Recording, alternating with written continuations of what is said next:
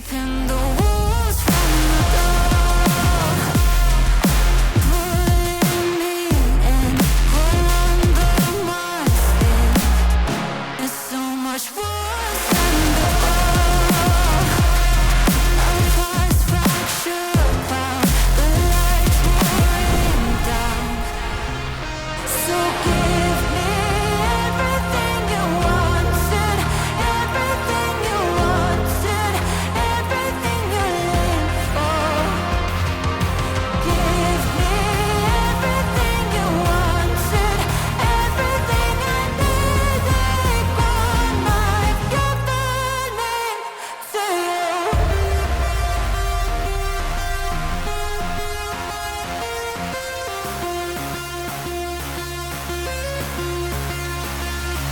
So give me everything you wanted, everything I need. Over my dead body, I will fucking fight them.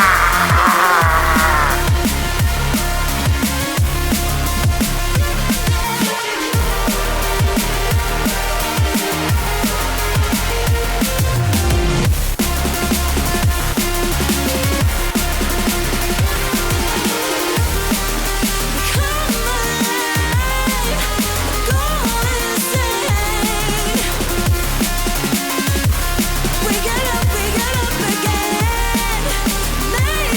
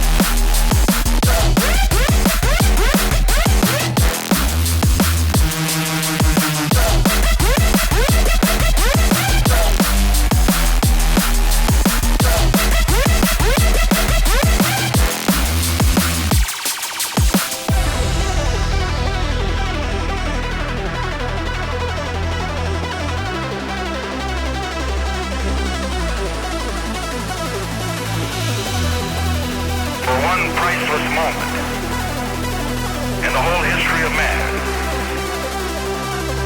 All the people on this earth are truly one.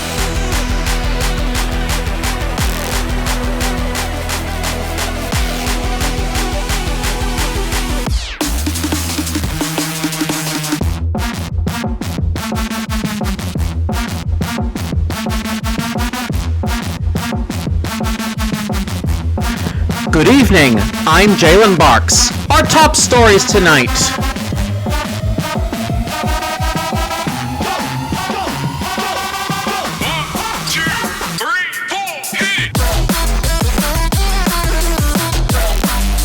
Oh, whoa.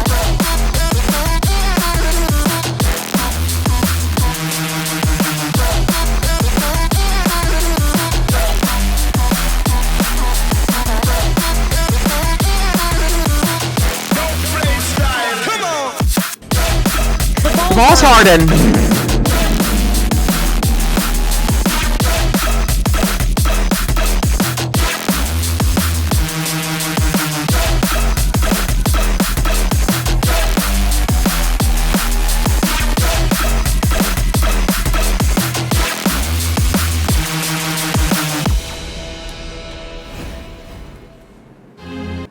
Hi guys, how are you doing? And welcome on into the stream. Ow! Beans? Ow! Oh! Ow! Getting dizzy! Squawking out! Oh! Ow! Oh! Who's ready for this? Who's ready for this latest DLC? I must warn you guys right now, this is actually a prologue DLC set 7 weeks before the start of the main game. Beans? Beans! Set 7 weeks before the start of the main game and dives into one half of the administration, main prime ministers of the territories, the subject of this game, and dives into his past. But let's see who we have in the chat, shall we? If you'd like your name called out, please shout yourselves out. Otherwise, shout out to the lurkers. Silver, how are you doing? Thank you for doing first. Batman, hello. Who else got here? Nate, hello. Racing Fan, how are you? TPO, Sparko, how are you?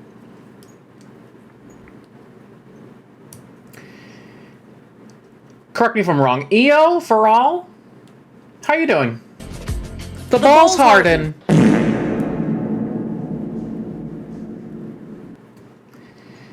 Apollo Husky, hello, how are you? Shout out to lurkers and chat as well. You guys are absolutely amazing for stopping on by and showing that support. And of course, Silver the Wolf, thank you for the double dose of 69 biddies and hardening balls earlier.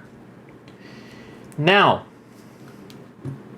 before we start tonight's stream,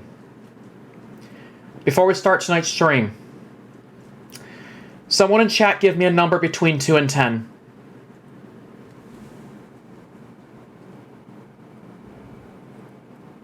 6. What do we got? I'm gonna redo this. I'm not accepting that order. Okay, I like this one.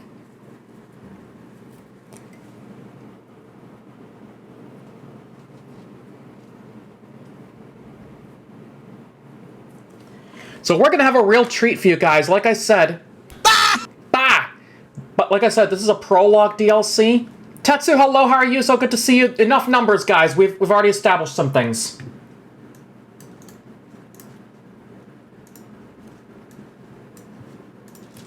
Over my dead body, I will fucking bite you.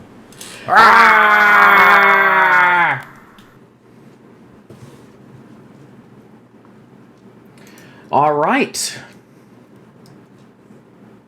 With that said in mind, Hank, again, I still need to figure out how to make it exclusively for Toru, because that is his command, that reward for able gamers.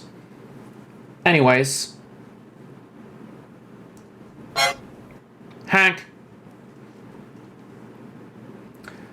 That was easy. And Silver, thank you for 107 biddies, making me go starry-eyed again. Can you please save your heckin' biddies?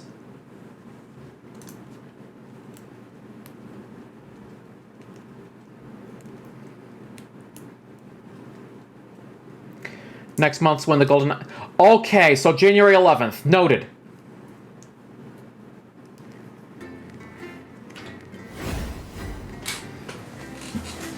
I've been living in a paradise. It's awfully nice. If you don't... Nice. It's awfully nice. If you don't play twice. I've been living in a paradise ever since you made advances on me. God damn it, I love this intro.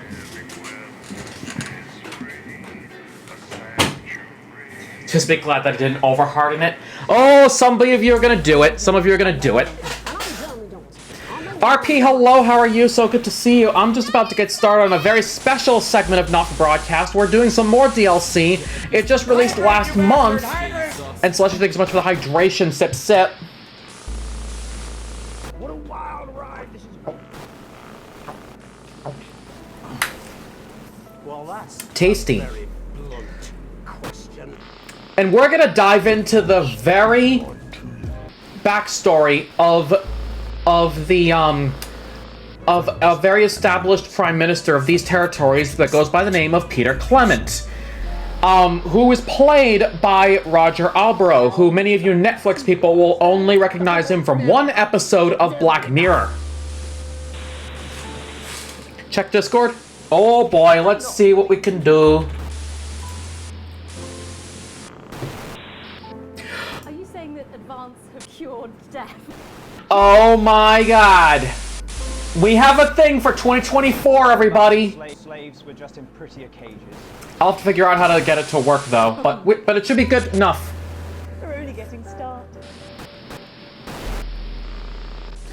Neppy, hello, how are you? So good to see you. But anyways,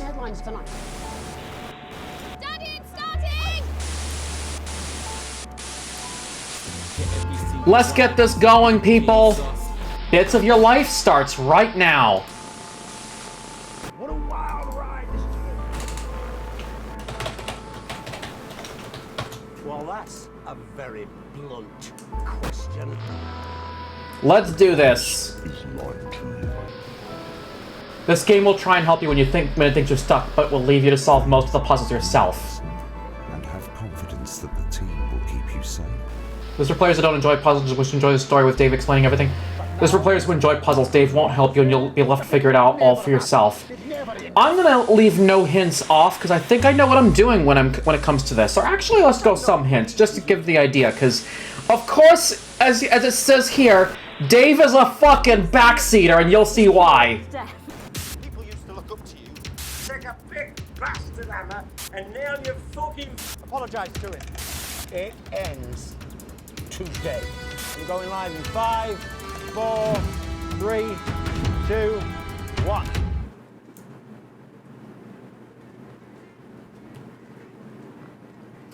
Now, for those of you wondering, okay, before we continue on, I'm going to... Dave asked me to mention this is the best DLC ever. He also threatened my pet fish. Day minus 49! Alright, mate, it's me, Dave. You're inside me head, mate. Or maybe I'm inside yours, it's hard Ow. to say. Not important, though. What is important is that this is the best fucking DLC you've ever played. Live Is and it? spooky, dead and pukey. Time loop, brewer's droop more like. This is the one, mate. It's gonna be the real deal. It's gonna be a roller coaster, all fucking expenses paid, uber bastard, and best of all, you get to play as me, or with me, or something. So fucking strap in, mate, because we are gonna fuck shit. Oh, fucking hell, it's Bozeman. Hang on, mate. Hello, Dave. Hello, Bozeman. Alright, noted. Frank's birthday, drink to that Chuck announcement. Final episode, drink to that Tim Hill. End of transmission, noted. I didn't. What's this button do? President C. Excellent. We should get one of these for the news. Never going to happen. It lights up when it's time to press simple. And what's this Noted. big machine here? That calls the guests to the stage. Well, that sounds like fun. It's automated, just leave it alone. Boring. One more thing. There's no adverts in the show, but we will need you to use the advert buttons to play in a little bit of archive footage. They're automatically loaded for you, so you just hit A, B, or C at each break. How do I know what's on what? Look to your right and select the fax paper. Which I just seen did. It, mate. Couldn't make hide nor hair of it. Now, I'm gonna do a thing. Yo, this guy's up. Coming from Swindon. This goes out to my little homies, yeah? This ain't Tesco's, this ain't Waitrose, but I still get my jacket potatoes. Cruising in the car park, it's a rattler, but I really want a jacket potato. Jacket potato. Those of you who know Not Games property will recognize that song.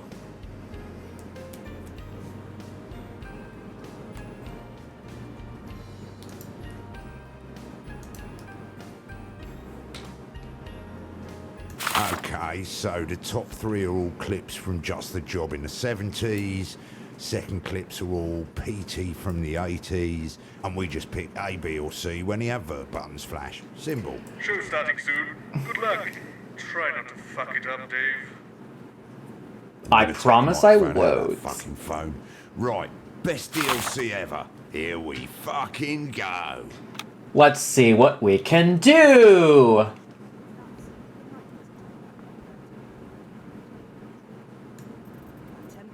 Adrian Atkinson Blimey is here for a special episode of Insiders, where he sinks his teeth into the current cost of living crisis by interviewing multiple I can't wait to play as Dave and wonder who the guy who's hosting this is.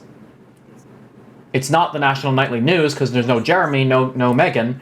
So who's going to be the anchor for this one? they'll be asking if the old brewery in Arsenal. Yeah, I realise that, Eric, but my therapist has made it clear that I perform best when we have a plan and we stick to it. So I suggest you don't make any last-minute changes, as it's my intention to stick to our pre-arranged script. Is that all right with you, Eric? Actually, I don't care. I'm a leaf in the wind. And as we're going out live, there's really sweet fuck all you can... Yep, standing by. Noted. Good evening, I'm Eamon Titley. Good evening. Behind me is a true TV legend, now running for Prime Minister. Everyone's handiest man, Peter Clement. Peter thinks he's... Before we continue, I do want to recognize that for those of us that were watching the telethon, we were introduced to Peter Clement at the very end of the telethon when he said, "That is a Peter Clement promise." That was the preview of his very starts to doing TV and entertainment. Basically, what we're getting here is the bits in between, from the moment from the telethon to the moments to this moment when he was running for Prime Minister, just 7 weeks before he got elected Prime Minister alongside the other Prime Minister, which at this moment would be a barrister, Julius Salisbury.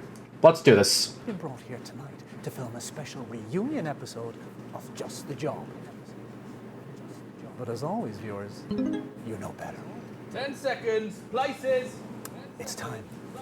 Let's start the show. Let's do this. 5, 4, 3.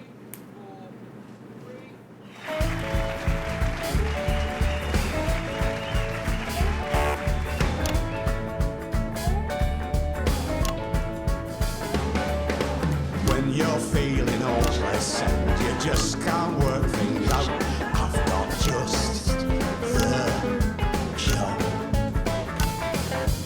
When there's too much water for a little tiny spout, I've got just the job. This is when you're sat at home one sunny afternoon. I'll bring me great big turkey and shove up your plume. Well, it might look pretty daunting, but believe me, you got room, 'cause it's just the job. Thank you, girls. Cracking stuff. Good evening, friends. And yes, it's true, and I can't really believe it myself. We are back for this special one-off reunion episode of Just the Job. I'll get it. Save you having to look away. My DLC, my rules. Hi, Dave. It's Eric. Just wanted to say break a leg and look after our little show. Of course, mate. No worries, you're 100% safe with me. It pretty much runs itself, to be fair. Just clap the guests on and off, and well, it's a family show, so keep that bleep finger at the ready. Oh, don't you worry, mate. My finger's always ready. That's vaguely threatening. Oh, gotta go. Stand by, Eamon. Have you guys noticed that there's a bit something off with the lyrics? Yeah. A bit off with the lyrics of Just a Job? Yeah, it certainly is me. Fucker, you naughty fucker. Frank, did you know? But look at that face. You fucking did, didn't you? Fuckers, a lot of you.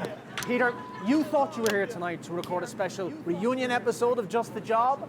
I can't believe it. But tonight, Peter Clement, these are the bits of your life. Let's do this. Get you back to the studio, thank you. Hey man, I can't bloody believe those bloody dancers are about all the way along. They knew. They're all part of this way, Peter. Mind a step there I didn't now. bloody know. I can't believe it, man. Well, listen, I'm a huge fan of your show. Yeah, we can do this. I've never believed that people didn't know. He's loving this, viewers. I didn't believe Here it. we go. Right in there, Peter. I am absolutely bloody flabbergasted. I mean, I haven't been this speechless since I was about 3 fucking years old. Oh, lovely family show, Peter. Yeah, well, they know what I'm like, mate, don't they? There we go. You know what? I think I'm gonna do a little accessibility thing. Where's the auto sensor?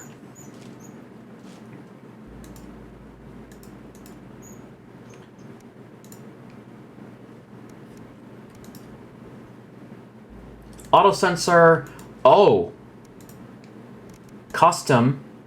Designed to feel like making live TV challenging and intense, but we also believe players should be have control of their own experience. Don't show again? Yes. Let's do auto sensor.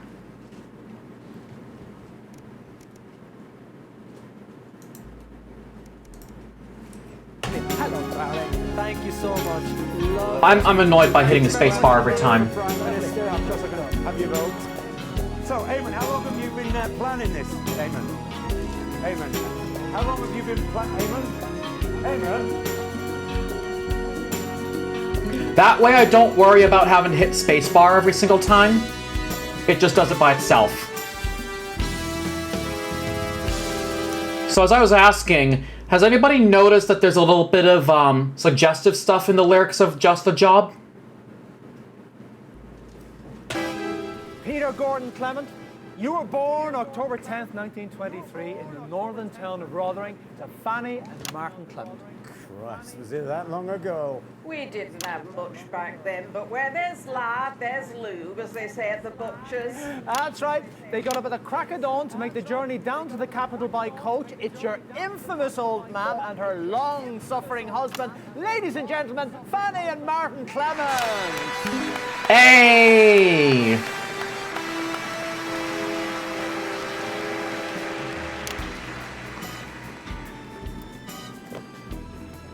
I laugh when someone being censored, I can't stop laughing. Well, it is technically a funny thing.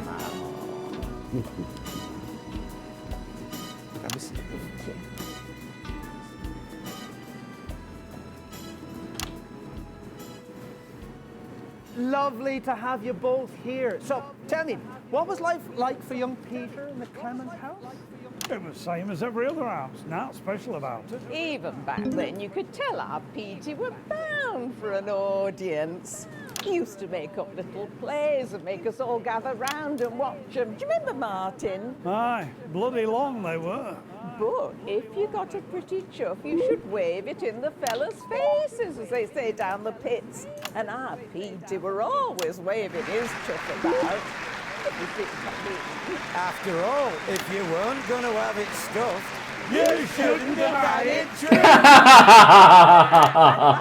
Fanny and Martin Clement there with the first bits of your life.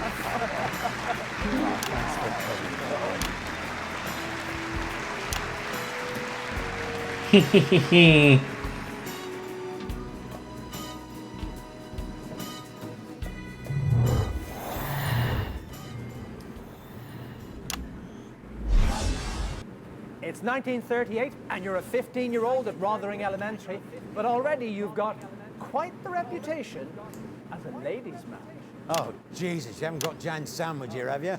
Even better. Who's this? I remember you slipping me tongue in Gilram back at your nan's house.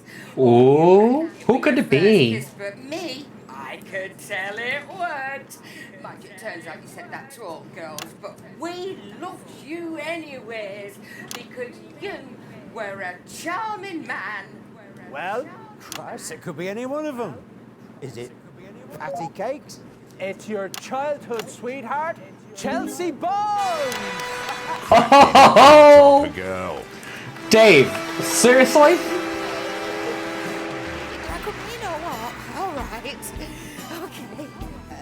Let me. Yes. I'll take that one. Chelsea. Oh, Oh, gosh. Petey. Hello, Pat. I mean, look at this broad.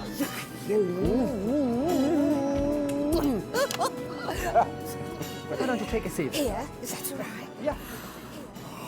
Don't worry. So, Chelsea, let me ask you this. What do you think we could see in young Peter way back then that could have predicted his path to household name and now aspiring Prime Minister? Oh, that's easy, Peggy. Oh? Our Peter here, he always had a surprise up his sleeve. So, do you know what he did after our first date? No, of course you don't, so I'll tell you. That first day, he smuggled me back into school where we used to go to. Didn't you now? Back there since I'd left, but somehow, I don't know why I found it a surprise, but he'd gotten hold of Master Key and he'd made this lovely little nook under school stage, and there were cushions and a sleeping bag and all these candles and no, weren't what you lot are thinking with your butter mind. We're a perfect gent. He kissed me. By it, did he kiss me? But he never pushed his luck. Nope. Do you know what he did? I'll tell you. Kid you not, he read to me from a book that he nicked out school library. Oh! Chelsea. Oh! He kissed me, he read to me, and then he walked me home. Because he was a class act then, and he's a class act now. Oh, bless you, Pat. Do you remember what the book were? Aye, I do. And I also remember that thing what you do with your hands. Steady, now. You'll get me into trouble with Mrs. C. Oh boy. Chelsea Bones, everybody!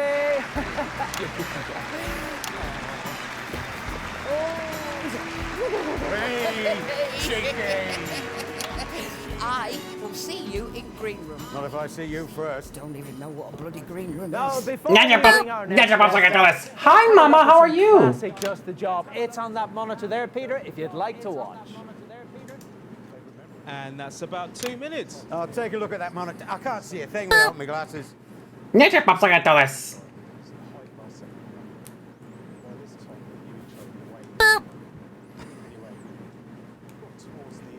Everything okay? I remember this one, LJ Salt for a week.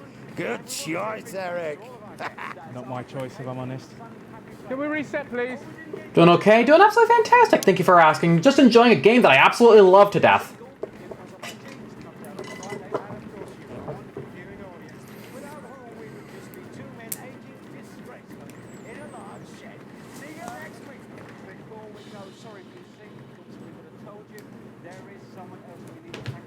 Okay, and who Ooh, might what's that this? be, LJ? Someone who's been with us right from the very start, PC, through thick and thin.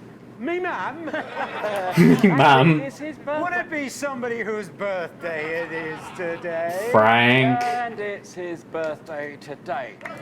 Frank, come on over here. We've got you something. Come on up here, Frank. Come on. This is Frank, our long-suffering floor manager. And I'm not ashamed to say that I love this man. We all do. So we've had a bit of a whip round. No, we haven't. And we've all clubbed together.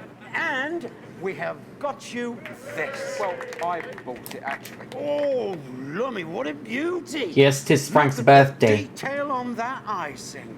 All these miniature miles-a-pound figurines. It's so intricate. Well, it's from that place in Frampton Square. They're famous for it. And I know you collect miniatures, so it seemed right somehow. Gosh. Thanks, It's going great, I think. That's Everything's really, smooth, according to really plan. kind of you. Yeah, well, he's been in the game for years. I used to work with him on PT, you know.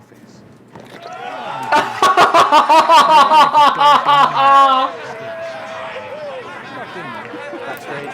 Yeah, saw her on the corridor. Hopefully she didn't see me. You're hiding from the gas tank. 10 seconds, It everybody. still makes me laugh to this day. Yeah, all right. Of course, She scares me a bit. it wasn't that funny in the end. Going in The 5, cake had 4, nuts in it. 3. And I'm pretty badly allergic, so Fantastic memories there from one of the nation's most beloved TV shows. Now, Just the Job had 2 successful runs, of course, from 58 to 64, and again from 1972 to 1976. And across so many of those shows, there was always one man by your side. Show me up! That's right, a man who needs no introduction, but we're going to give him one anyway. Your sidekick for almost 13 years, Ooh. little Jimmy Chisholm. Fuck me, they put him back in his old outfit. I've got my gym now, mostly. Lovely. There we go. Ah, Oh. together again, eh, lads? This has got to be bringing back some memories, eh? It certainly does. Not all of them good ones, eh, Pete? Ah, we had our moments, LJ. I'll give you that. Well, Jimmy, you're Of certainly in a course. position to... Don't know why he didn't shake hands. We'll find out soon. What are the differences, would you say, between the on-screen and the off-screen versions of Peter Clement? Well, you know, Eamon, there's really not that big a difference. I mean, Pete's not pretending to be anything. He is what he is, and what he is a massive... Steady now. Prankster. He said prankster, not wanker, in case you didn't get it. I've lost count of the number of pranks he's pulled on me over the years, both on and off screen. Actually, we've got a little bit of footage here which shows us exactly Ooh. what you're talking about. Let's roll it there. And let's get those nails in good and tight, shall we, Jimmy? Sure thing, Pete. Tool me up. Here you go. And there it is. Make sure you hit it good now.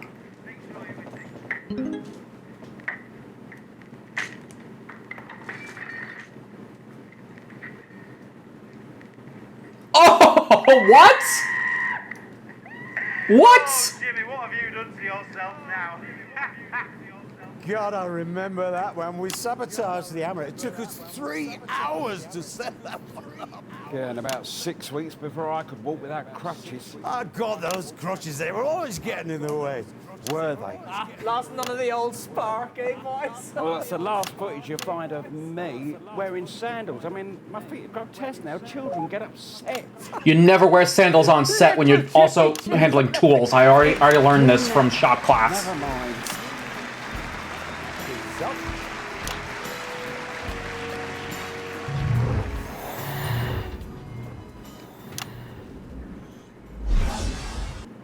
In 1941, long before Just the Job ever aired, you, like so many men of your generation, were conscripted into the army to go to the continent to fight. And it was there, on those very battlefields, that the strangest of friendships was born.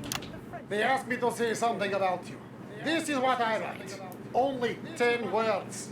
Big man, tiny penis, shitty goat, once saved my life. It's your friend of over 40 years, the current Kyrgyzstanian ambassador to the capital, Ivan Vodovich. Oh? Mind you, at the time of playing Not for Broadcast, we were introduced to Mr. Vodovich as the Prime Minister of Kyrgyzstan.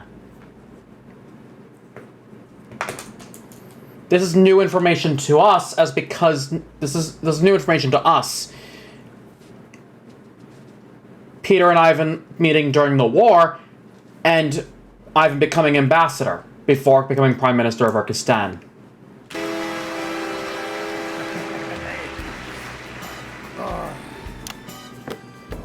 Oh, fuck it. Come here, you prick! You horrible bastard! Oh, this Kyrgyzstanian special reserve. Oh, wait a minute. The labor comes drinking to keep ice out of their The drinks are lungs. about to come out. Here, it put how you say, hair on your balls. It's chest, mate. Yeah, well, it should be balls. Here, up your bottoms. And also up yours. Thank you for that.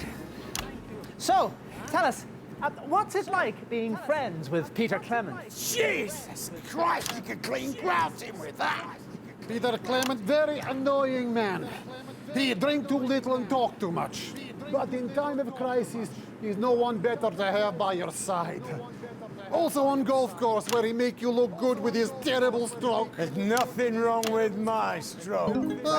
You stand like man trying to find his tiny penis. Oh no! Where is penis? No, is this it? No, it's blade of grass. It's too big for penis. You want to watch it, pal? If I win this election, you're going to be in trouble. If you win this election, I shave off all my hair. I'll take that bet. Ivan Ivanovich, everybody! I see you after show, yes sir. We finished bottle. Yeah, good idea, pal. I've been meaning to clear the paint off that garage for a while now. You insult Pakistani glorious special reserve?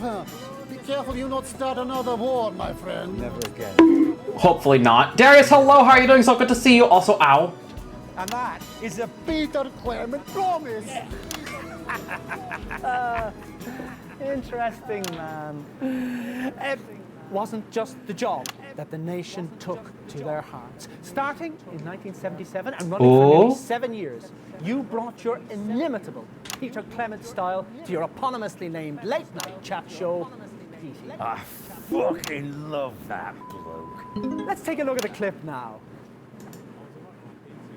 And that's about 2 minutes. I can't wait to... Monkey baby. Hey, get that off my screen. Hi, Malachi. How are you doing? So good to see you. Can't wait to hear... leave that for Seb Espresso. Find what? No, I can't seem to find where it says pour 2 shots of vodka on Eamon's chair. Right, I get it. Debbie, can we... Doesn't bother me. I'm a leaf in the wind, even if the guests aren't. Right, you are.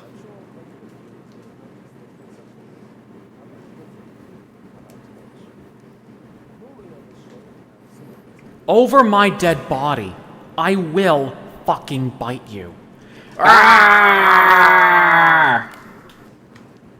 Everything okay? Do you think I did the right thing? Shutting it all down for a career in politics. By your own hard time. Of course you did, mate. I've done a few things over the years where I can. You win? To help. Beans. Everybody. But from time to time, certainly, I've tried to open my heart. But the thing is, ladies and gents, it's not enough, and it never will be. Not sat here doing this. You might remember a few months ago when I had an impressive barrister here called Julia Salisbury. We talked about standing up to society's bullies. She inspired me, actually, and we've stayed in touch. And we've talked a lot. And we've concluded that there is only one way to help the sheer number of people we both aspire to. So, We're gonna be in this little segment for a while. I'm sorry.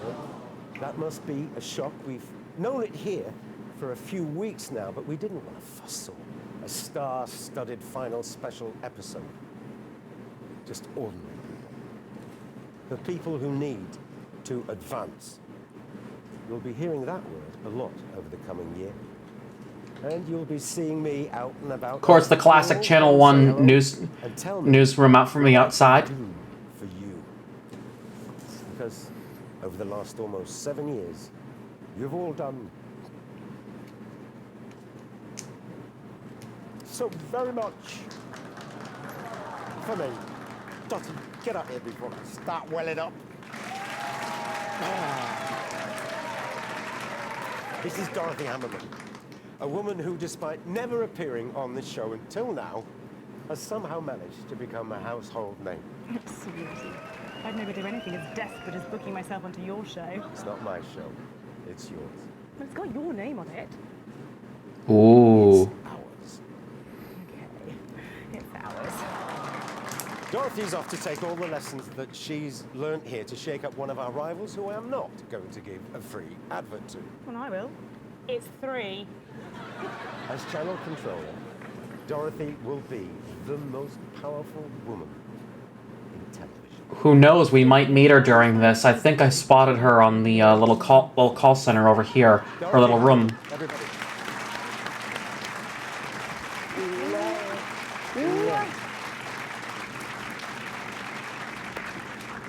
Well, I guess that's it.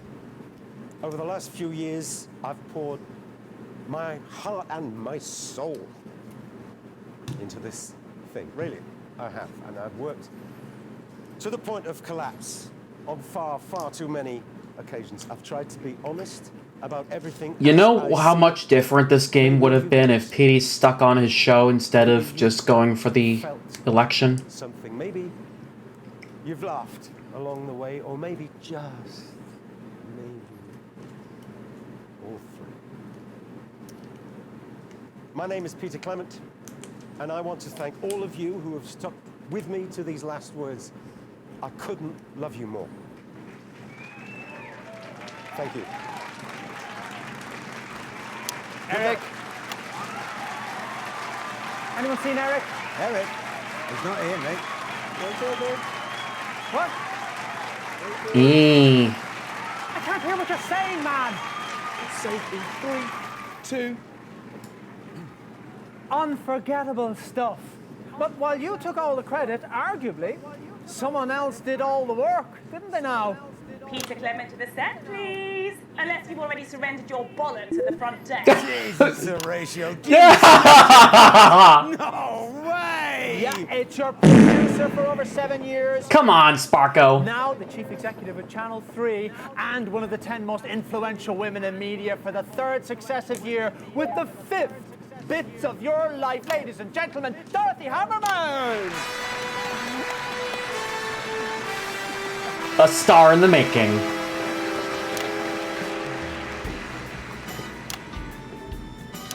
Mwah, mwah.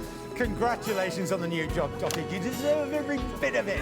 Yes, and good luck with yours. Well, I haven't got it yet. Of course you do, darling. But you were his producer on PT for over 7 years.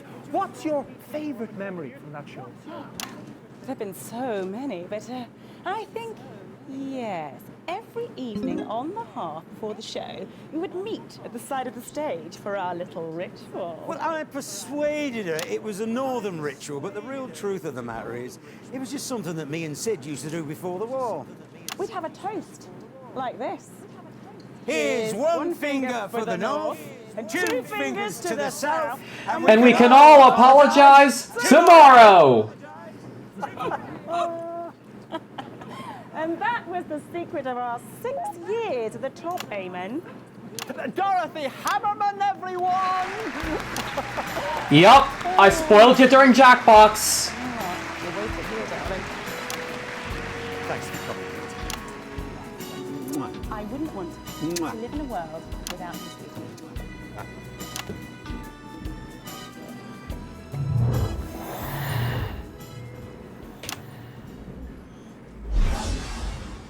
And so, Wait till the end of this. When you surprised the entire country by announcing you were giving it all up to form a new political party, and because the final bits of your life is always about the future. Oh, Peter, what have we let ourselves in for? Your co-founder in advance, and possibly the next Prime Minister, Miss Julia Salisbury. Hey.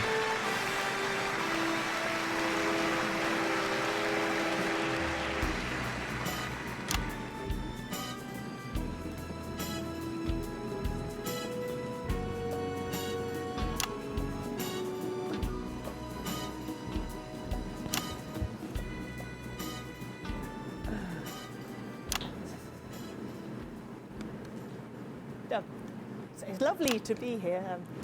I grew up watching bits of your life as a child. It's about time you got round to Peter.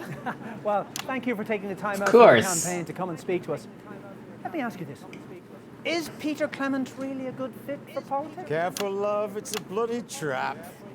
Well, he's not what you'd conventionally think of as a politician. Huntleton demonstrated his colourful vocabulary and he's partial to a tipple from time to time. Well, it is true, like to hold me town halls, public houses, yeah, that's true. But haven't we had enough of those perfect politicians with their impeccable lives, with no character flaws because they have no character at all? Surely after Hamilton Man and his perfect veneer of respectability, we're starting to see that there is perhaps something dark behind the mask of privilege. Hey, no speeches from you. You're supposed to be talking about me. Thank you for bringing her back to track, Peter. You might not always agree with what he says, but you'll always know what he thinks. Because he's honest. And he keeps me honest. And I think, in the end, that's what's so amazing about Peter Clement. He makes us all a bit more honest. Fantastic. Well, viewers, coming up, we've got a little bit of a treat for you. But before then, let's take a look at the current Peter Clement. Now, this is you, last week in the debate. And viewers, if this is anything to go by, the future's looking pretty bright.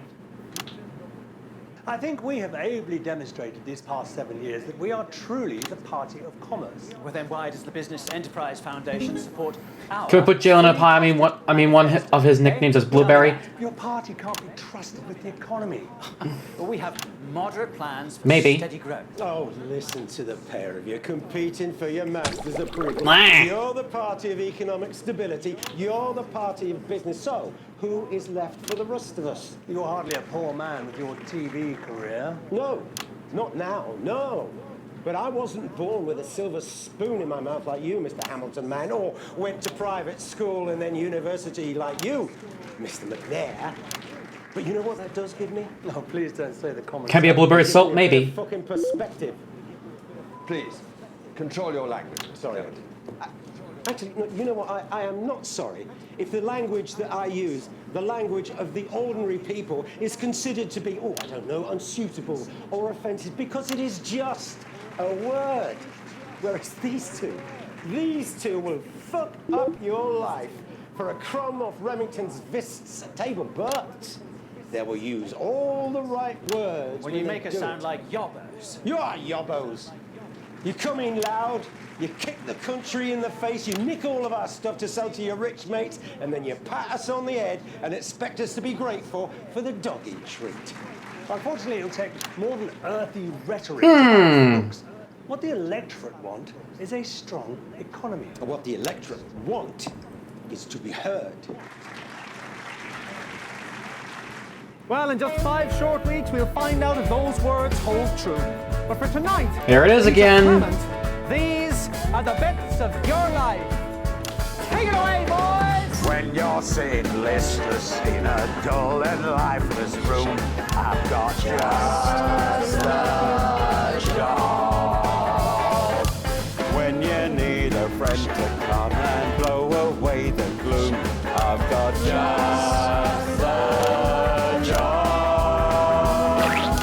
If you're feeling all backed up or needing some repair, I'll pop round in the morning when you haven't done your hair. But once he's finished banging misses, you won't even care. And that's just the job.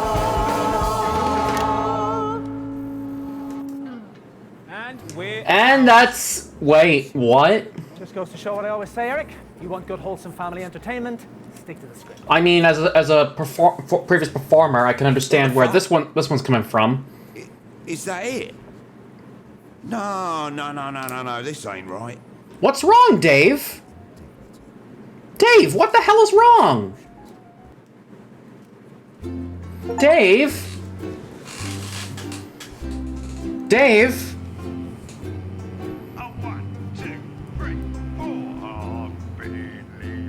Who's this prick? No, stop this. Hang on. Right, I've had an idea. Bear with me. We're gonna need this. Right, let's restart the DLC and What see the if hell are we you can't doing, Dave? improve it. What the hell are you doing?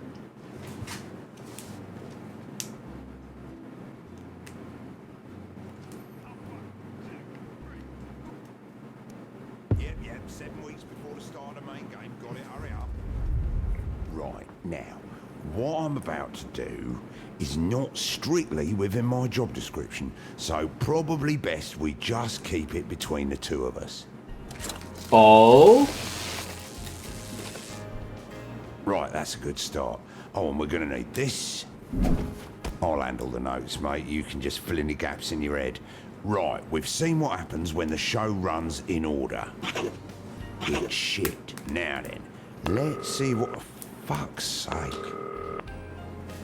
What do you want, Bozeman? Hello, Dave. Hello, Bozeman. I'm getting reports that there's something wrong with the calls machine. No, all looks fine to me. What are you doing, Dave? It's all good, mate. If anything, I'm improving things. Please don't do that, Dave. Just play in the applause, pick a clip at the breaks, and don't touch the calls machine.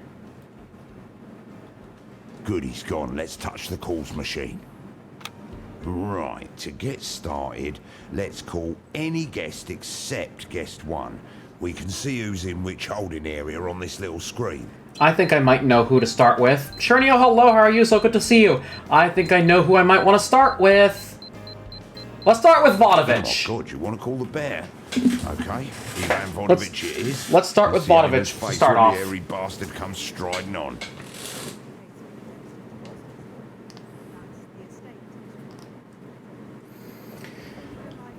We're gonna have fun with this, guys. We are gonna have loads of fun with this.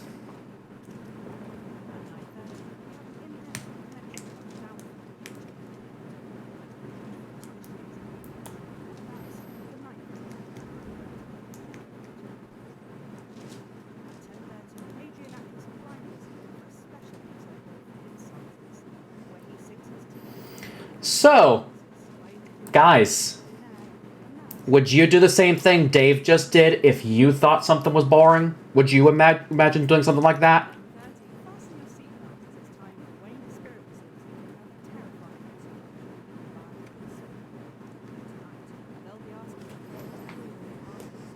Yeah, I realise that, Eric, but this isn't the news, is it? We're not reacting live to the politics here. This is a... All right, this one's going to be all politics. Entertainment. Watching the politics is for lonely people who enjoy being perpetually disappointed. Personally, I'd rather take a cutthroat razor and cut the head off my... Yep, standing by. Something looks different. I'm aiming tight. Did anybody notice that? Did anybody notice that Eamon started the broadcast saying something different?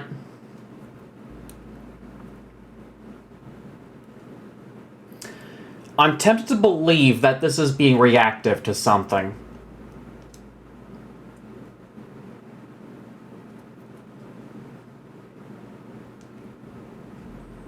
What do you guys think?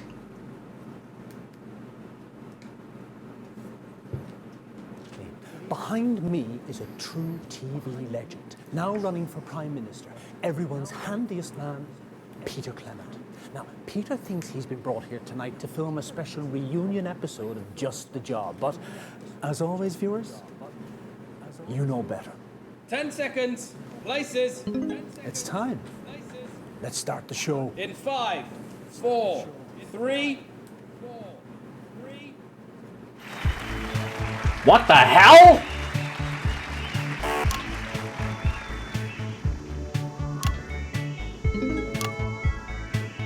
What the hell? When you feel lethargic and your life is monotone, I've got just the job. When the melody of life is nothing but a drone, I've got the hell? Just the job. If your woofer's dusty and it just can't raise a smile, I'll modulate your flanger and I'll twiddle with your dials. Believe me, you will hit a note you've not hit in a while.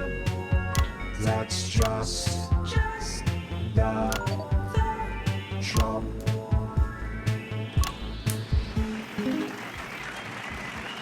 What is this? No idea. Thank you, girls. Cracking stuff. Good evening, friends. And yes, it's true, and I can hardly really believe it myself. We are back with a special one-off reunion episode of Just the Job. And just to be clear, it is the show that you remember. With me old sidekick, little Jimmy Chisel, some top tips on how to improve your DIY, and of course, some Dave's Secret Society and Cult, how can we indoctrinate you today? Interesting. Hi, Dave. I'm Eric, we've met. Have we? Don't worry about it, I'm very forgettable. Are you? Not fucking likely. Okay, hang on a minute. And stand by, Eamon. And go, Eamon. Back in a sec, Dave.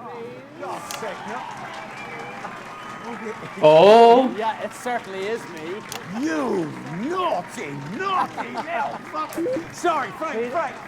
Did you know about this? Look at that, but you fucking did, didn't you? Fuckers, the lot of you! Peter, you thought you were here tonight to record a special reunion episode of I have no idea either. I can't believe this. But tonight, Peter Clement, these are the bits of your life! Come on, let's get you back to the studio. You little fuckers! How are you? Emma, I can't bloody dancing here about it all the way along. They do. They're all fine. This way, Peter. Mind your steps there now. Bloody no. I can't believe it. Honestly, I'm a huge fan of you. Right, I'm back. Always colder than downstairs, are you? Is it? Anyway, just wanted to quickly say Eamon's a really great host. Really great. But he does tend to, how to put this, fall apart if you don't stick to the script. And I'm told the machine that normally does it is set to manual. So just go 1, 2, 3, 4, 5, 6. Simple. Oh, there's Eamon. Gotta go. 1, 2, 3, 4, 5, 6. Yeah, 1, 2, 3, 4, 5, 6. Eric's not gonna know what hit him either. Before we continue, sip, guys.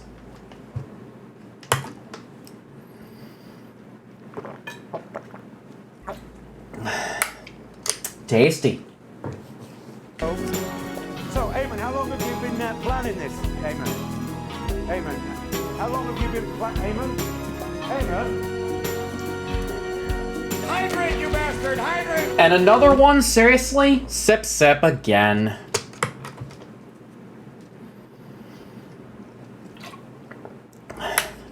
I might have to refill this soon.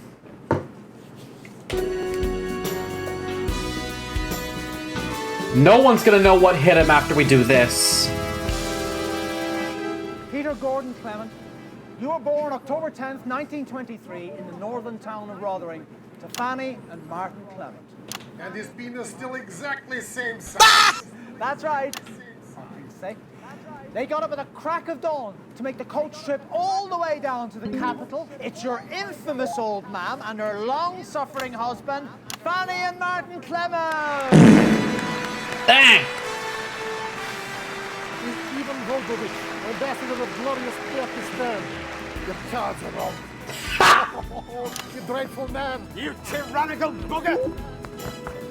I bring special bottle for us, but they rush me on, and so I leave backstage.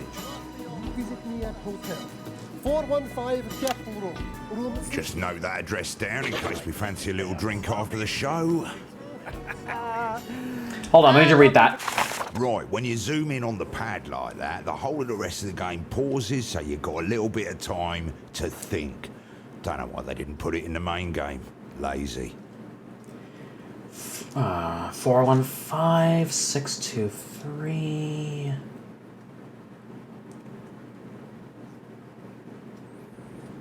I'll see what I can do about this. Have you both here? So tell me, what was life like for Peter growing up in the Clement house? I go peasant children, I imagine. Who are you calling a peasant? Poverty makes man. Hardship makes us hard. It's where word gets name, yes, sir. Peter grew up in gutter. Actually, Eamon, ours was the first household to have a television in our street. It make him strong. And now he won't make your country strong. No, mate. I want to make it fair.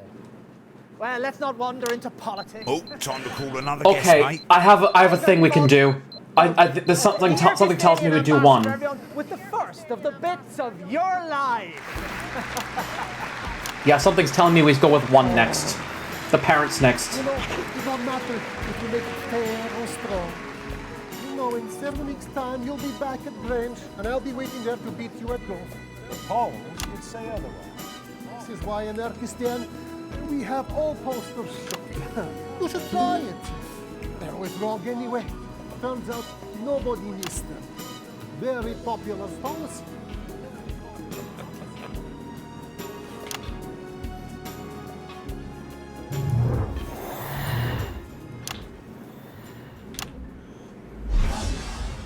In 1938, you were a 15-year-old at Rothering Elementary, but already you had quite the reputation as a ladies' man.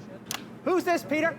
Sorry we're late, love, but better late than up the duff, as they say at the docks. Well, It's me old man, Eamon. it's your childhood sweetheart, Chelsea Bond. No. No. It's the parents.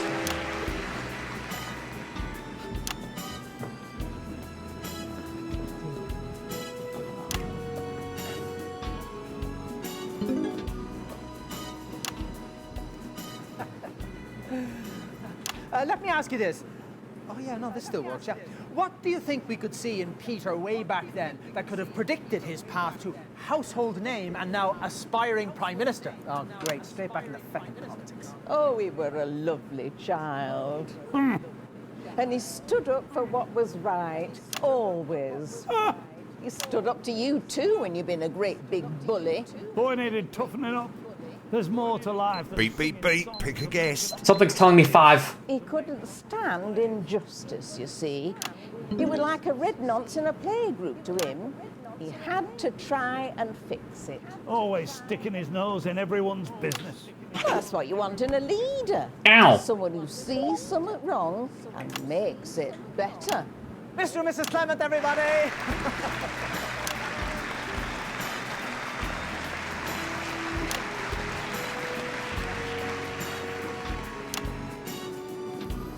And the father just stares at him. Well, just before we bring our next guest on, we've got a classic clip from Just the Job. It's over on that monitor there, Peter, if you'd like to take a look.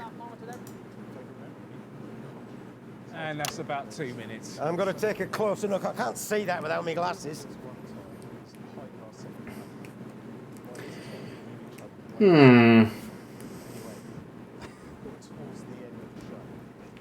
Everything okay? I remember this one, LJ sulked for a week. Good choice, Yeet. Eric. Yeet! Not my choice, if I'm honest. Can we reset, please? Ah, we've seen this one before. It's Frank's birthday. You can skip it if you like. Just press the advert button again. Okay, noted. Skip! It's all gone a bit political, don't you think? The bloke's running for Prime Minister. How do you think it was going to go? It would help if we could stick to the script. Well, Eamon, you are managing. 10 seconds, everybody. We're not incisors, are we? Okay, we're going in 5, 4, 3. Oh, whoa.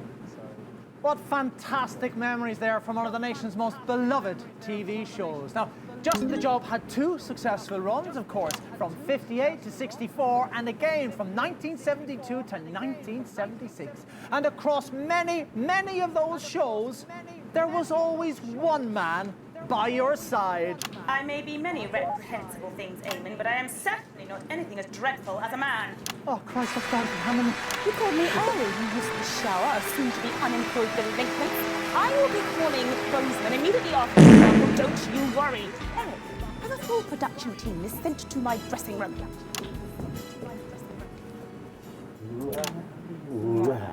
Something tells me that was intended. This clusterfuck wouldn't happen on 3. Do you have a question you want me to ignore? Well, you're Ow. certainly in a position to give us a unique insight on this bit of Peter's life. What are the differences, would you say, between the on-screen and off-screen? Xylanth, hello, how are you? So good to see you. Well, that's actually a good question. There was this famous episode of Just the Job when I was just a runner. There was this old lady coming on, and her husband had recently passed on, and she wanted to finish making his last project. A shoe rack, I think. Spice rack. Spice rack, yes, of course.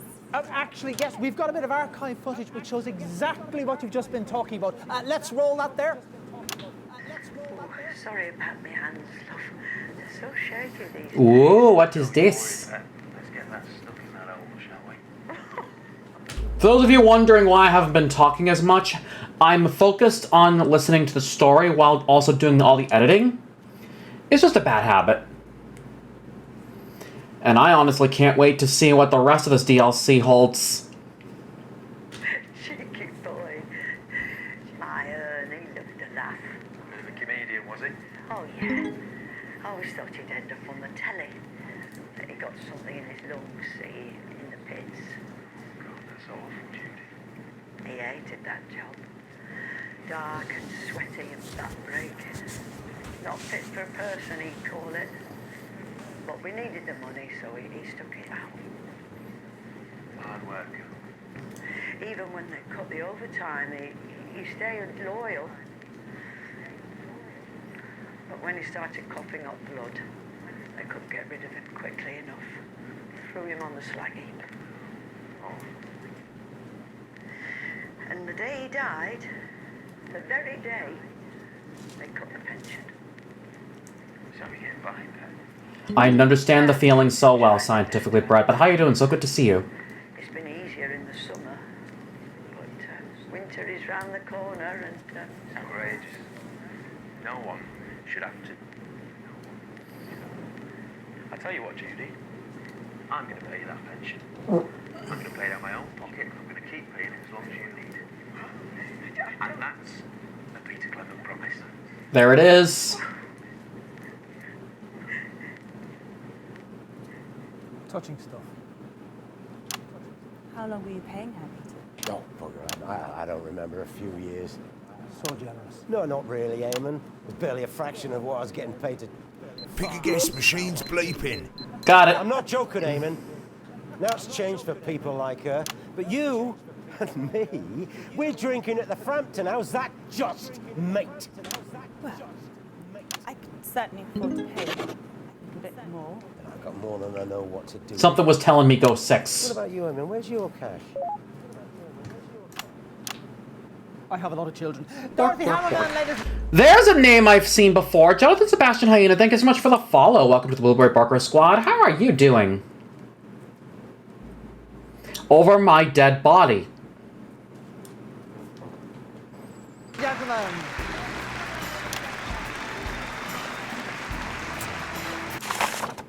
So let's remind ourselves, over my dead body, I will fucking bite you. I'm gonna spoil this segment right now. My feelings are not actually feelings. They're actually from the spoil fucking hit that Dave just backseated me with. 415-623. See where I'm going with this? Oh, it's gonna make your fanny clench, don't I promise you now. Had a good run.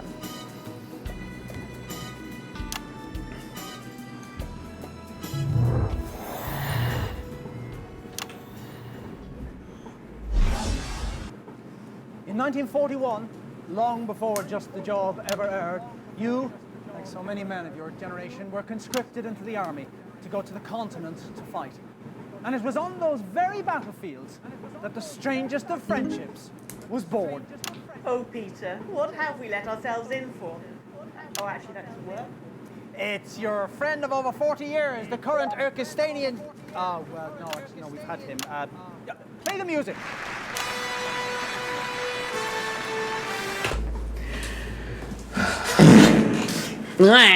Actually, we don't even need to do that. I can just use the notes here. So, basically, Jonathan's a fellow viewer of Sebi. What's going on here? I am playing the new not-for-broadcast DLC called Bits of Your Life. I'm going to the feedback story of Peter Clement, well, between his days as a TV entertainment person into politics. And a lot of backstory is kicking in here. Hank, hi Toru. Bah! I'm Julia Salisbury. I'm running for Prime Minister. Ah, that explains it. Yeah, I've no interest in politics. Over there. No interest in politics, he says. Strange show. Put the newts back in the box! The whole industry. Before I tell Sebi. Not sure I want to. Thank you for joining us. What's it like to be friends with Peter Clement? Well, are we friends? I bloody hope so. Here, Malachi or Ahmad, if they're still there, shout out for Sebi Espresso, please. Or I've made a dreadful mistake. well, Bork, they bork, say bork. that politics make strange... Oh, interesting names for the... That's a coincidence with the name, too. Salisbury the Foxo, thank you so much for the follow. Welcome to Blueberry Barker Squad. How are you doing? Except he wouldn't care unless it was his chat. Thank you for the shout-out, Xylanth. Bedfellows. That couldn't be more true in our case. At first glance, it's like we're chalk and cheese, but dig a little and you'll find that we share the same core beliefs. You both grew up poor.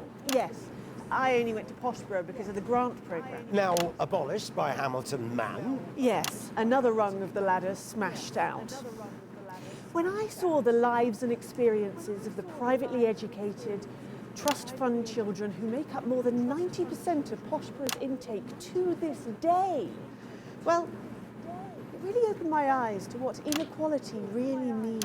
This is something that Julia and I hold very dear. You see, there is enough cake for everyone, but these... That beeping means pick a guest. I suppose you've worked that out by now. Okay, The viewers will be phoning in complaints. Okay. Been bleeping me for years. Can't see it stopping anytime soon. Julia something or other, everybody! Okay, so I had to go to 2, because you guys knew what I was talking about, with the hints and everything like that. Dave's a fucking backseater. Being acquaintances. Worse. Colleagues. Yes, Subby is a newt. Well, it wasn't only just the job. He's the original that brought newt. you into the nation's hearts.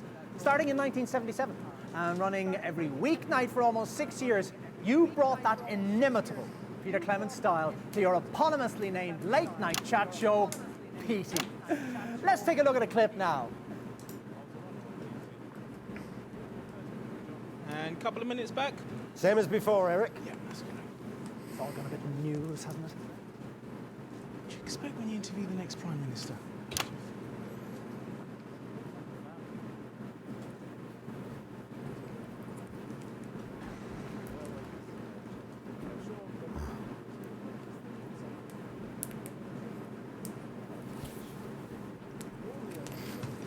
So let's remind ourselves of the... Again, I'm gonna do this again, because I'm pretty sure some of you missed it, but let's remind ourselves of why I went the way I went. You see, at the start of this specific path that is being taken, the political path, has been aptly named,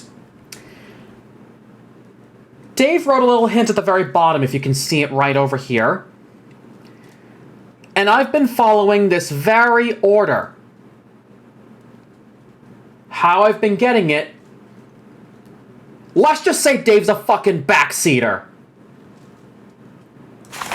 Everything okay? Do you think I did the right thing, Eric? Shutting it all down for a career in politics. Of course you did, mate. If you win. Reset, everybody. Ah, this one goes on for fucking ages. Let's skip it by pressing the add button again.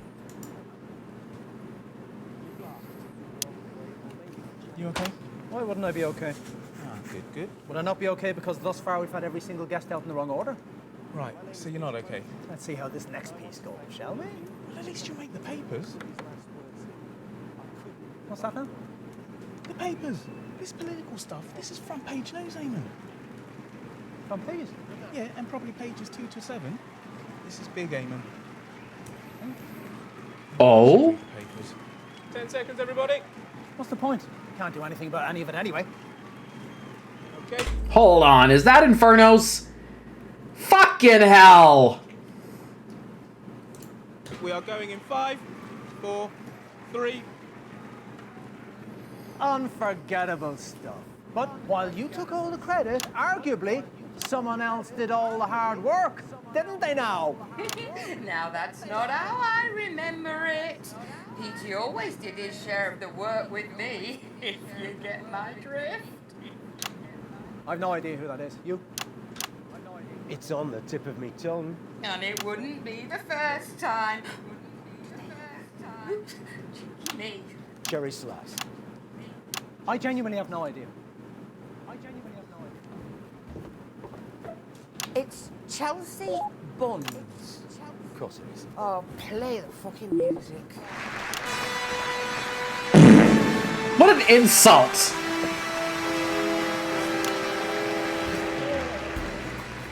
What a fucking insult. Right, there we go. Take a seat. Petey ran for nearly 6 years. Tell me, what was your favourite moment from all those shows? From his late night chat shows? Yep, that's the question.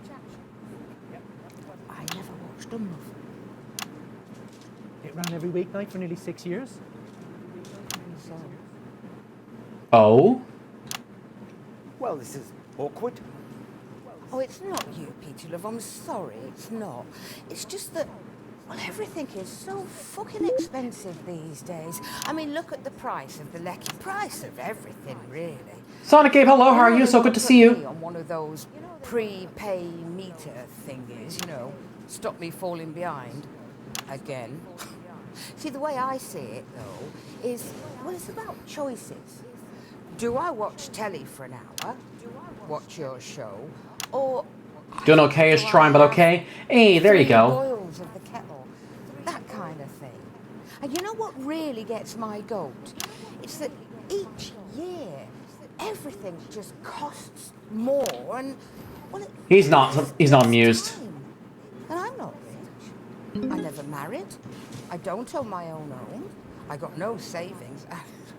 Lord knows what'll happen when my back finally gives way and I can no work anymore. Do you remember when we were kids, love? If you had a job, you could get by. But nowadays, even if you have got a job, you can barely keep your head above water. Let me help you, Jules. Come on, Petey. You barely remember my name. That's what they'll put on me gravestone, you know. Chelsea Wednesday. Disposable woman. Oh, but I do remember you. Some persons hold that there is a wisdom of the head. And a wisdom of the heart. I remember. Let me help you, Jules. I've got money. No, Petey. Thank you, love, but it wouldn't be right. Besides, I weren't asking for help. This is touching. I was just explaining why I didn't watch his show, love. Hey, I bet it were great, though. 'Cause you always were. Chelsea Wednesday, everybody. She's still insulted. It's not right, Charles. None of it. You do me proud, right? Or else I will go to those tabloids myself and I will tell them what we did the second time you took me under that stage. Hold up! Is she getting suggestive already?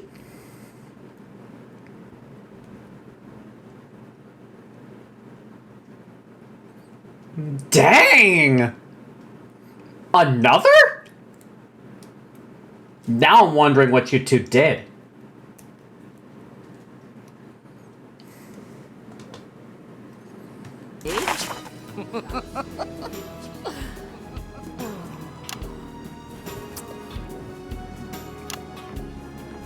Silver, put that down.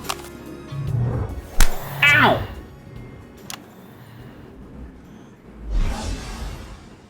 And so that brings us to last year, when you surprised the whole country by announcing you were giving it all up to form your own political party.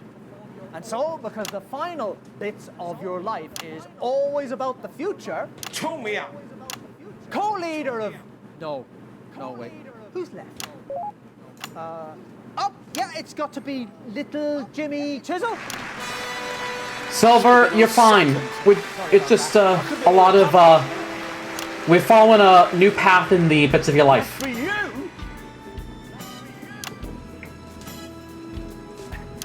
Okay, excuse me there. Let's all just take a seat now. Take a seat. There we go. Well, let me ask you this. Do you think Peter Clement to be a good fit for politics? Absolutely, yes. The two-faced prick he should fit right in. Jesus, LG, what's got your goat? You have, you smug bastards. Been sat back there in the holding area watching this love fest on the monitors, and no one's got the guts to tell you to your face what you really are. Oh, aye? What? And what's that, Jim? You're a bully, Pete. You're pranks. Not to me. Not to me, they weren't. Well, why didn't you say something? I needed the money, pal. I was living in a shitty... Inferno, hello, how are you doing? So good to see you. They don't know that Dave is fucking them up, I know, right? When I got a second to DM me something, please do. From a curry house and you were eating truffles with your celebrity pal. Well, we paid you, didn't we? Yeah, but it weren't much. Not with my brother and his demands. He needed special care. And those adaptations to his house, they didn't come cheap. Well, why didn't you say something? That Beans! Oh, put your fucking checkbook away. I'm sick and tired of you salving your conscience with grand acts of charity. That's not why I do What's that. that what you're going to do if we elect you? Give everybody a right big fucking back check. How's that going to work? Oh, little Jimmy Chisel, everybody. I trust I can rely on your vote then. And you can sit your fucking song up your arse and all. Oh boy. Fantastic. Well, we've got a bit of a surprise coming up for you next, but before we do that, let's take a look at the current Peter Clement. Let's take a look at those debates from a few weeks ago. We're going to invest record sums in health, education, and welfare. Of course, it may mean that we have to ask everybody across the country to dig into their pockets a little just to help us out. Ridiculous. Mr. Clement, please control yourself. Mr. Hamilton, now. This is a country that celebrates success, where if you work hard and apply yourself, you too can reap the benefits of your labors. And let's not forget, the rich pay more money in tax than any other section of society. Well, if they want to pay less tax, they could choose to have less money. Hard work. Don't talk to me about hard work, Mr. Hamilton, man, with your soft hands and your silver tongue. You've never worked a day in your life. I was Prime Minister for the last 3 years. Not because you needed the salary, because you wanted to make the policies that ensured that your real wealth was protected, because that is what you lot do. You pretend you've earned it, but nearly all of you haven't. It was just there, all along. Your money makes you money while you play the great orator. You have built nothing. I built a strong economy with significant foreign investment. For who? Where is this growth that you keep banging on about? All I can see is the rich getting richer and the poor getting poorer. Well, enough is enough. You got too greedy, pal.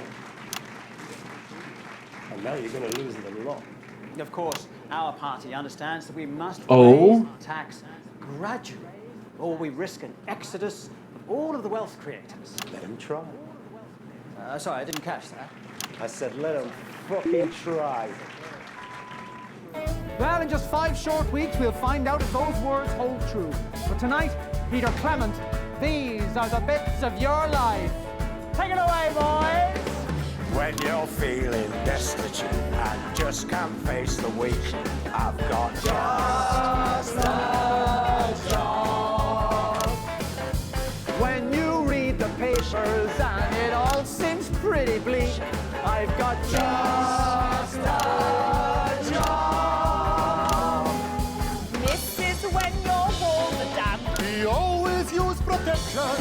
He'll bring a load of scaffold up and build a huge erection. He'll get a damn good polling when we win the next election. 'Cause I just a job.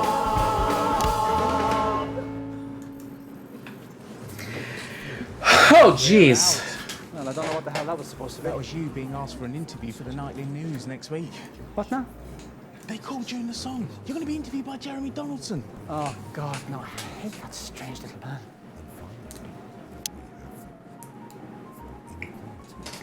Strange! You fucking say Jeremy is strange now, don't you? Eamon never really cared about politics, I'll tell you that.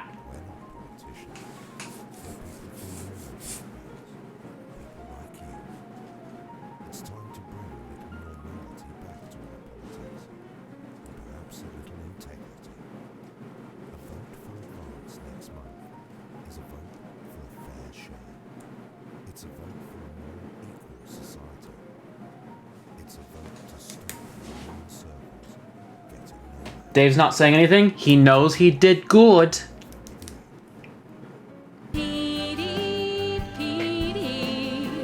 He's such a sweetie. Right, let's see how we're getting on. Oh, so there's 10 endings to this and 6 special paths. We've seen 2 of them. Yup, 10 individual endings. We're gonna have fun with this.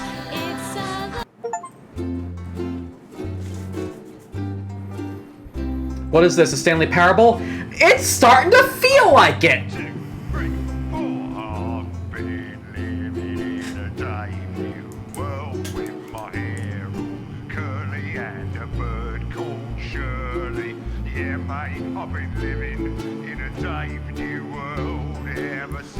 This is a nice this is a nice parody. Ever since I got me own DLC. At least we don't get the fucking narrator to give us a bad time. Well, yes. But we still get a fucking broadcaster who's... We are in his fucking head, but he also backseats us like no tomorrow. Next year, next year, one of the 2 games we'll be starting with also features a character that's gonna backseat us to no fucking tomorrow either.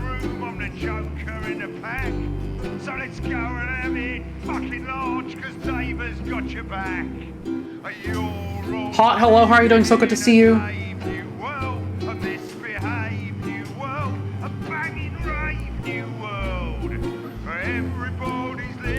Hydrate, you bastard! Hydrate! Silver, thank you so much for the hydration, sip sip.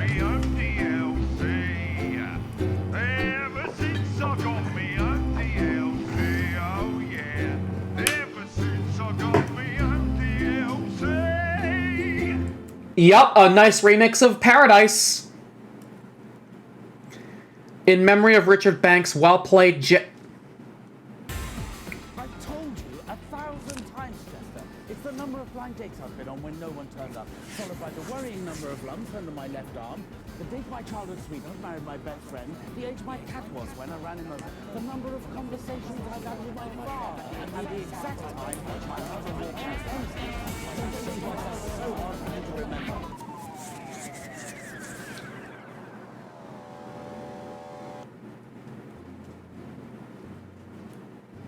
You can get Peter Clement drunk, angry, or both, and you have 4 guests to get there?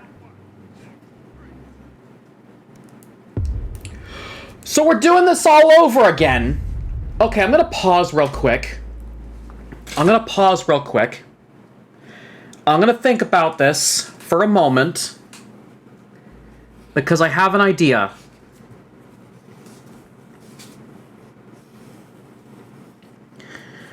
What if, during our normal runs of these special paths, instead of playing the same clips over and over again in between, we'd go for something a little different?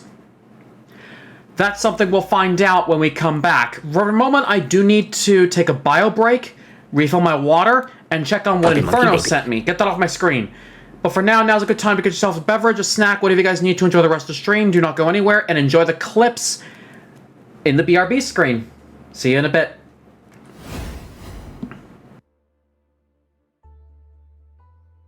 A brief bio break.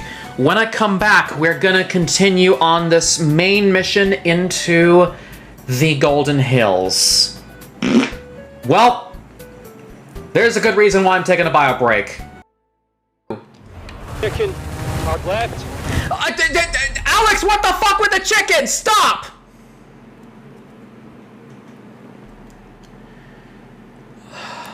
I swear to fuck, Alex!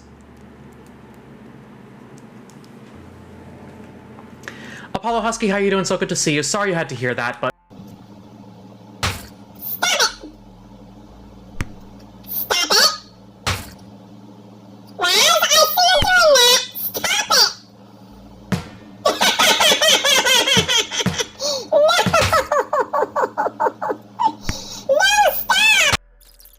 hold on. I think I know what you all want to see again. You fucking furry degenerates. Generation to walk happily into eternal bondage. They're like psychic pedophiles. Dude, this guy.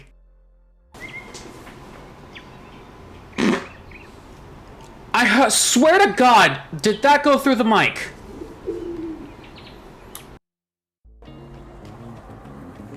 But hey, at least it helps me pick up speed for the. Mama, you be farting too? Pretty soon that chat's gonna get gassy. In 400 yards, turn right. Oh!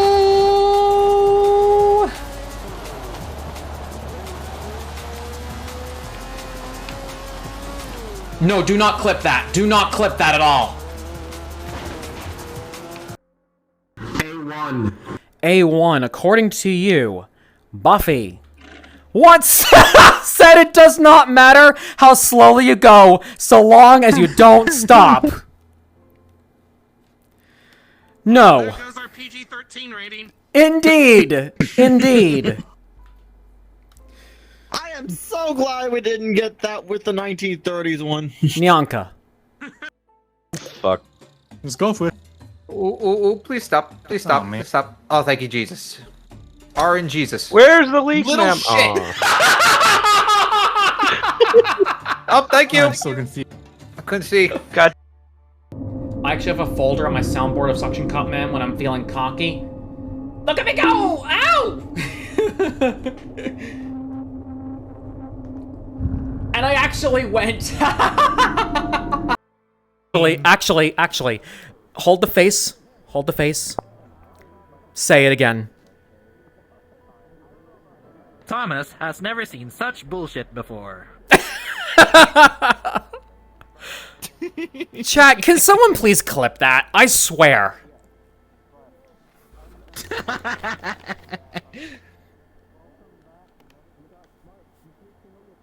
I gotta see that clip. Someone please share it in the Discord.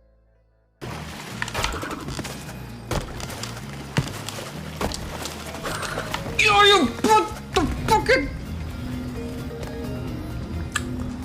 I'll sacrifice him.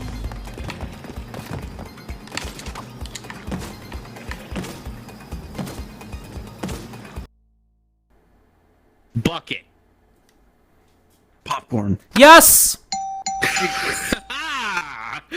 Alright, up on the board, the word was popcorn.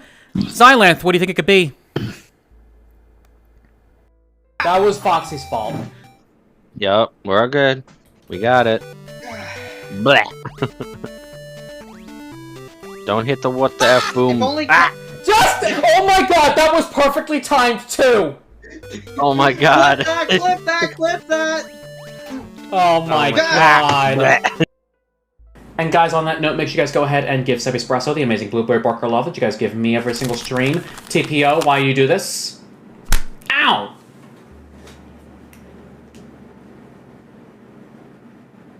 And I really am just scared to say this right now. Chat, may I have some hypers because Seb Espresso is our first millionaire! Oh my god! Let it be heard all around the world. This beam that's not a newt has won $1 million. You're damn right! Welcome back, Jalen. Oh my god, TPO.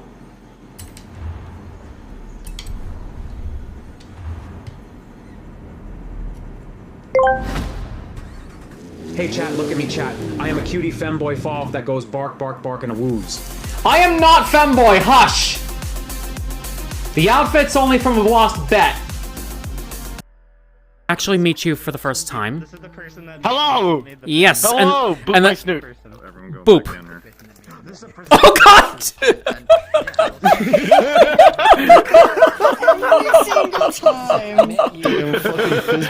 My stream clip that, please. Hello. And speaking of stream, I have a question from somebody in my chat. You guys ready for some terrible British? Oh, I want to hear this. Well, I can do this, sir. I'm a femboy and I'm cute. My fucking God. So But what? to be fair, sir, you are bloody cute. So what? I'm also a fanboy. I am not. Mom. Yeah, some more. I don't do streaming and diff chats and stuff like that, so I'm very new to Discord. No. No. Oh my God. Oh my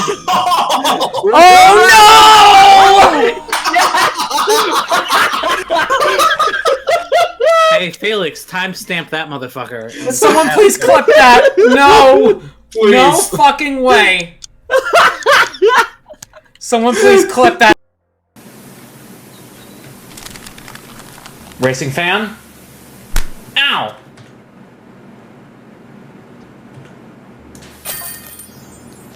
Hey FA, get yourself over here as quick as you can. Going on in! You guys are heckin' amazing beans and I cannot wait to probably never fart again. And some queer shit. Like, why don't we all get? Why don't we all get fooded? And say you owe me food. Wait. Let's. You know what? I have an idea. Owe each other food. Does that cancel it out? Exclamation dicks. For subscribers only.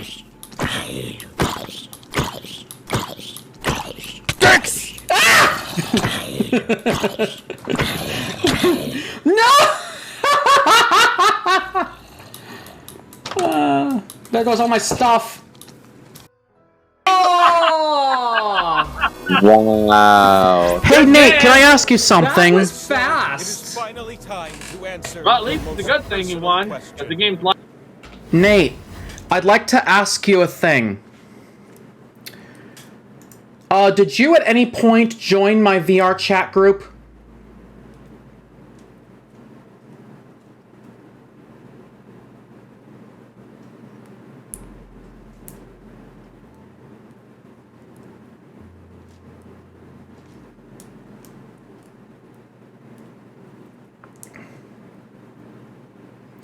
Not since the VRC live stream? Starwolf, hello, how are you doing? So good to see you. Type in exclamation group if you want a link to that. But Nate...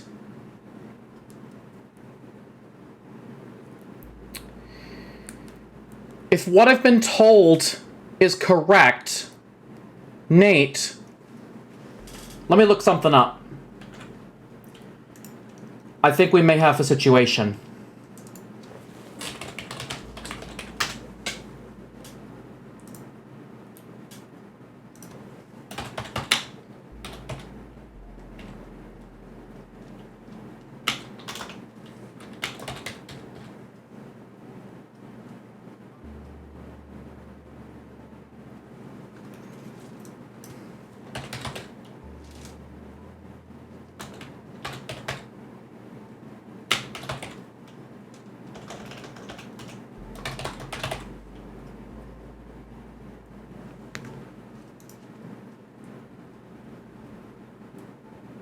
Okay, so that's not you. So what happened was, I don't know how, but I think someone in my VRC group might have been hacked.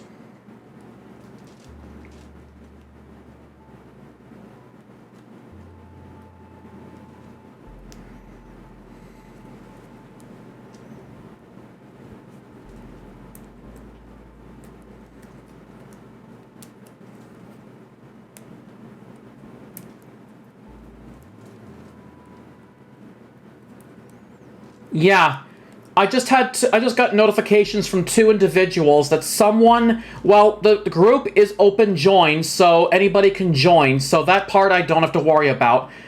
But if they were originally in the group before, the account might have been hacked.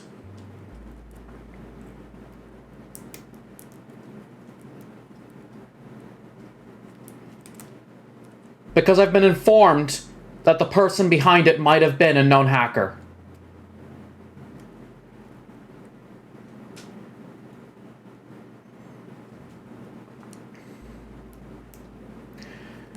Luckily, my account's safe. Let me just make sure of that.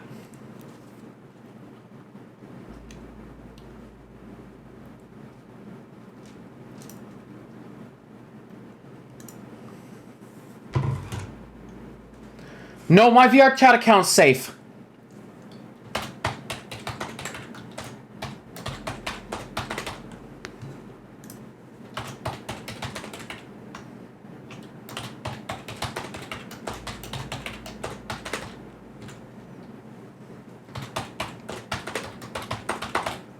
But I'm changing my password now just so,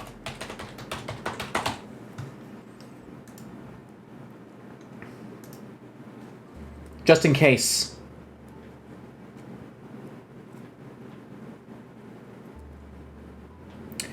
I think it's someone else.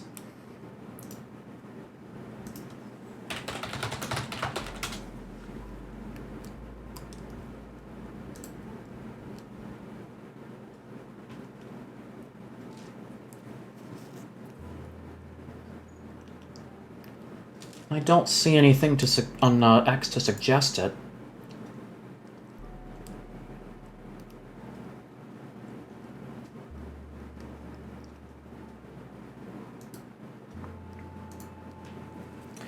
Anyways, forgive me for staying on the pause screen for a minute. I do need to determine which flavor I'm having for my water now, because now I refilled it.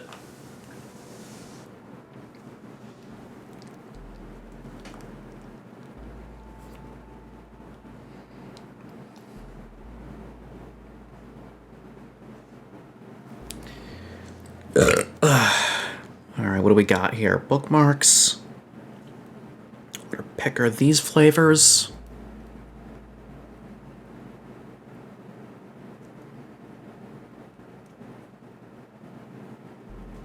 It is so.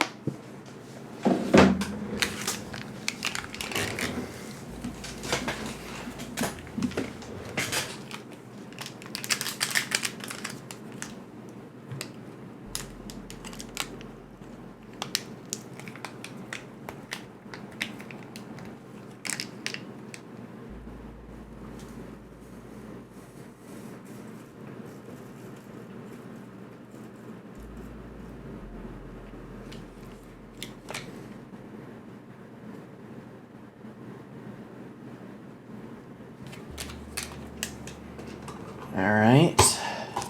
Hey!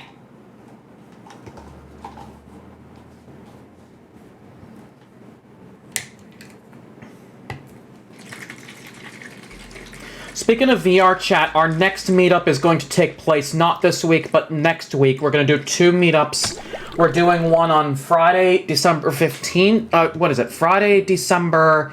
Today's the 4th, so 5, 6, 7, 8... December 15th. Friday, December 15th, and we're doing another one Sunday, December 17th.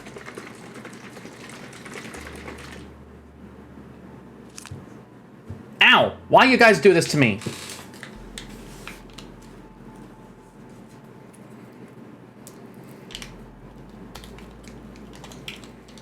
Why you guys do this to me?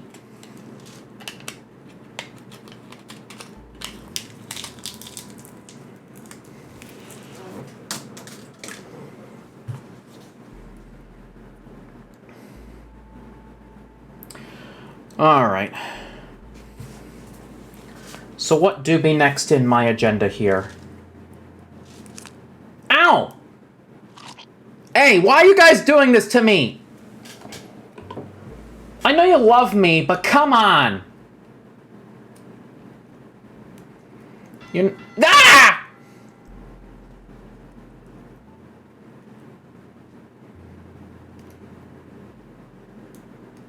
Ow! Oh! Ow! Getting dizzy! Blacking out! Oh! Ow! Oh!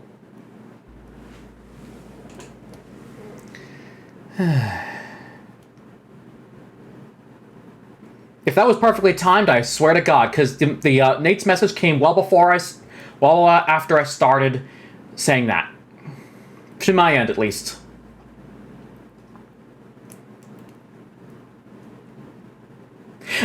Ow!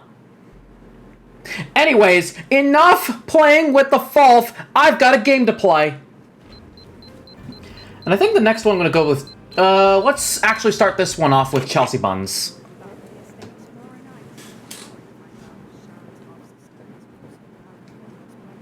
Something's telling me I follow up Chelsea Buns with the next Prime Minister, the Barrister Salisbury. No! Don't you fucking dare! Ah! You guys are meanies!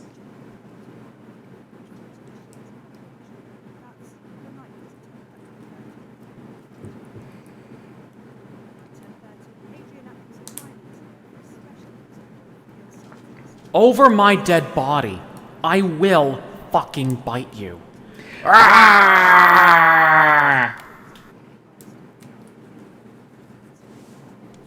Star. Ow! Ow! To make matters worse.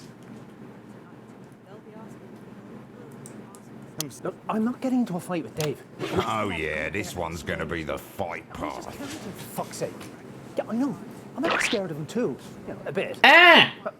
And my face is more valuable than yours. So if anyone's going to get punched, it's probably better that it's you. Yeah, you'll probably get lucky. Probably just kicking the... Yep, standing by. Good evening. I'm Eamon Tightly. Behind me is a true TV legend. Now running for Prime Minister, everyone's handiest man. The background's different again! Now, Peter thinks he's here tonight to record a special reunion edition of Just the Job, but as always, viewers, you know better. 10 seconds. Places. It's time. Let's start the show. In 5, 4, 3.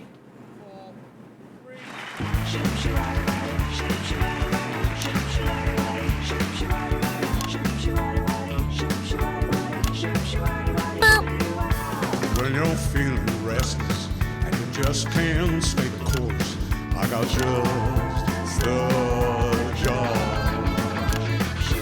When you smell an odor, but you just can't find the source, I got just the job. Get me in the morning, bright and breezy jab. I'll take my great big plunger and I'll slip it down your trap. And once I'm finished pumping, this is your show, Nia, yeah. 'Cause that's just the job. Thank you, girls. Cracking stuff. Good evening, friends. And yes, it's true, I can hardly really believe it myself. Bah. But we are back. Dave's House of Pain. Okay. Hello, Dave, this is... Hello, Eric. Right, okay. Welcome to Bits of Your Life team. Now, both Eamon and I were hoping to pop up and see you earlier, but, well, time got away from us. I could hear Eamon talking to you, Eric, on the feed. Oh, so you heard all of that? Yep. There'll be no politics tonight. Not on this show. Bear with me. Promise. So let's kick tonight off. And stand by, Eamon.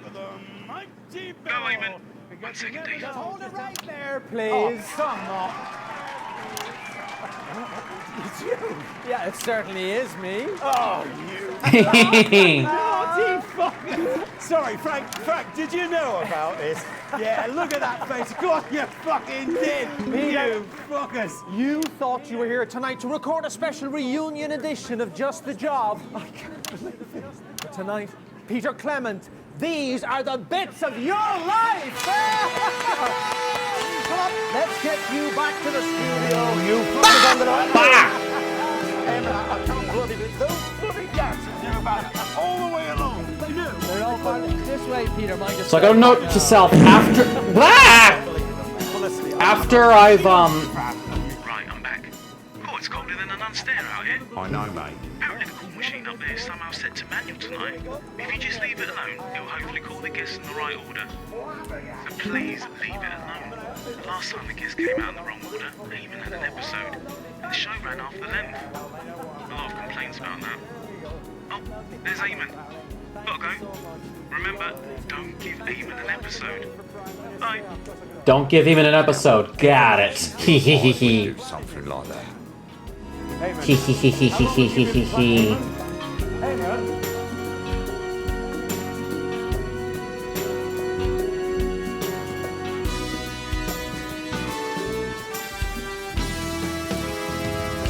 I gotta give him an episode. He's getting an episode.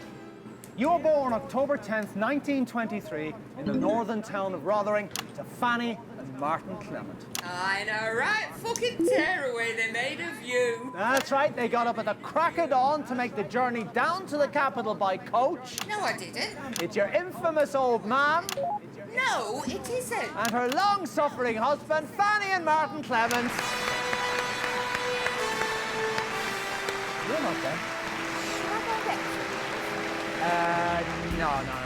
Let's just stick to the script, see what happens. You pop your piece in there and then head over to the sofa.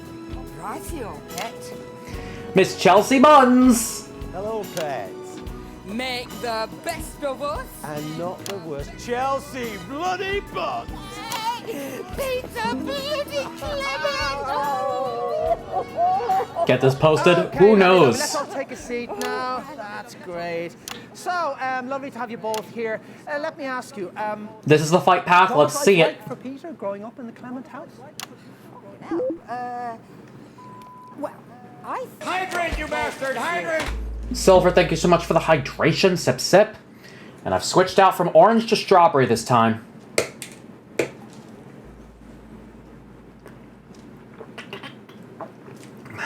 Tasty.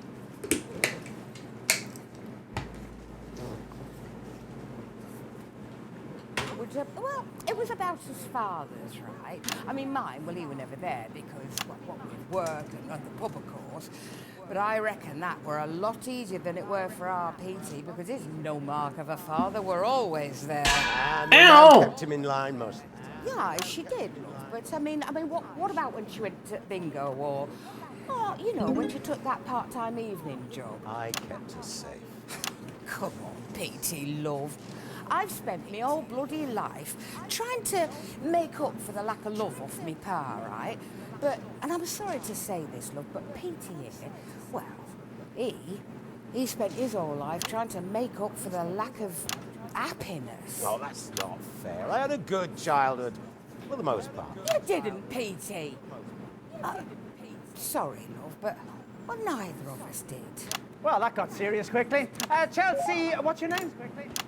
Chelsea Buns. Do you want me number? Chelsea Buns, everyone, with the first of the bits of your life. So am I. Are you married? How many kids have you? Yep, something's telling me go Julia Salisbury next. I mean, I did get pregnant once, you know, but I couldn't keep it. I mean, it was during the war. I didn't even know whose it were, to be honest. But, well, you know, then something went wrong, you know, and then after that, I couldn't have any more. Oh. So, Chelsea, that's awful. no, it is, look, but then that's life, isn't it? It is awful sometimes, but you just got to keep on fighting. There's the fight again. Oh.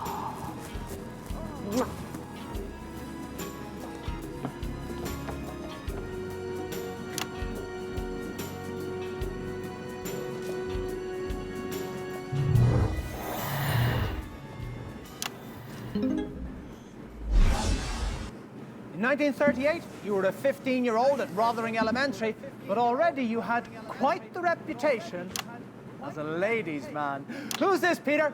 Well, if you don't know my voice by now, we may well have lost the election. Well, it's Julia Salisbury. No, it isn't. It's your childhood sweetheart, Chelsea Bond. She has literally just been on, Eamon. Oh boy.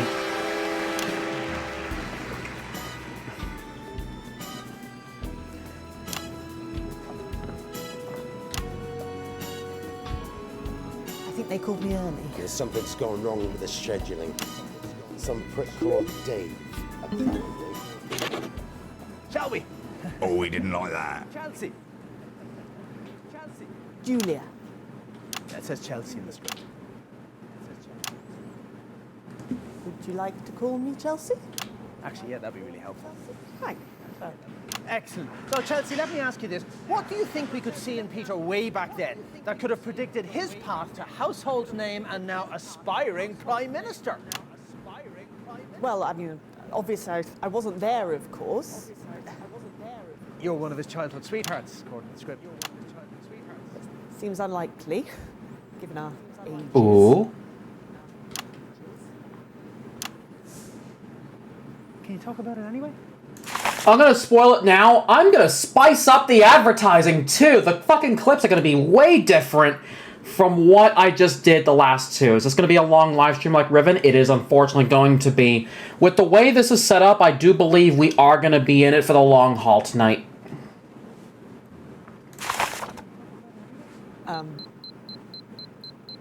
Ivan next. Well, I would imagine that that Peter was quite charming in his heyday and probably left behind a trail of broken hearts. Just a couple.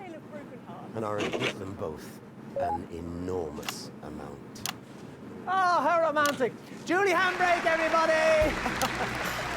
Handbrake. See you for the finale. There was a thing, apparently. Can you see? We'll find out.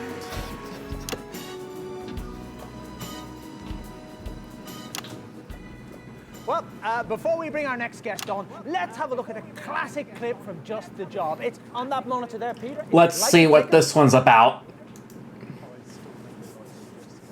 And that's about 2 minutes. Right, I'm going for a closer look, see if it cheers me up a bit.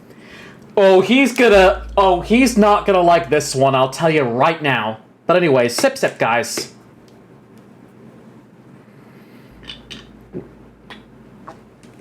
Tasty. This set of clips that I'm gonna be showing off are basically... These set of clips right here are basically going to be... fitting for the occasion, if you will. But I must warn you right now, for the second clip, there might be a lot more suggestive things going on. And so for that, I must put a couple of classification labels on. I'm going to put significant profanity and vulgarity, sexual themes, violent and graphic depictions, and drugs, intoxication, or excessive tobacco use.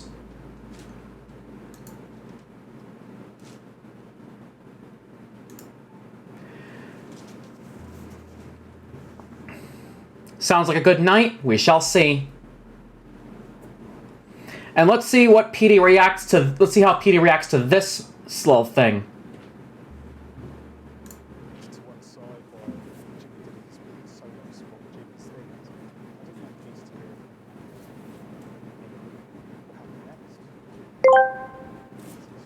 Why are you staring at that banana like that?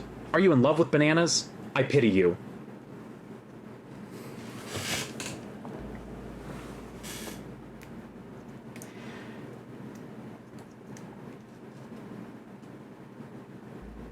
Why do you like that banana so much?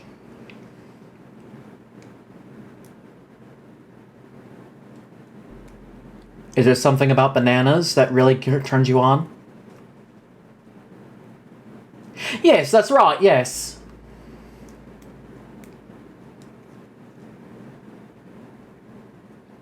Yes, I see hot with that Canamau emote.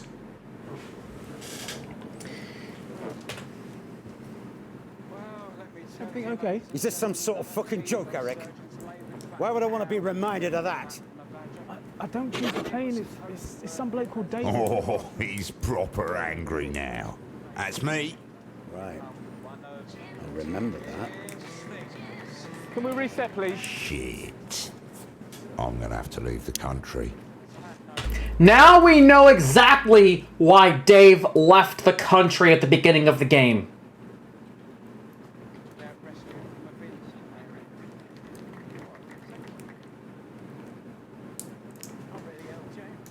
What's the matter? You look like you walked in on your parents. Leave it, mate. Leave it. We just had a fax from the higher-ups. Those who know better. I thought I might read it out for the viewers at home. What's going on? Well, I know what you're thinking. A fax? How modern! Well... First of all, who the hell are you? Identify yourself, you disgusting banana worshipper.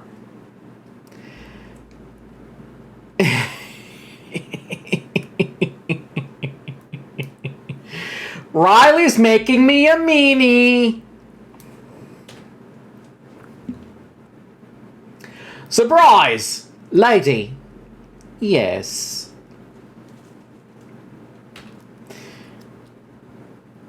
Hold on a second. Hold on a second!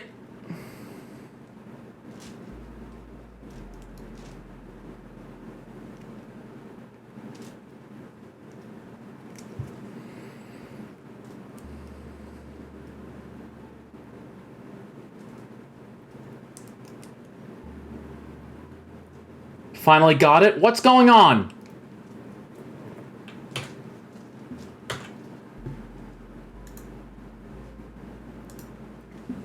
I need to check VR chat again.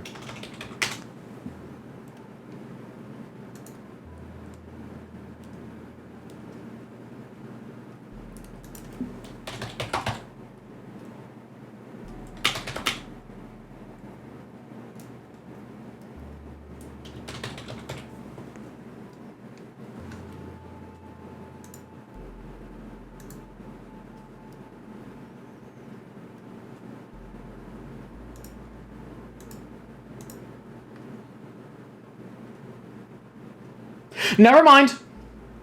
Never mind. So, Riley, what are you... I don't get it. I don't get it. Where is that from?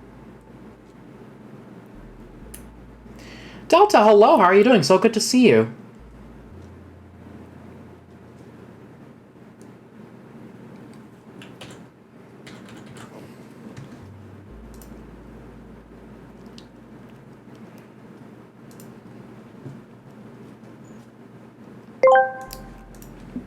Ah, another ENA troublemaker. Go away! Our great Runus is no longer giving out horoscopes.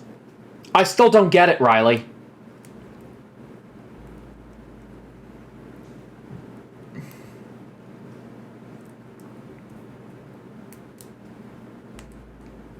I still don't get it.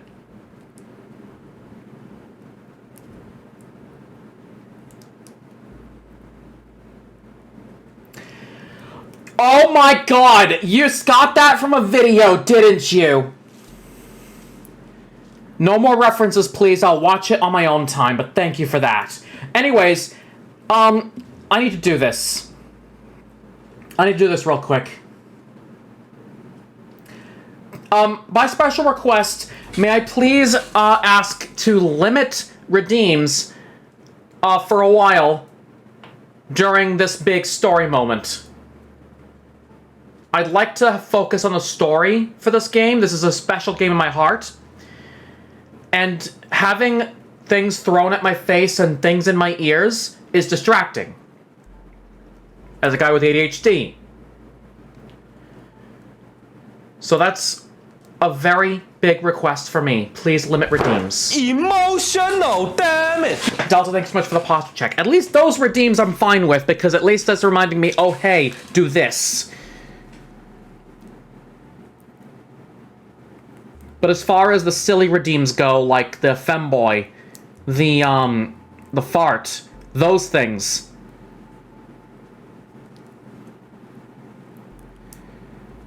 it gets distracting once you do it over and over again.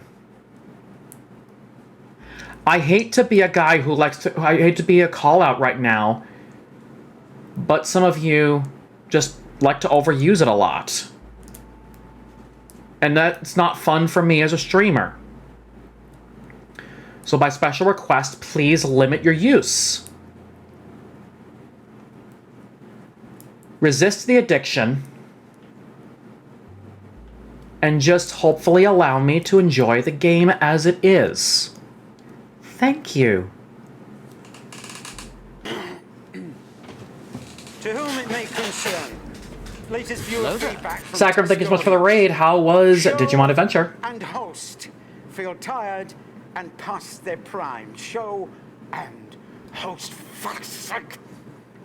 Sidekick. Beat Devmon today, nice. Somewhere else most of the time. Fair point. Bringing Frank on camera regularly has not improved engagement. The audience say, yeah, Frank. Jesus, Peace, my mum watches this. The guests are mostly unknown to the audience. Then don't cut our fucking budget.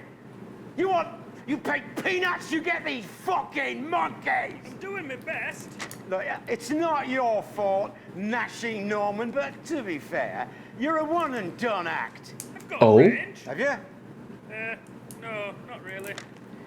New segments seem desperate. Should we really be reading this out? Well, of course they're desperate. We've been doing this show since you prosperous assholes were just a bulge in your pool boy's trousers. PC, think it through, mate. Under the circumstances, the prudent option seems to be curtail the current season to a contractually obligated conclusion in 3 weeks.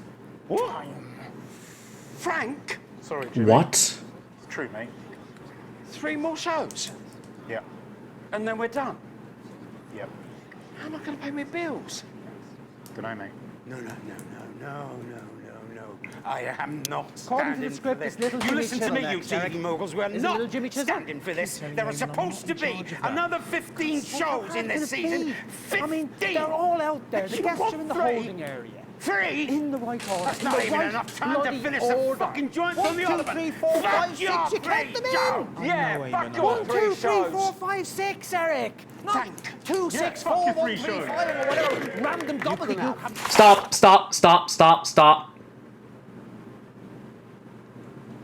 Dave just wrote something down. We'll remember this. 2, 6, 4, 1, 3, 5. Noted. So the next guest after Vodovich will be the parents. Finally. Still out of your head? All 50. 10 seconds, everybody. Yeah. Little Jimmy Chisel. Please, Eric. None. Okay, we're going in 5, 4, Studio 3. called his bluff, of course. We were off the lot that What Friday. fantastic memories there from one of the nation's most beloved TV shows. Now, just the job had 2 successful runs, Now, just the job had 2 successful 64, and again from 1972 to 1976. And across many, many of those shows, there was always one man by your side. I have an enormous tool up me. Oh my fucking god. Peter Clement, not so enormous. That's right, a man who needs no introduction, but we're giving him one anyway. It's not your sidekick of almost 13 years, little Jimmy Chisel. It's... Christ, it's some sort of bloody Yeti. Yo, what?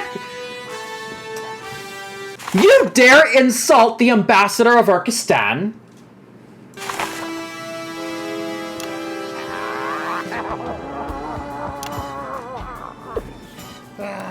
No.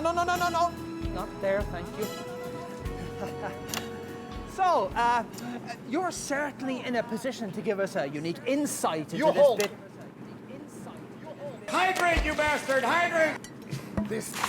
Slushy, thank you so much for the hydration, Sip Sip.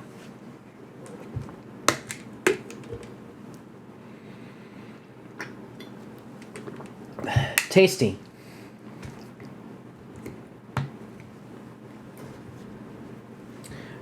I'm gonna have to do a little bit of an announcement tomorrow regarding the redeems. Thank you for enjoy the work, Riley. Pakistani special reserve vodka. It light fire in you. Men have given up their virgin children for just one glass of this. That's probably not true. For every drop you spill, I cut off one finger with this. That's a bloody big one you've got there. Yes, it was my grandmother's. Ah, put it away, mate. Stop the theatrics and pour the bloody drinks. Surprised they let you into the studio with that, you know. I thought there would have been some sort of search or something. You don't search an ambassador, pal. Anyway, he's got diplomatic immunity. He could cut your tongue out and they couldn't touch him. Down in one, yes? Like village sex goat. I don't even want to know what that means. Oh boy. Oh, he's having a drink. Down the hatch. Oh, Jesus, erase your quick sniffing Christ, Ashman. What the hell is that? That, Peter Clement, is the reason you wake up in morning in cell facing firing squad, yes? Another. Oh, let's just give us just a minute, pal. That first one is still stripping the skin off my stomach. Peter Clement and I fight in war together, Dazzly man. Our units are in Konislava. We were ambushed. Smoke is everywhere. It's burning my eyes. Must be a strong drink. Separated from my squad. We'll find out how much it contains soon. I hear bullet whiz past the ear. You hear bullet whiz past the ear. I was in a fairly competitive darts match once. No. Out of smoke come man wearing mask. Smoke is not just smoke, you see, it's a poison gas. He come over to me, take off mask and put on my face. He lead me out to fog. We share mask, pass back and forth. He bring me to cellar under shop. We collapse there, coughing out muck from lungs and crying. 5 days we were there, ate what we could find. Mainly dog food. And a tin of peaches, but we did spill most of it fighting over it. The morning of 6th day, Come all on. is quiet above. We venture out. No one is there. It's like, how you say, ghastly town. Ghost town. Nothing but corpses, cinders. Everybody is gone. We fight to death over small town and nobody won it anyway. We didn't even find out who won that day. Nobody win. Oh Everybody no. lose. Except maybe us. Took nearly 4 weeks crossing country before we got to command. By the time we reached it, we'd had a few scrapes. And we Oh, we'd be no. friends for life. Oh boy, here's another one. Oh, bottoms up. So, what are the differences, would you say, between the on-screen and off-screen versions of Peter Clement? Simple. On screen, Peter Clement never had to kill anyone. Yes, and actually we've got some archive footage here which shows exactly what you were talking about. Oh dear God, I hope we don't. Oh boy. Let's go to that now, shall we? Well, when it's a fiddly task, I know a little fella. Oh boy, we are gonna have fun with this. Turn to my trusty 7-inch. My trusty. Who's been messing with my tools? I'm not kidding, Frank. Someone's been messing with my tools. He should be here, she should be there, and this fella's all wonky look. LJ! Oh boy. The anger's coming out. Don't give me that shit. Have you been using my tools? Touch your tools, boss? Everyone knows they're the love of your life. I'm not doing a bit, LJ. Huh? Someone's been in here and mucked everything up. Should we just cut here? No! Frank! No! Oh boy. Let's keep the cameras rolling and see who's getting fired, shall we? No one's getting fired, Peter. He hates it when people use his tools. Not helping, Jim. Who's been at my fucking tools? No one's been at your tools. Remember half an hour ago when you came back from lunch, staggering around here trying to find somewhere to piss? You knocked them off. You did it. Oh boy. So I picked them up like I always do, put them back in, so you wouldn't have to. Because the only one messing with your tools is you. Okay? So yes. When again. Yes. Oh, he. Always blaming everybody else on the things he does. Sorry, everyone. Sorry, LJ. Such a dangly twat basher. Who's been at my tools? Who's been at my tools? Well, viewers, I think we've all learned something today. Don't get plastered at lunchtime. Thank you for smoochies, Matt. At least that one I'll accept. What I've learned today is always set your toolbox back from the edge of the shelf. I'll be misfiling the hinges next, honestly. Oh boy. Always getting proper pissed off. There. Where did you show that, Eric? What? 7 years of footage, and you show a clip that makes me look like a complete prick. It's a very human moment. Don't ambush me, Eric. Oh I'm my not in the God. fucking mood. He's very unpredictable drinker.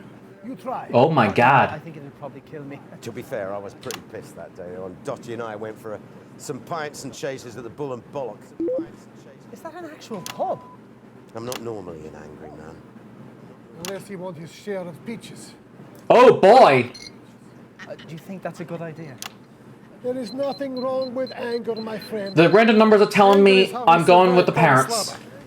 I'm too old for anger. And yet it's still lurk within you.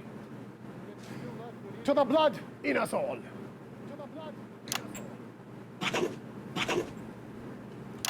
Oh, drink again. Let's get you out of here. Ladies and gentlemen,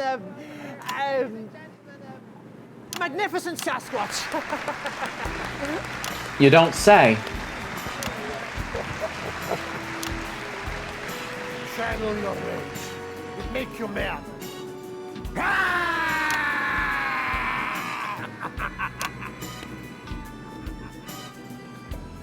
I'll put a pause here for a minute. My anger kind of fits well with Peter's anger at the minute, because I can clearly understand you guys want to have your fun, but as someone with ADHD who clearly wants to focus on the story attached to a game he loves so much, it just ruins the fun when you mess with the Folf.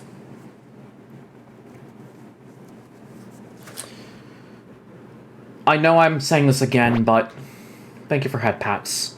I know I'm saying that, but yeah, I really gotta work in some ideas about some of the redeems. Yeah, no Angie, Mama. I promise no Angie. Let me go ahead and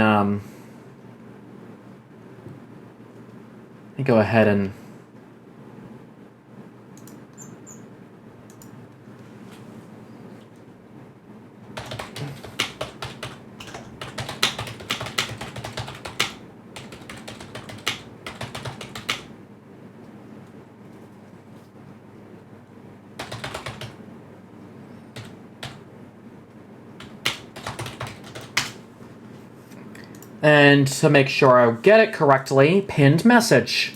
There we go.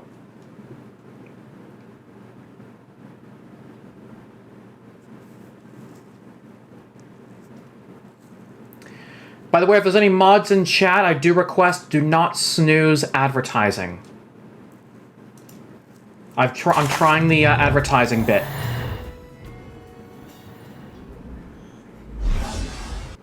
In 1941, long before Just the Job ever aired, you, like so many men of your generation, were conscripted into the army to go to the continent to fight. And it was on those very battlefields that the strangest of friendships was born. Well, a good war is like a good orgy. Everybody ends up feeling dirty, as they say in the seminary. It's your friend of 40 years, the current Turkestanian ambassador to the capital. Oh, no. Oh, that's who that was. Oh, yeah, makes No sense worries. now. It's me ma'am, Eamon. Right, Char. Your mom. Riley, you're not at fault. I'm just pissed. But you have a good night anyways. Thank you so much for stopping on by. Please take care of yourself. And your dad, too! Oh, Get on with it, woman! help me, Martin. Jesus, erase your wife, Peter Christ! You're fucking useless! You're gonna have to force it in! Well, it's not going in that hole without a dab of butter, as the shepherds say. Give it here. Oh. Oh, boy! Why must you always be so loud? You can bloody talk. Now I know where Peter gets his anger. Bloody day.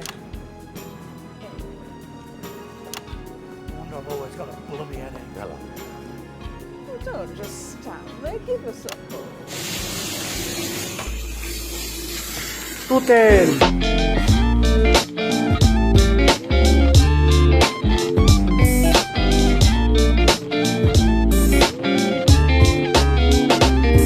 Tutel!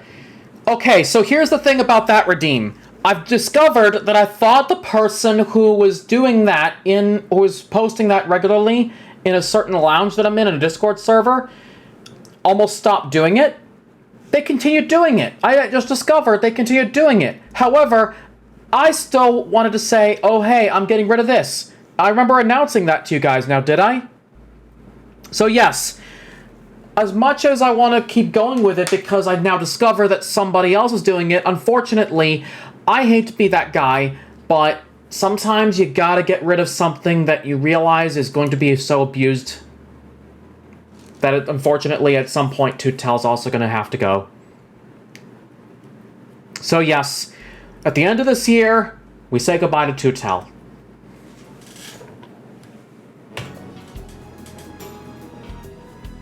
Son. Let's get on with this then, shall we? Nothing much, Zagram, just Snooker's on at 9. You'll be asleep in front of it by 5 past. Must you belittle me everywhere I go, woman? Yourself. What's that, son? Oh, that pissed him off. About it. No, go on. Say it for once in your Ponzi celebrity life. I said. Another drink to go on the list. Yourself. That's right, is it? Yeah, the way. what I miss? Oh, just some internal drama inside the game. And me getting upset because people are being abusive with redeems. You speak to our mum. Oh, I don't mind. You should mind, man.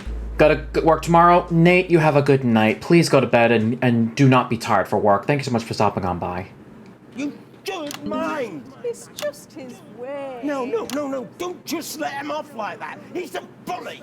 I never took my belt off to you unless you really deserved it. I had to hide from you! Under the stage of the bloody school. It was the only safe place I had. With buns. Great for little gobshite! I don't have to sit here and listen to this. Come on, Fanny, we're leaving. See you after, eh? The random numbers are coming back. Knob slurper Christ. The ingratitude! Ingratitude? Fuck off!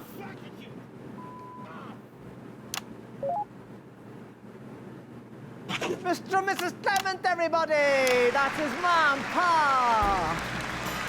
Yeah, no, don't bother me, son. Well, that's an abrupt end.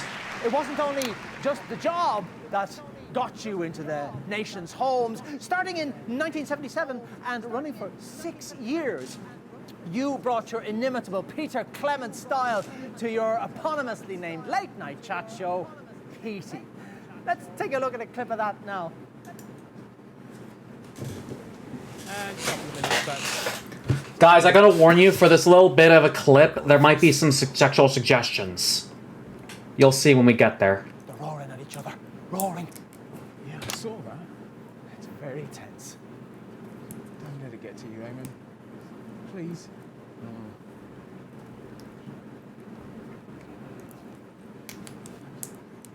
It was getting tense.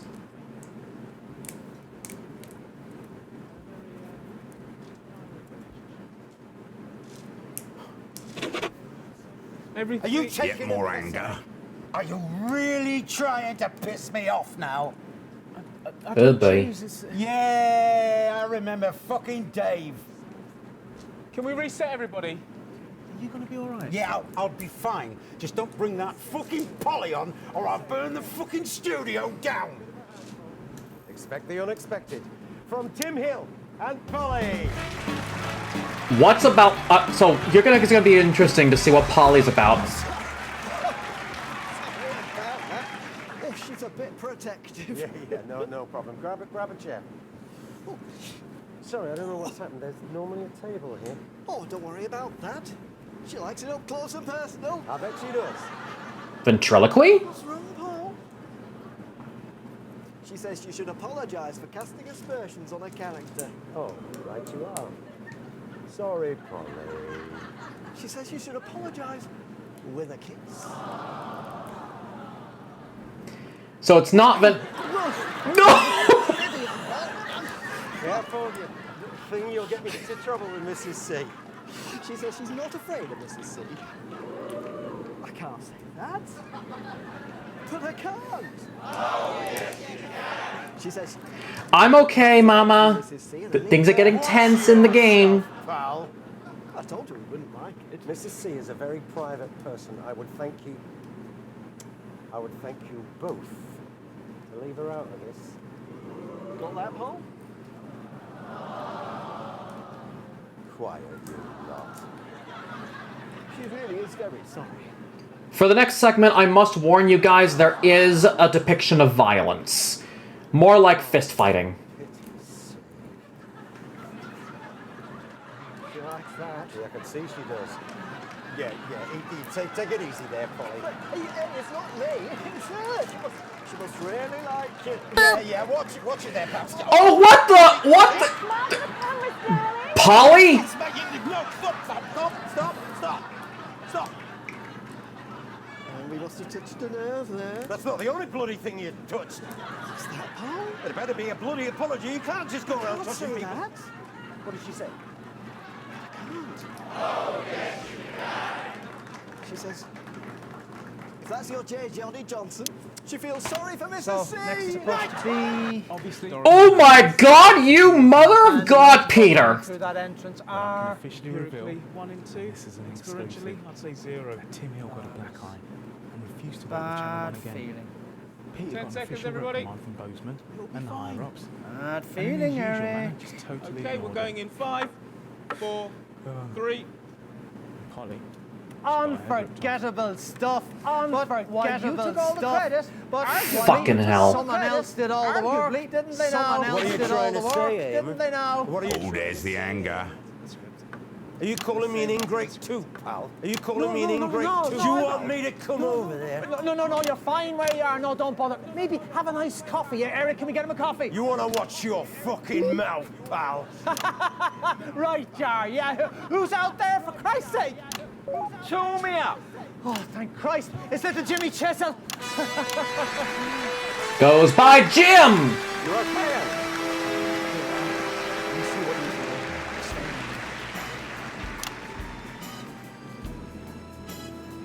Boss? Having fun? Oh dear. Sorry to hear that. No, not really. Is it safe now? Calm down. All good, Eamon. Great. Oh, great, boy. Super lovely, pretty fantastic, super great, really, really good. Great. Eamon, for fuck's sake, ask a question. PT ran for nearly 6 years. What are your favourite memories from all those shows? Really? That's what it says in the script. What was my favourite moment from Pete? Yeah. A show I wasn't in and never watched. Yeah. Well, I imagine it was some lumbering turd of a show. What the that hell? somehow got by and what others would call that Peter Clement charm. Nice. I'd imagine Pete was a drunk throughout and a bully to his co-workers. Where's all this coming from, AJ? It's just Jim, okay? Just fucking Jim. As fucking hard as it. You might want to moderate your tone. Or what? you put a fucking hammer through my foot again. That was just a Oh my God. At the time, I remember. No! You found it funny, you cunt! Oh boy. I think an apology is all.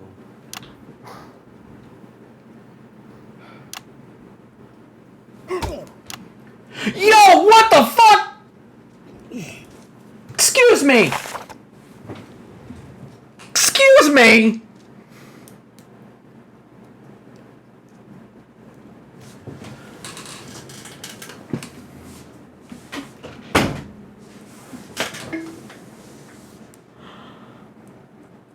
LJ just fucking decked his boss.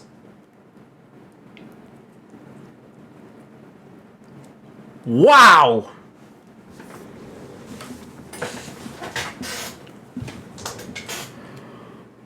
Oh.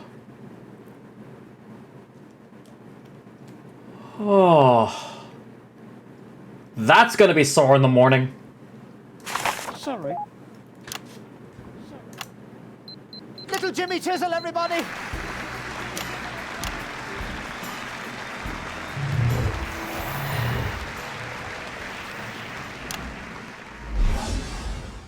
And that brings us to last year, when you surprised the whole country by announcing you were giving it all up to form a new political party. And because the final part of bits of your life is always the future. I think your future might involve stitches, darling.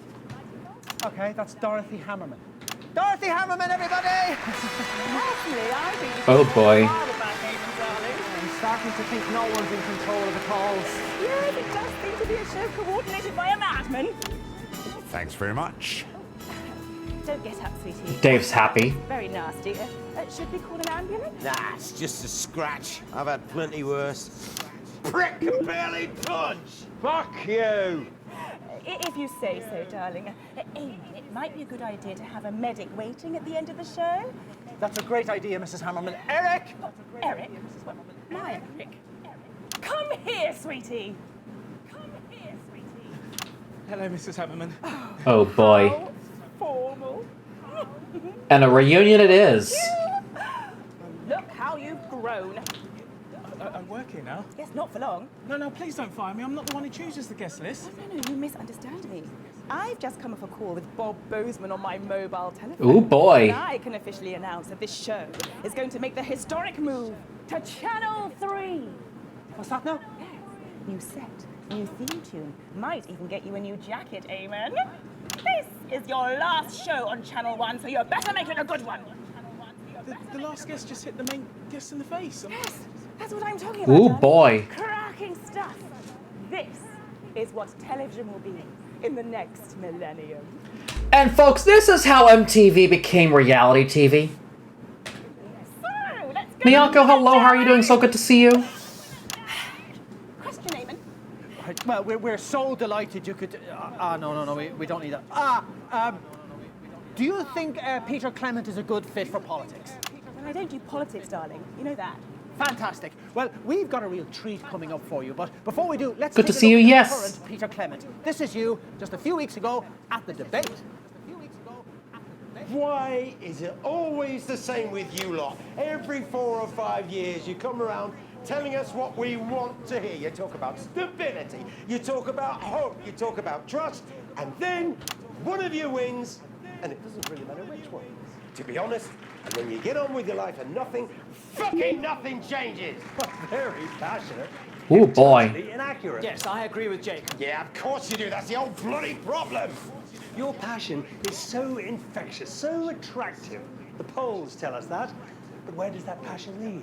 How will your passion help when our neighbours are laughing at your ridiculous monetary policies, when you bankrupted the nation? What the What will heck? your passion do then? Will it turn to anger and start a war, I wonder? I am the only man on this stage who has actually fought in a war. Perhaps you should remember that, Mr. Hamilton. What we offer in our party is moderation. We won't make the radical changes that Mr. Clement's party promises, but that's because, well, we rather like this country as it is. Yes, There are inequalities that need easing, and yes, Mr. Hamilton, man, and I disagree on how much should be spent on health, policing, and, of course, education. But where we agree and why this country has lasted is that we know change must be slow. Slow and consensual. You have to take the public with you. The public are with us. For now, you're new. Wait till the media starts. Ooh, what the heck? Wait till the gloss comes off your shiny utopian policies. Yes, honeymoon periods only last so long, no? We will bring this nation to you. Perhaps. It's more likely to start a civil war. Well, in just 5 short weeks, we'll find out if those words hold true. Christ, I hope not. But for tonight, Peter Clement, these are the bits of your life. Take it away, boys!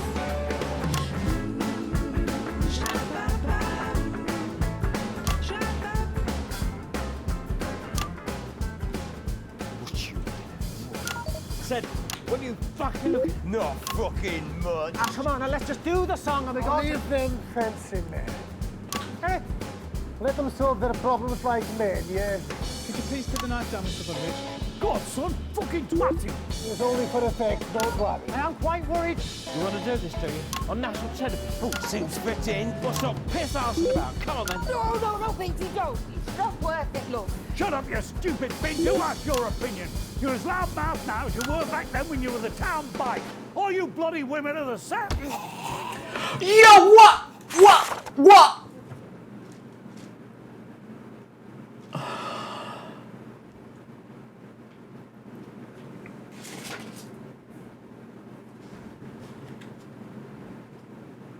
I warned you guys, depictions of violence were coming in. I'm taking an hour on this just because of that. Cause it's on you! All of it! Seeps down the generations like bloody mold! You bully me, I'd bully him! And this, this is where it all ends up!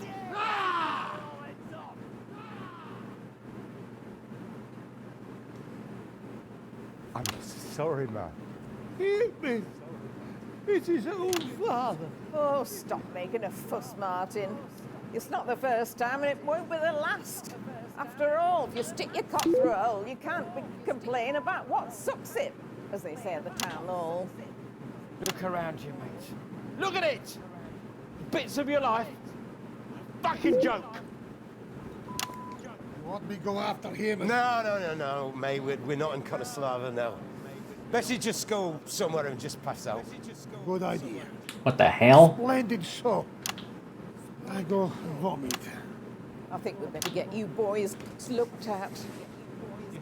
Yes, dear. We have a medic over here.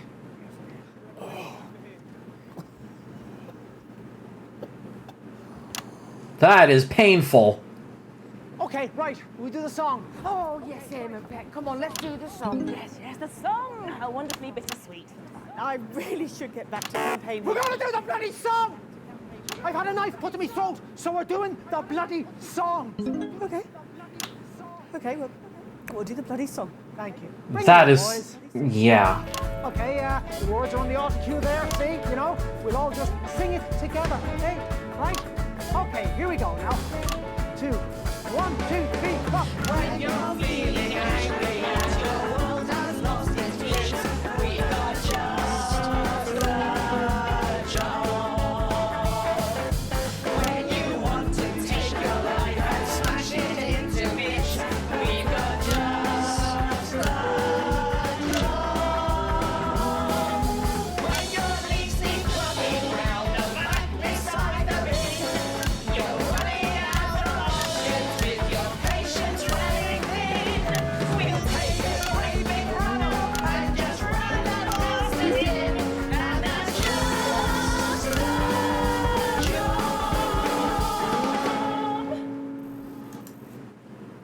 Oh boy! That was eventful, wasn't it? I did, the show might end and I might finally get home to my nanny children. 6:30 a.m. in my offices, please, gentlemen. We've got futures to plan! Yeesh. Is she not sleeping? How was that, everyone? How was that for intensity?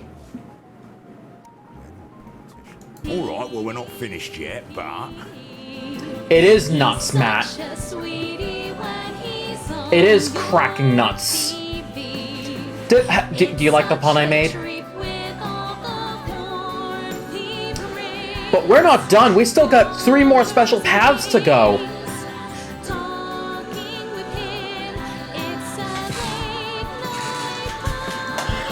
How fast is this fan going? I swear to God, it's getting hot in here.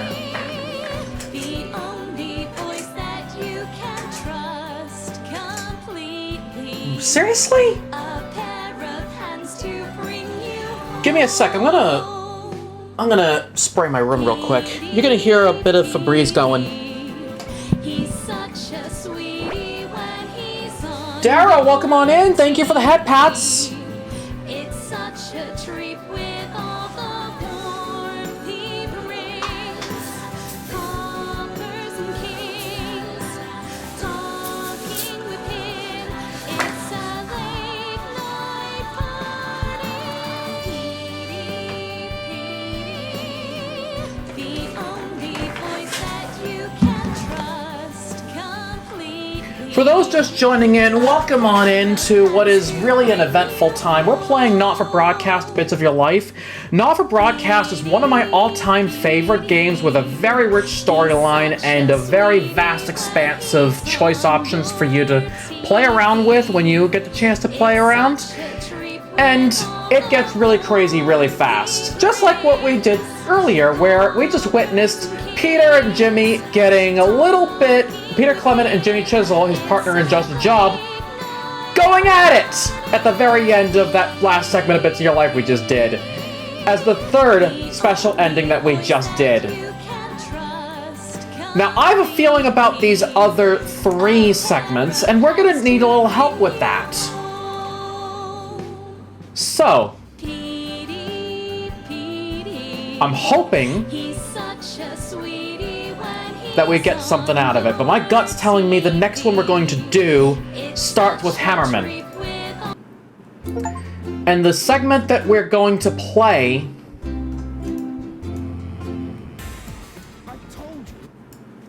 The segment we're going to play next...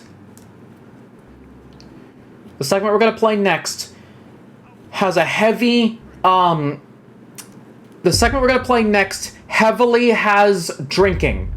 Welcome back, mate. 4th time's the charm, and here's your 4th time through hint. Don't worry too much if you don't get a path right first time and you fall off track. Eamon will still have a tidy little nervous breakdown, that's always fun, and you can change what happens in those breakdowns by getting Peter Clement drunk, angry, or both. So even if you fuck up the main treasure hunt, there's still new stuff to see and fun to be had. Because it's my DLC, and I told them to spoil you rotten with content. And I have compromising photographs of the developers. You know what? If you're gonna give me those photographs, you're definitely gonna have to give them to me off stream, because I don't want to see them. Anyways, yeah, the next one we're gonna start with Dorothy Harriman.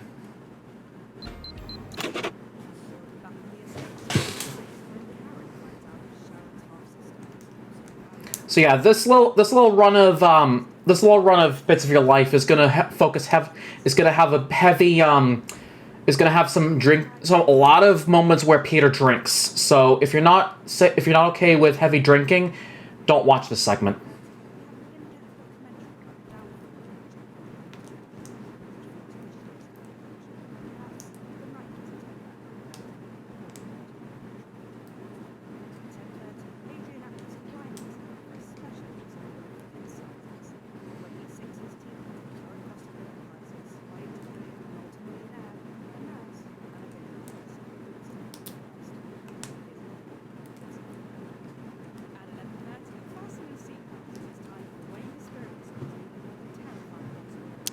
Hello?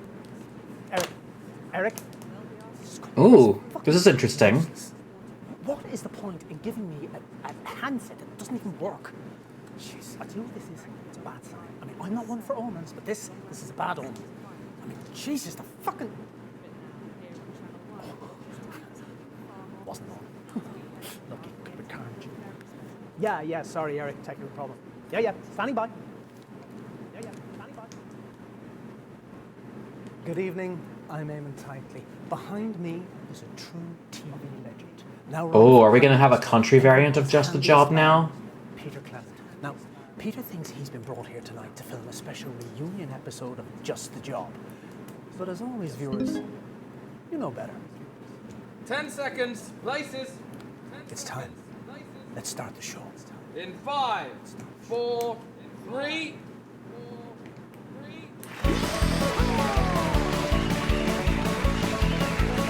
Oh, wild country this time!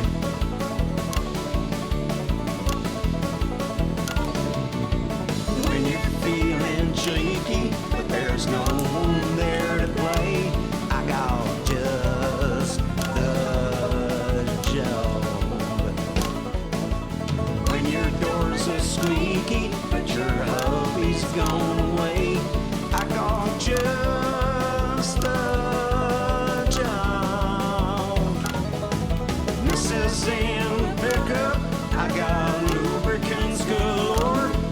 I'll get you where you wanna go, maybe someplace more. So why don't we get started right here on the pantry floor? 'Cause it's just the job. That was fun. Back skills, cracking stuff. I'm sorry if you didn't like country, but that one was Good more evening, wild friends. country And than yes, anything. It's true, and I can hardly really believe it myself.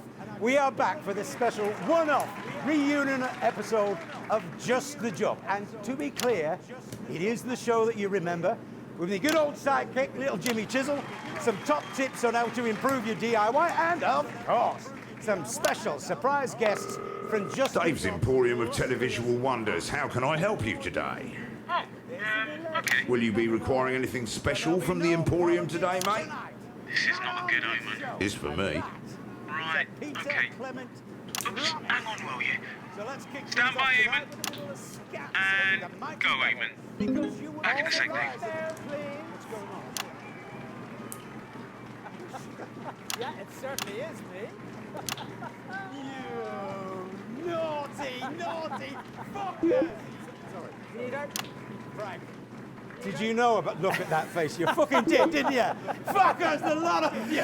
Peter, you thought you were here tonight to record a special episode of Just the Job. I can't believe it. But tonight, Peter Clement, these are the bits of your life. Let's get you to the studio. You fucking do. I can't bloody do those bloody dance.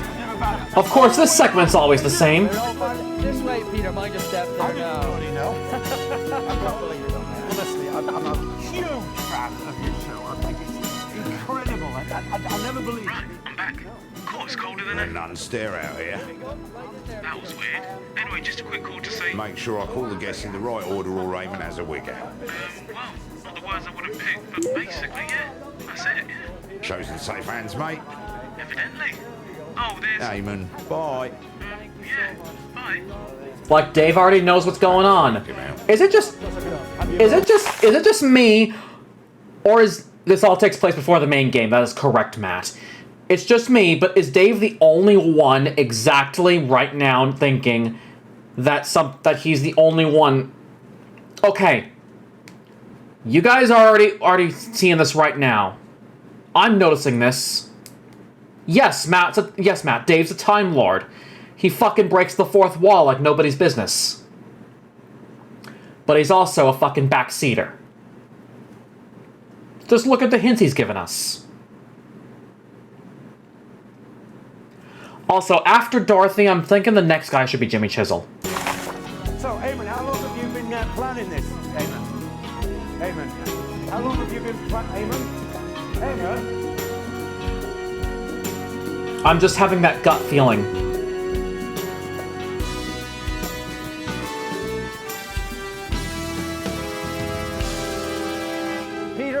Clement.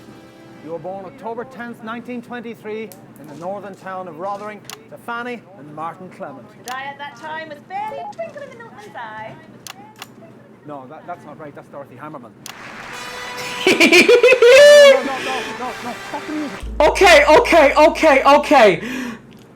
Did you notice what just happened there? In Political, Eamon did the exact same thing. Motherfuckers scared of Hammerman. Motherfuckers scared of the most powerful woman in television in the territories.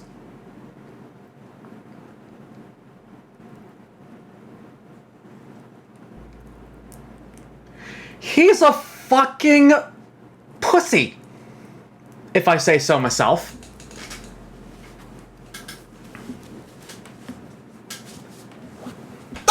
Bah! Back to the game, I guess. Stop the music. That was me working out what had gone wrong with the script already. Eric. I'll just come on though, shall I? Ladies and gentlemen, Dorothy Hammerman!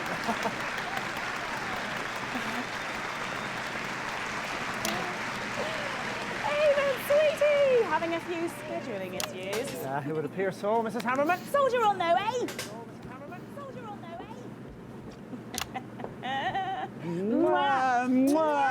Oh, shall we?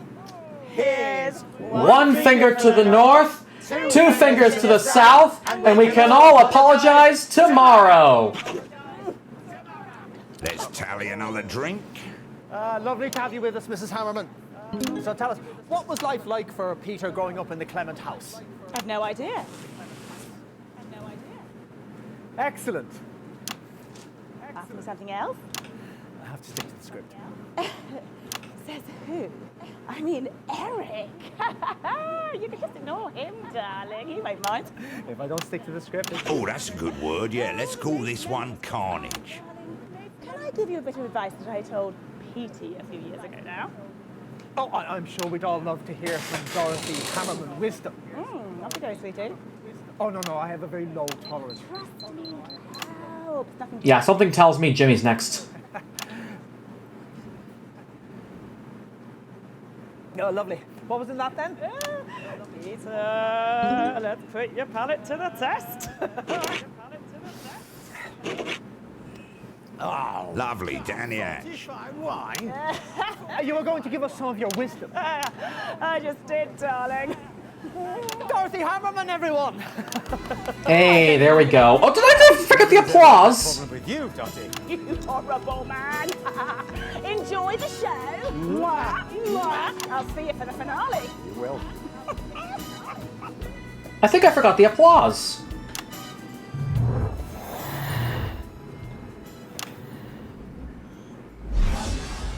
In 1938, you were a 15-year-old at Rotherham Elementary, but already you had quite the reputation as a ladies' man.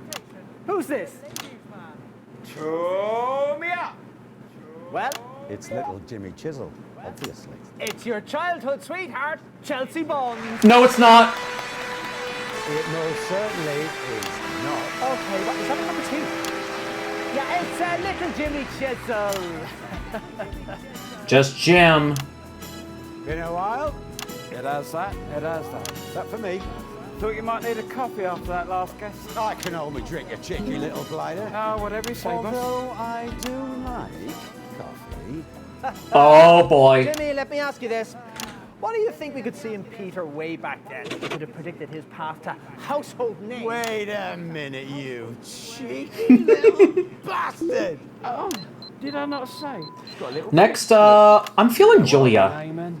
I don't really. Oh, relax, mate. There's no need to pretend to have a drink with me. I don't know what you mean. Actually, that's quite nice. Bit nostalgic. Brings tears to me. You see, Pete was always pulling booze-related pranks on the set of Just a Job. He's lucky nobody lost a finger. Or a foot. What's that now? Little Jimmy Chisel, everybody. Thanks for the coffee. Oh, you haven't been saying that when the acid kicks in. What? Only joking. Now, before we bring our next guest on, let's Next new advertisement. just the job. Peter, it's on that monitor there if you'd like to take a look. And that's about 2 minutes. Well, I will go and take a look at that, man. I can't see a thing without my glasses. So we're gonna have a bit of fun with this. Petey, enjoy the drinks.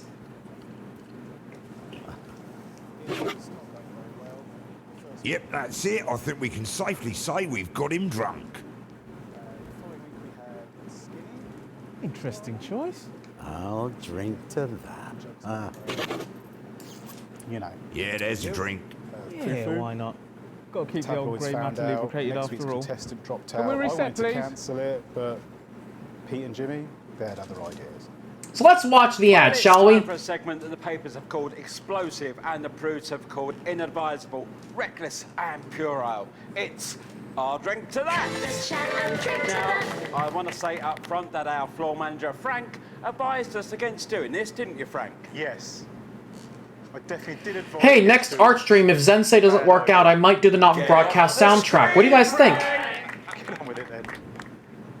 Tonight's guest fancies himself as a bit of a handyman. It's everyone's favourite TV personality, it says here on the card, Peter Glamour.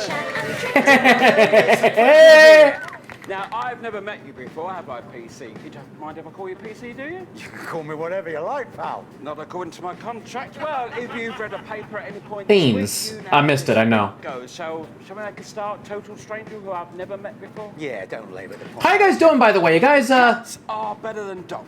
you guys enjoying yourselves? I think I may have missed it, Silver. I think I might have... Oh, no, wait, it didn't come up? Mrs. C likes a stroke of an evening. I'm sure she does. Give me a sec. Let me just get it for you. I got this. Beans! Oh, sometimes the sound plays, other times it doesn't. What the hell? Coffee is better than tea. Especially first thing in the morning. You're supposed to say, I'll drink to that. Oh, shite, sorry. I'll drink to that. Yeah, I'll see what you did there. I always said you had excellent eyesight. Beans, yes, Darrow, beans. Oi, that wasn't in rehearsals. Skinny is better than Billy Bob jean shorts. Never heard of either of them. So I guess I'll drink to that.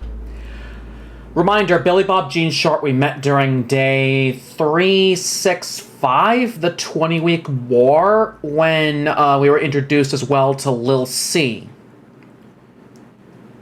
Or rather, we heard of Billy Bob Jean Short, but he actually appeared day 1975, the Sterility, after we kind of fucked up Lil C's career by showing Disrupt instead of her clothing line. Anyways, sip, sip, another drink. In the words of this game, I'll drink to that. Tasty. And yes, this is water I'm drinking, not beer. I am not a drinker. The reason why drinking is a content warning in this stream in particular is because of the content in this game. She was in here last week doing this. Oh, is that who she was? I thought she was in porn the way she kept banging on about her Girls are better than boys. And Mrs. C is the best of the lot, and I will definitely drink to that. Oh, now this one's going to be hard for you because we both know how much you want that shot. I do. I do want that shot. Little Jimmy Chisel, popular and handsome daytime TV entertainer and master craftsman. It doesn't say that. It does, honest, look. It says Little Jimmy Chisel and all that good stuff about me is better than fading amateur woodworker Peter Clement. Fading amateur woodworker? That's what it says here on the card. Let me see that card. See? You've written that in pen, you cheeky bastard. No, Eric. This is a I'll family drink to show. I'm not that. having any of that. Oh, he was buzzed then, I bet. Frank's gonna tell us. The show is called Bits of Your Life. Later in the 10 episode, seconds, everybody. it all Not devolved getting into a tight with fight. Eamon Pisley. That would Jimmy make a got his good lip show. split. Okay, going in 5, 4, We never 3. did do that segment again. Fantastic memories there. From one of the nation's most beloved TV One of the shows. nation's most Now, beloved. Just the Job had two successful runs, of course. Just the Job had two successful runs, of course. From 58 to 64, and again from 1972. And through many of those shows, there was always one man by your side. There was always one man by your side. He's already been on. So he's already been on. Who's there? So, do you have any alcohol on you? Who's there? Do you have any alcohol on you? Julius not that I'm aware of. Okay, good. Julie Assembly, everybody. Okay. Julie Assembly. Another nickname for the Salisbury.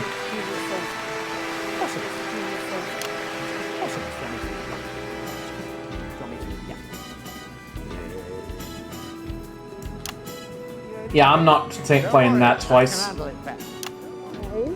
we don't want another repeat of Huntleton, do we?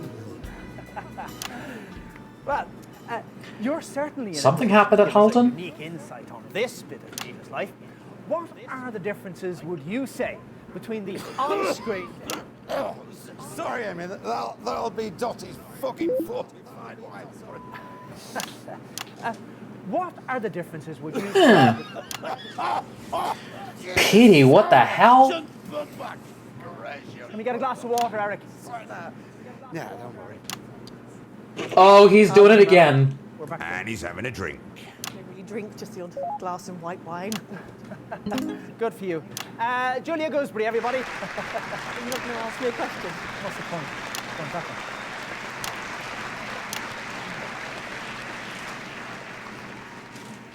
So, now we're going to have a look at some archive footage. Oh, shite, I've sent her off too early.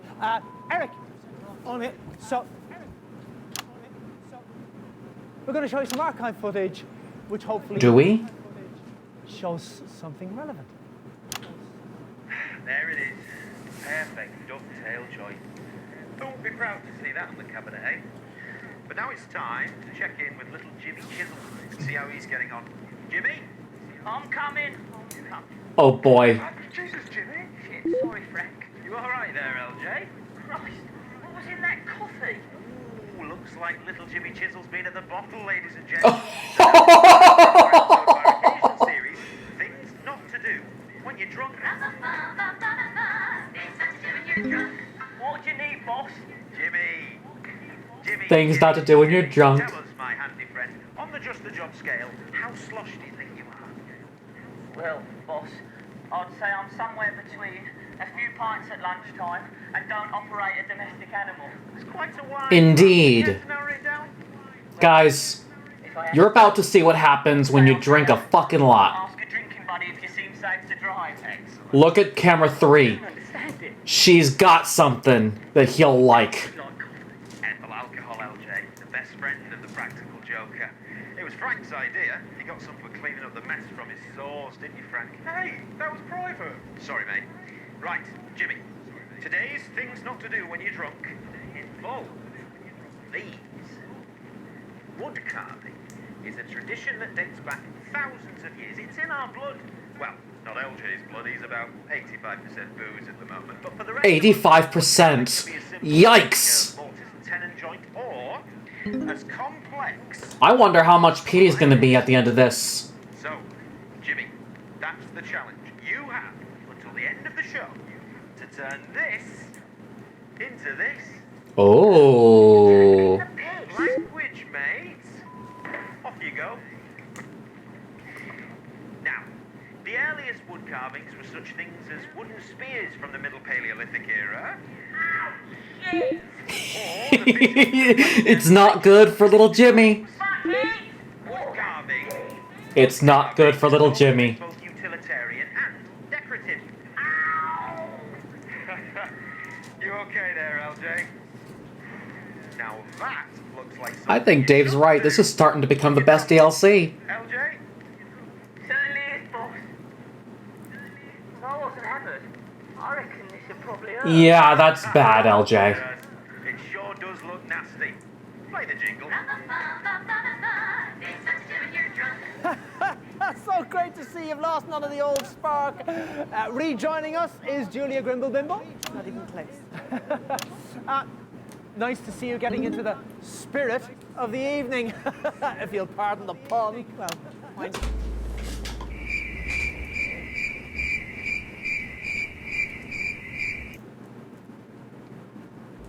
That was a bad pun, Eamon. Besides, Matt, Eamon's not the one drinking, Petey was. Not really a spirit, so the pun doesn't really work. See, this is what happens when you tear up the script. No. There was a little table over there where we're supposed to gather for the finale. Oh, I got you one of these. Oh, don't mind if I do. Oh wait, what was the next one? I'm feeling Chelsea buns. What about Huntledon? I guess that's show business for you. He's having a drink. Did you ever even watch any of those early episodes of Just the Job? No, I'm sorry, I was a bit too young. So it was absolutely pointless bringing you back here. Seems so. Great. June thingamy, everybody!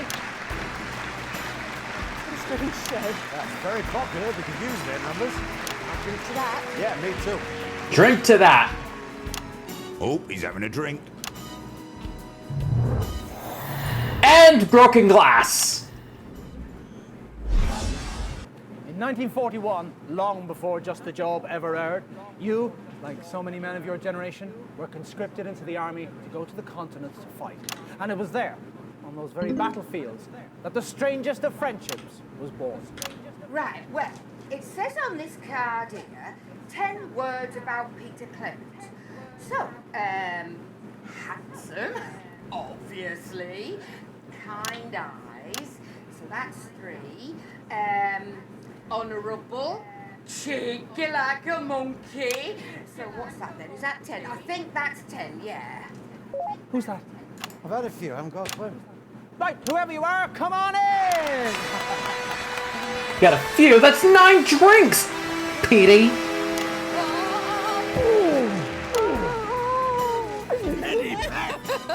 You can handle me, you old devil. Hey, steady on, you'll get me into trouble with a minty. Right, let's all take a seat then. All right, wait a minute. Oh, wait a minute, that's a nice name, isn't it?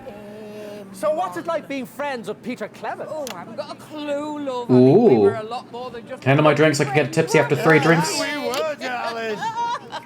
I got that many memories of you and me under the stage. Yeah, we certainly made the scenery rock, I'll give you that. That's steady on, no family show. Oh, well, then you shouldn't have got me on, should you? Yeah, she and her sister are always getting into trouble. How is Jan? He's drunk. What was that? Can I go home now, please? Sure, yeah, just a moment. What's her name? I've got this. Ladies and gentlemen, Victoria Savage. Ooh, smacker. Oh, time to pick the next guest. Yep, we got it. Shit. Oh, come back. Girls, I've had a few. Hold up. I was definitely feeling the parents next. The parents will console him into stopping the drinks. It's been 30 years, love.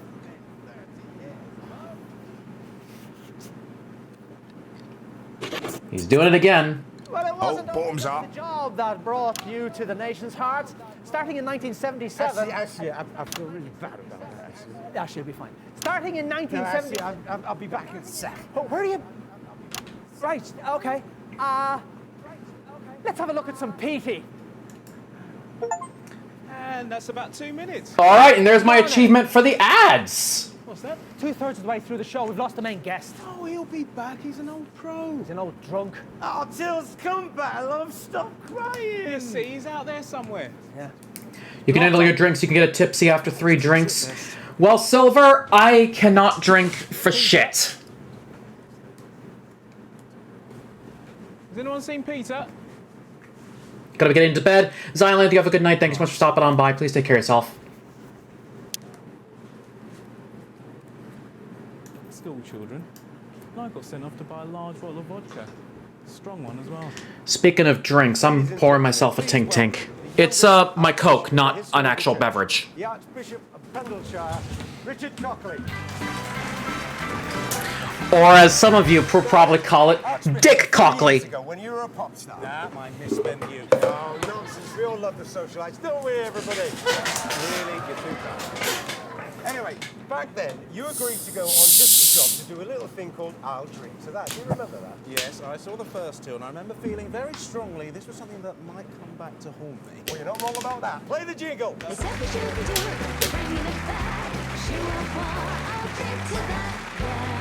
Right, Archbishop, it's a very simple game. I'm going to read out a series of statements to you. If you agree with them, You shout out, I'll drink to that, and you down one of these glasses of holy vodka that we've laid out for you. You know, I've not seen an array like this since the socialites played in San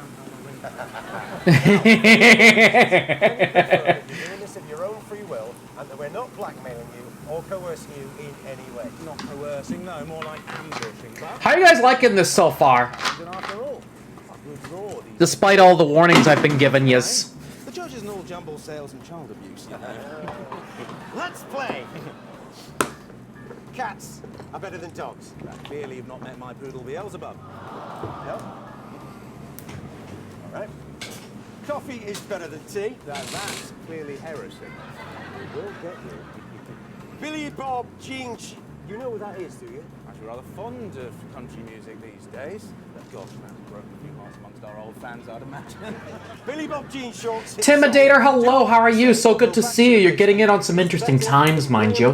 Classic hit from the 50s. If you won't be my lady, lady. Better than Graham Bannon. I'll drink to that. I'll probably on with the game. White fronts are better than boxer shorts. I'll drink to that. Fantastic. We're learning a lot here. A bacon sandwich is better than fish and chips. Oh, that's a tricky one. Sauce on the sandwich. If you like. I'll drink to that. Girls are better than boys. Bloody drink to that. Language, Archbishop. Charity is better than threat. This is getting fun. Would you imagine... Okay, would you imagine a Furrycon with this exact game? An AD panel. This game exactly.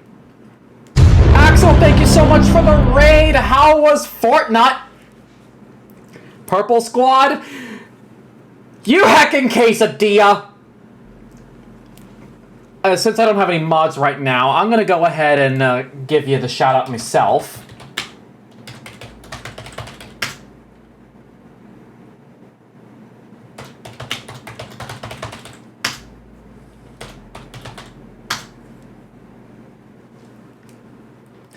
And for those that don't know me, get off my screen. For those that don't know me, hello there. I'm Jalen Barks, a variety gamer here on Twitch, where they focus on platforming, racing, and puzzle games. But tonight I'm playing my favorite game of all time, not for broadcast, and I'm playing the DLC called Bits of Your Life, which focuses on one of the main characters of the actual game. At the time this broadcast was played, he was a candidate for Prime Minister, Peter Clement. If you guys like what you see and want to see more, please consider hitting that follow button. It means a lot as you get notified of when I go live next. I don't just play not for broadcast. A list of games I do play can be found down below where it says games, and yes, that list is long. Let's continue on with the craziness that Dave Davison has given us. Yes, that is his actual surname. Look carefully at the credits at the end of Bits of Your Life. These shots go straight to my head. I can see that. We obviously thought that you were going to be sober at this point. Well, you can take the boy out the socialite, but you can't take the Archbishop out of the boy. No, wait, that doesn't sound. God is better than all of us. Of course he is. He's fucking great. Well, I'll drink to that. Oh, this is going to be fun. You'd think getting smashed on live television. This is going to be fun. Over my dead body, Axel. He's on his way. It's just unpredictable. 10 seconds, everybody. Bloody ossified is what he is. Okay, we are going in 5, 4, 3. Unforgettable stuff.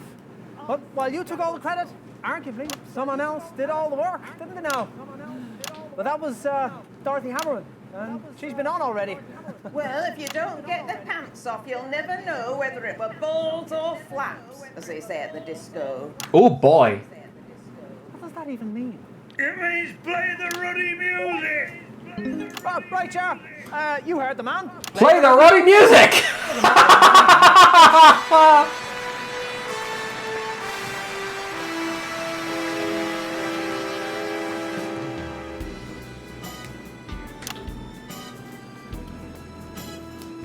Well, of course Petey's not going to get up because he is not even there. Towards the empty chairs. Come on, Martin, this way. Bloody fussing woman.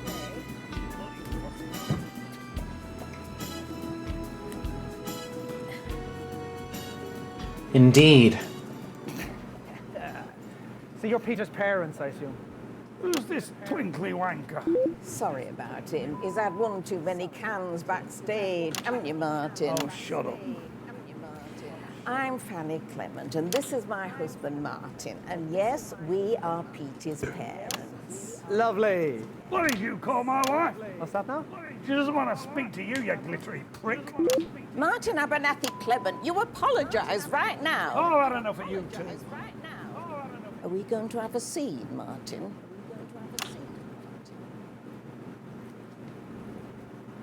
Are we? Good. No. Now, Mr. Titley, where's my son? That is a very good question, that. Who are you calling a twat? We seem to have temporarily mislaid him. Well, you know what they say at the High Court, Mr. Oh? Titley. I have no idea, Mrs. Clement, but I have a horrible feeling you're going to tell us. You can't drown kittens without a sack. Fucking kittens! Charming. You really say that in a High Court? Oh, Well, if do he's they? not here, we may as well go and get ready for the finale. I mean, it doesn't seem very Hank. legal vernacular. Midwave, hello, how are you doing? So good to see you. Come on, Martin, we're going. Martin, wake up, love. We're done. Sorry, Ed. He sleeps, swears. It's very common round our way. Oh boy! Leave him there. It's dangerous to wake him while he's cursing. Honestly, at this point, I don't think it makes a blind bit of difference. Ooh, interesting. Mr. and Mrs. Clement. White bandit! Oh boy! Dizzy from VR, but whatever. Can get dizzying there? sometimes. Anyone there? Hello? Aim in tightly. You're like man in nuclear explosion, holding on to tiny penis for safety. You've been talking to my therapist? I bring the unbroken man. Yeah, sure, why not? Who are you? Oh, you know, actually, it doesn't matter. Just take me. Ooh, we got spicy already. I met him backstage.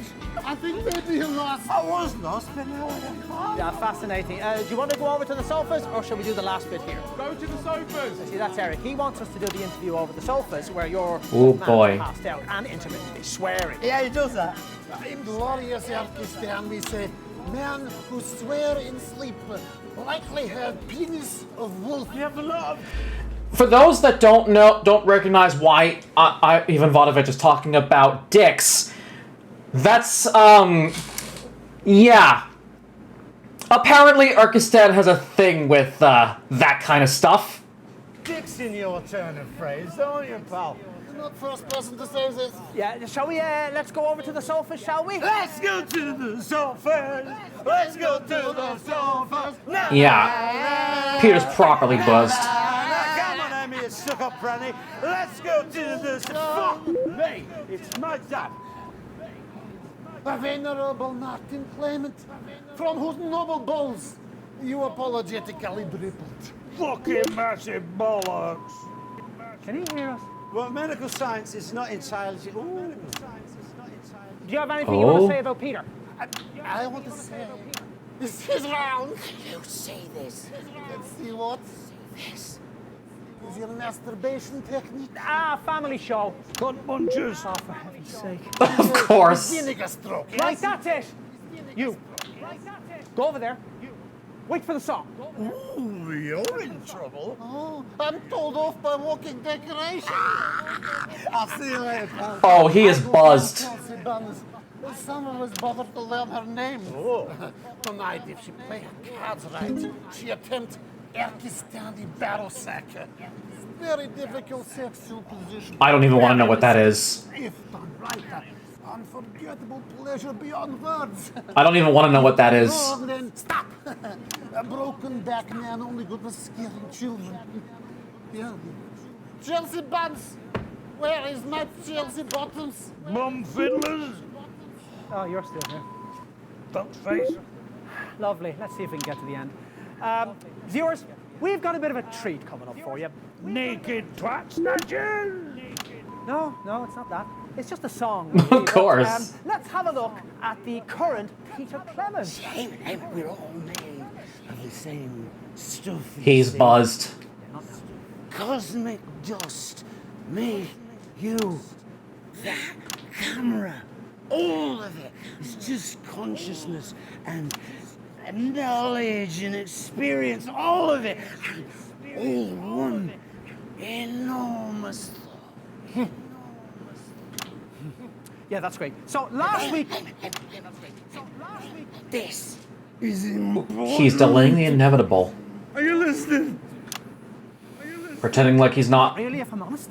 Whose thought is it?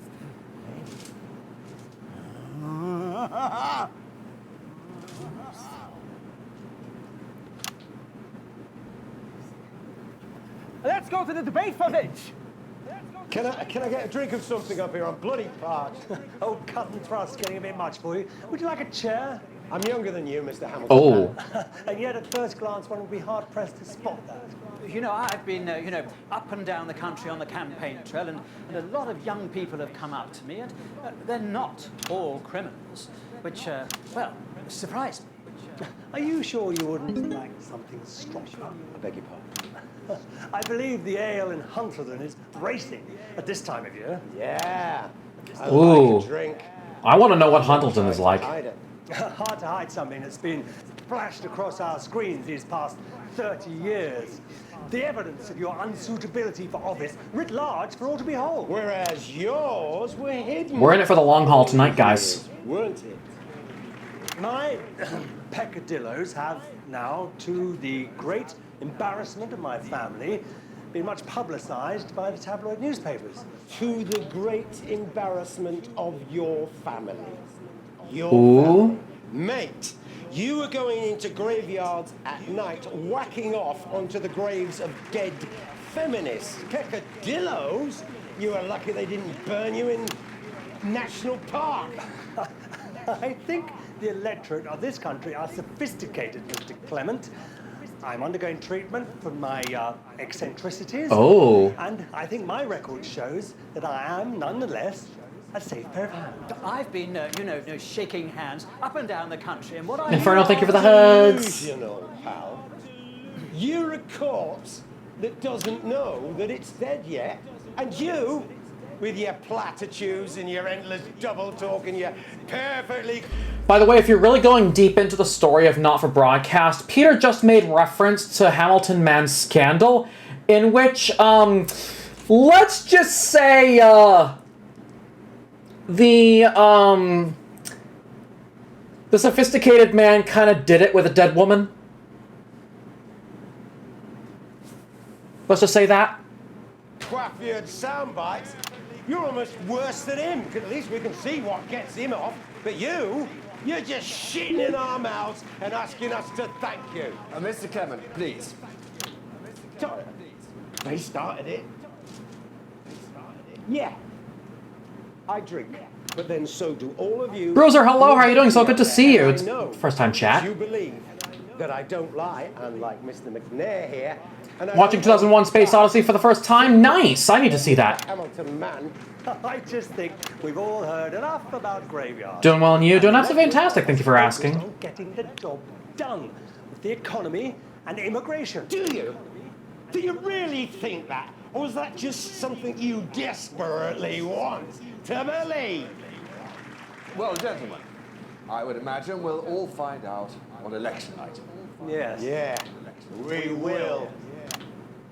Well, somehow we made it to the end of the show, and I think we still have our jobs. We're going to sing you out now, but tonight, Peter Gordon Clement, these are the bits of your life. It's me. Yes, it is. Broken into pieces. Goodbye. All the bits of my life revealed. That was your cue. I keep and move on to the undiscovered country. Oh my god, is this a game? Yes, it Give is. us that music cue again. Everyone ready? Is it hot here? No, I'll do his bit. Mint drinks up. Cheeky man. Beast woman. You okay? Never better, mate. Okay, Brilliant. right, here we go now.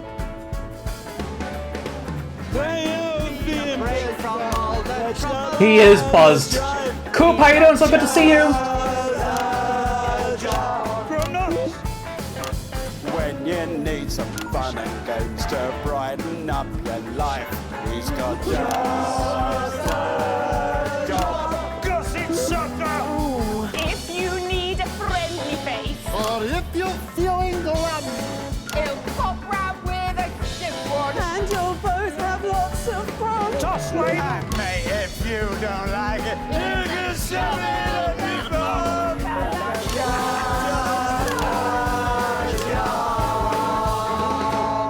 He's hammered, yes. Legit reminds me of my parents' wedding party. Oh no! DLC's not. Did you play this, Coop? Did you play this already? We need a jokester. I said, stop looking at me. Oh, careful with that now. We're going to need that back. Did you already play this?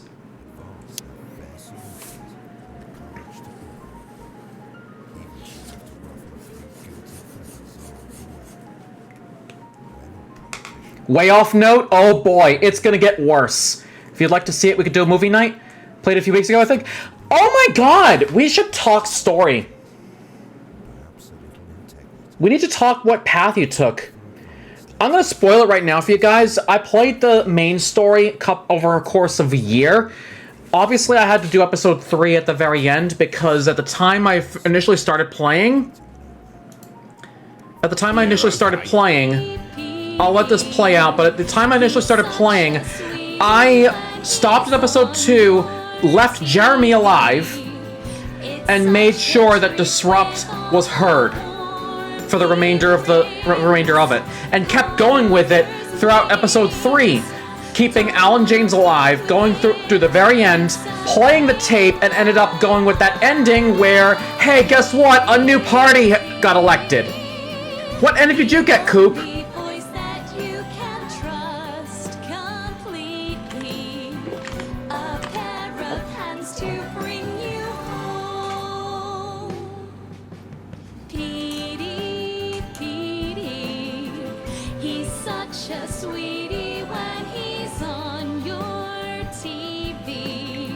I'm curious.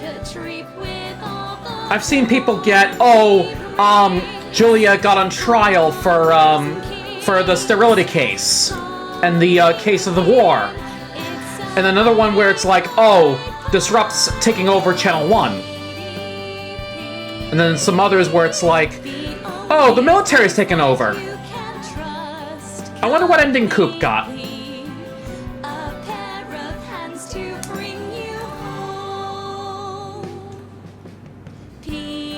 One of the advanced endings, one where Julia takes over the news broadcast.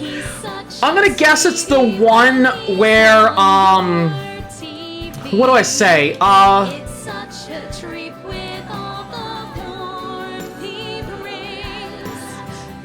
Is it the one where she announces, is it the one where she, tries to convince the country to, have more children?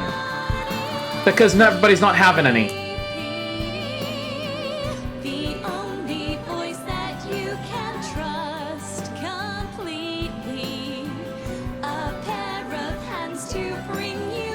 Because admittedly, after playing the game for myself, I kind of spoiled myself by downloading the videos and watching them over on my off time. So I kind of know a little bit.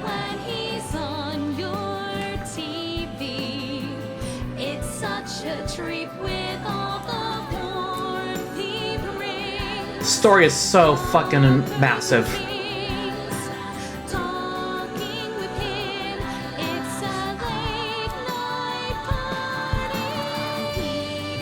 I'm going back in and checking it. Don't remember the details, but I do remember Jeremy was brainwashed at the end. Oh, that's right! You got the, Okay, so it is the, it's probably the one where Jeremy comes back from Betterment a better man.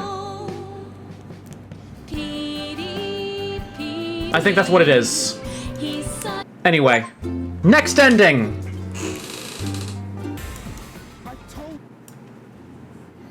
Okay, so... You did not play the tape at the end when told to by Jeremy. Interesting.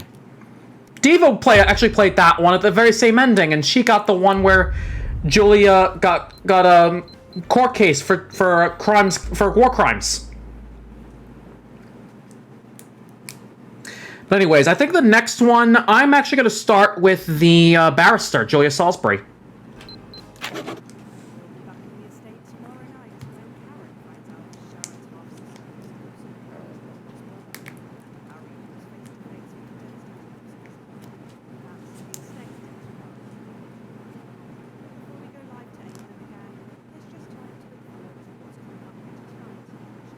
But anyways, let's enjoy what's next. I'm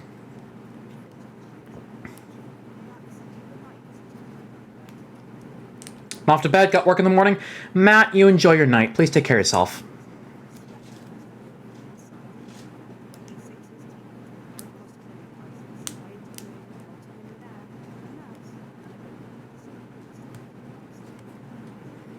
Turn the fucking cameras on. No, it was all four of them. And her. Like a fucking intervention. We're worried about you. If you guys like rock, you're gonna love this first. Love this one. What's that? Really? 5 of them? Jesus, that is a lot. Yeah, anyway, where does she get off judging me? You know, she goes out, gets drunk every night, brings a different fella home. She doesn't even ask their names, and I'm unstable. Do you know what they sing about her around town? Aoife's worth a punt with her flappy little... Yep, standing by. Good evening, I'm Eamon Tightly. Tonight, behind me is a true TV legend. Now running for Prime Minister, everyone's handiest man, Peter Clement. Now, Peter thinks he's here tonight to film a special reunion episode of Need to head to bed too. Got EP when the intermission appeared. Inferno, you have a good night. Thank you so much for stopping on by. Please take care of yourself. And if anybody else is going to bed, please enjoy your night. Let's start the show. In 5, 4, 3.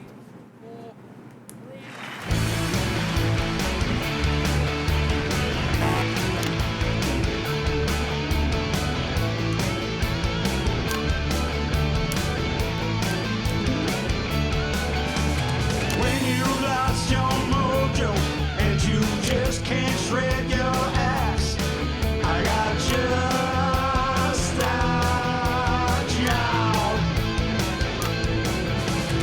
When that stupid monkey won't stop clawing at your back, I got just a job.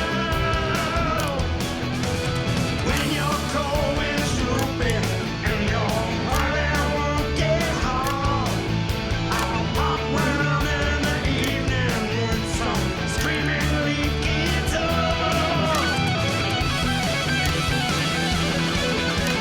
And this is it, I'll show you 10 new uses for a floor.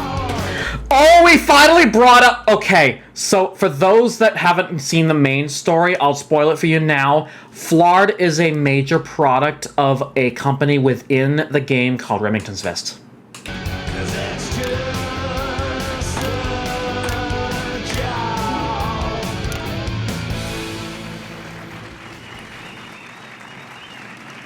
Thank you, girls.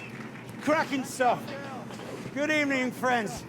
And yes, it's true, I can hardly really believe it myself, but we are back for this special one-off reunion episode of Just the Job. And to be clear, it's the show that you remember, with the good old sidekick, little Jimmy Chisholm, some top tips on how to improve your DIY, and of course, some special surprise guests from Just the Job's Hello, my name is Dave and I'm an alcoholic. Hello, Dave. My name's Eric and I'm a floor manager. I prefer my hobby. Some nights so would I. Don't give up, Eric. We're only getting started on this one. What are you... Hang on. Stand by, Eamon. And go, Eamon. Back in a sec, Dave. Right you are. Oh, that's you. Yeah, it certainly is me. You naughty, naughty little fuckers. Sorry. Hey, Frank, did you know about this?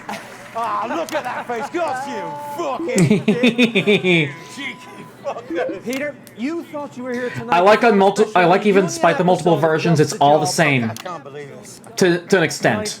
Peter Clement, these are the bits of your life. Let's get you to the studio. I'm gonna fucking have you, fuckers. Emma, I will also like how this little intermission right here is the exact same no matter which path you take. It's just like they know what they're doing. It's just the same every time. It's just like routine. Colder than an unstair. Keep the show on the tracks. Yeah, that's the thing. Once we're off the tracks, you can never get back on them. Or at least that's what Eamon says. Yeah, I think I've heard him say that. Possibly more than... There's Eamon. Gotta go. Have fun. Once you're off the tracks, you can never get back on. Yeah, I like that. That's profound, that. So, Eamon, how long have you been planning? This is going to be interesting. Eamon, how long have you been planning? Eamon? I think for this one, I'm going to play the drink to that ones again. I think Peter's going to have a really fun time actually watching the other one.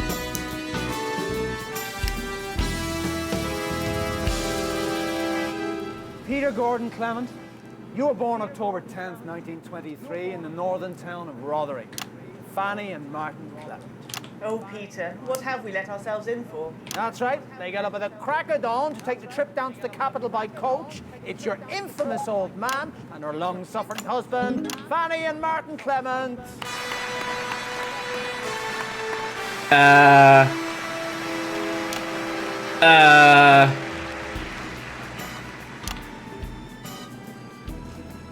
You can come out now.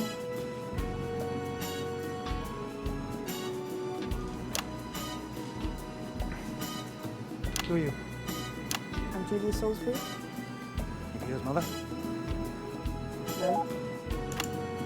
I see. Just come out.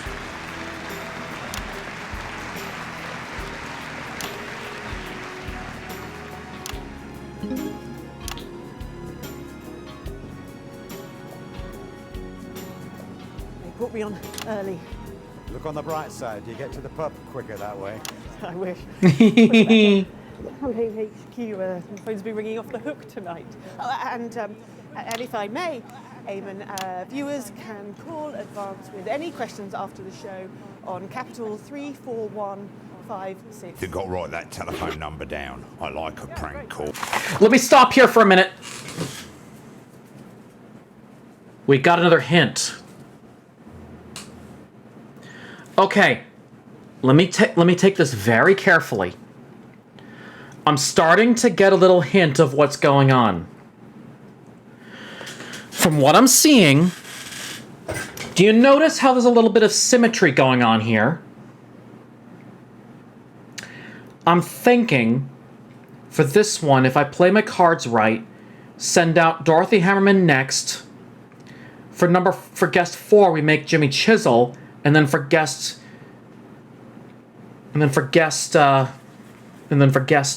5, we go with Ivan Vodovich. Then who's 3 and 6? Well, I'm assuming from that hint we just got,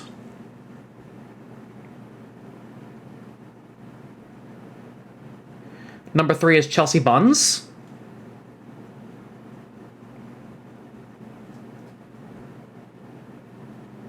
I think that might be it. I think I might have a solution to this entire puzzle. If there's a symmetry going on here, then surely the paths must have their way. And if I'm correct, the last path should have an order in which every single guest is called out in the specific order that was not their selection from the previous 4 or now 5 runs. So this telephone number should practically be our hint. Sit down. So, what was life like for young Peter growing up in the Clement house? Well, obviously I wasn't there, but I'd imagine that there were a lot of similarities between the child Peter Clement and the man sat before you tonight, Eamon. Just like the adult Peter, I'd imagine that the 5-year-old version was headstrong, charming, and a lot more coherent before 8 p.m. Not entirely sure what this path is supposed to be about. Actually, that's rather good. Who are you? I'm Julia Salisbury. Peter and I are running for Prime Oh my Minister. god, I like how he puts question marks that there. explains it. Yeah, I think I've seen your face on a bus stop. Plausible. Julia Blueberry, everybody! Oh, now I like that nickname. Are you going for the election? Oh, don't worry about it. You wouldn't recognise any of the other candidates either. He only reads articles about himself.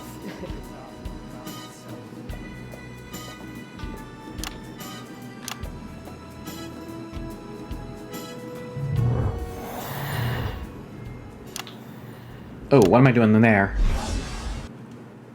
In 1938, you were a 15-year-old at Rothering Elementary, but already you had quite the reputation as a ladies' man. Who's this, Peter? Who's running this show? Oh, Christ. Dorothy Hammerman. You called me at the wrong time when you came with an excuse for a cruise ship entertainer. Oh, please stop looking at Eamon. My arse is quite clean enough. Sweetie, sweetie. Ooh, boy. Got it. So if my guess is correct based on that, based on this hint that was given to us by Julia Salisbury, and if my hints and my gut feeling is correct that this is symmetric, this hint is telling me that my next guess should be Chelsea Buns. So I'm just gonna go with her next.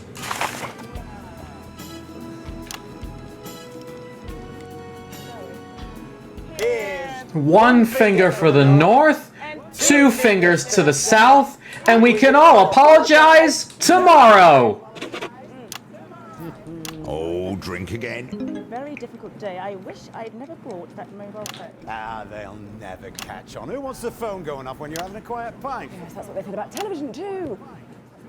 So, Dorothy, let me ask you, what do you think you could see in Peter way back then that could have predicted his path to household name and now aspiring Prime Minister? Eamon? Yes, Mrs. Howard. Well, that question is clearly not meant for me. Is it clear? Well? Think about it, Eamon. When Peter was a child in Rotherham, what was I? Also a child? I wasn't even a fucking fetus, you idiot! Yes, of course, yes. So why did you ask me that question? I have to stick to the script. Pardon? I have to stick to the script. My therapist. You're what? Doesn't matter. Oh, just grow a bloody spine, man! You're lucky you don't work at 3. I would send you to a fucking boot camp! Dorothy Hammerman, everyone! I would burn that fucking awful jacket! Hehehe. I don't suppose you feel like taking me with you, do you? Darling, you interviewed the Archbishop of Pendleshire after 12 pints and more than a few whiskey chasers. You know my rule, sweetie. Just keep taking the meds. We're gonna see that. We're gonna make them see that ad. Oh, you no longer need it. Hey, Eric. Don't think I didn't see you there. Oh, shit. Before we bring our next guest on, let's look at a classic clip from Just the Job. It's on that monitor there. Peter, if you'd like to watch. And that's about 2 minutes. Right, I'm going to have a look at that monitor. I've no idea what clip you're going to play. So, what'd you guys think of that? Dave doesn't know what kind of path this is going to be. It's going to be a real mystery what this one is. Another drink to go on the list.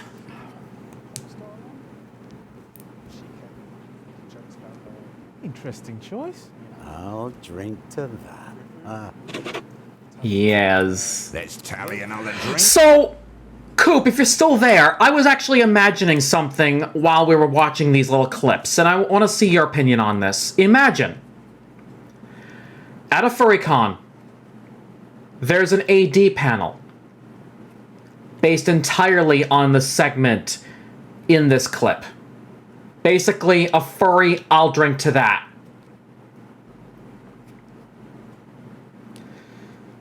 Obviously, no condoning too many drinks, so there's got to be some kind of limit anyways. Obviously, we don't want any fluff balls getting buzzed. So would you think we'd find a safe way to do it? I want to imagine that.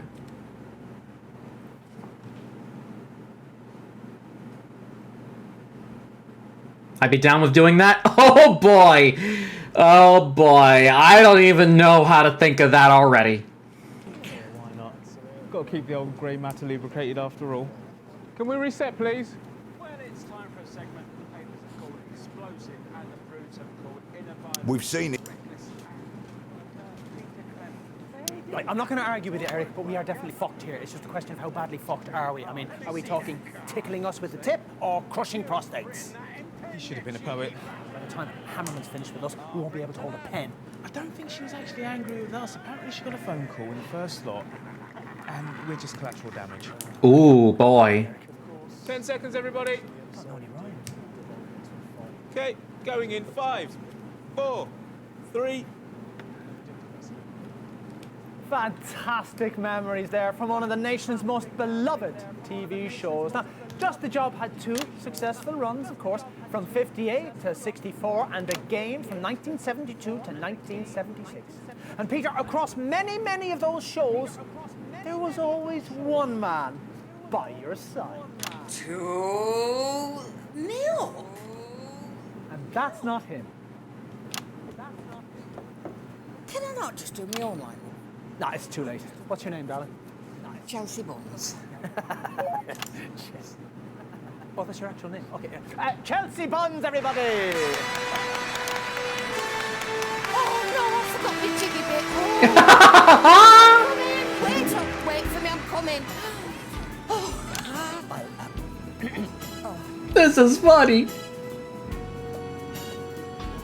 Chelsea, how are you, pet?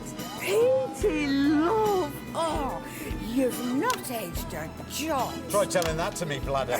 You take a seat there now. Oh boy. Well, Chelsea, you're certainly in a position to give us a unique insight into this bit of Peter's life. To be honest with you, I'm not. But as I'm here and I'm on telly, I'll give it a go. Fire away. You sure about that? What are the differences, would you say, between the on-screen and off-screen versions of Peter Clement? Oh, well, I'd like to think that the off-screen version is a lot more sober. You'd be surprised, love. Everybody likes a drink in this game, or worse. But I've never got mixed up in drugs. And as my old man used to say, what looks like chocolate often turns out to be sculpted shite. Yes, we've got a little bit of archive footage here which shows us exactly what you're talking about there. Let's have a look at that. Okay, LJ, let's take a look at one. Oh boy. Right, you are, boss. This first one's from. This can't be right. Give me that. This letter is from. Oh, see? This letter is from Dick Cockley. Dick Cockley? Who comes from. Oh, fuck off. Let me. Dick Cockley from Little Muff on the Green. He says, it's not a real place, is it? Fuck knows. I know we shouldn't have had those chases, though. He says, don't look at me, you'll set me off. He says that? No, shut up. He says, dear Peter, I'm having terrible trouble with it now. It's so small I can't even use it. I think you're talking about a doorknob. I wouldn't be so sure. Listen to this. Oh, God. I've tried to get a bigger one, but all the shops have run out of big knobs. All they've got left is tiny little knobs even smaller than mine. Poor bastard. Yeah, I'm too pissed for this. Bloody lightweight. The other day, I needed to get into the bathroom. Jimmy's a crybaby. But I couldn't get a grip on the Or tiny was. I got so angry that I kicked the knob with all my might and it went straight through the wood. So now my knob is stuck inside the door. You don't need our help, mate. You need a doctor. I don't have a big enough tool to get it out. Can Just the Job please send one of your fellas over with one of their big tools to try and fish out my little knob? For Christ's sake, did you write this, Frank? It's real. It's real. Christ. I'm so sorry, Dick. Dick Cockley. Just get to the end. Okay, I'm nearly there. Otherwise, Peter, I'm afraid my knob might be lost forever. Who has a name like Dick Cockley? Oh wait, I think we met them already. So great to see you've lost none of the old spark there. God, I remember that. We were 3 sheets to the wind. You should get Jimmy out here to talk about this. Actually, that was the plan. I used to watch Just the Job back in the day. Oh, yes. You see, I used to work in City, and my boss, he bought me a colour telly. You don't need to know the details, but it meant I could watch Just the Job whenever I could. I were that excited. I used to tell the old world and his mother, see him, I know him. Oh, Peter, love, I was so proud to have known you. Oh, and also so sad to have lost your love. I mean, I know it were only a few months and we were so bloody young, but, you know, you were... No. What's next? Number 3. You are the nicest, kindest, most attentive bloke I've ever been with. And I'll tell you something else for now. You were the only man who used to make me... Steady. Oh! And without you, I would never have discovered the reliable pleasures of the black and tan. First girl I ever knew to drink a pint. Oh, whatever happened to us? You did, Peter. You and the black and tans. Yeah. I remember. Sorry, Jules. Ah, you're all right, Peter. I forgave you years ago. You were weak and easily led. And let's be honest, once you had a fucking drink inside you, you were a sucker for a pretty face. Like you had this insatiable need to be loved. Like you I had the feeling number 3 was going to be next. Because, hold on, look at this. I'm starting to see the symmetry going down here. Look at the first column and then the first row. It's starting to look similar. Same thing with second row, second column. I'm assuming the third row and third column will be the same. Fourth row, fourth column is the same. Fifth row, fifth column is the same. Imagine sixth row and sixth column being the same as well. But also Julia's hint gave us a really great way of doing this off. Because remember how I put Chelsea Buns at number 2? There's our hint there. We already see how it's working out like that. You can already see I'm seeing the symmetry right now. I'm seeing that symmetry. More likely yourself. Chelsea Bonds, everybody!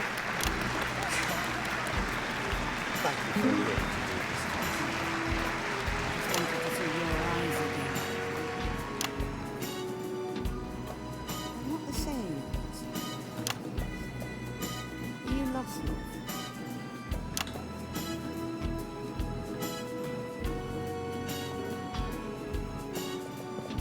The hell?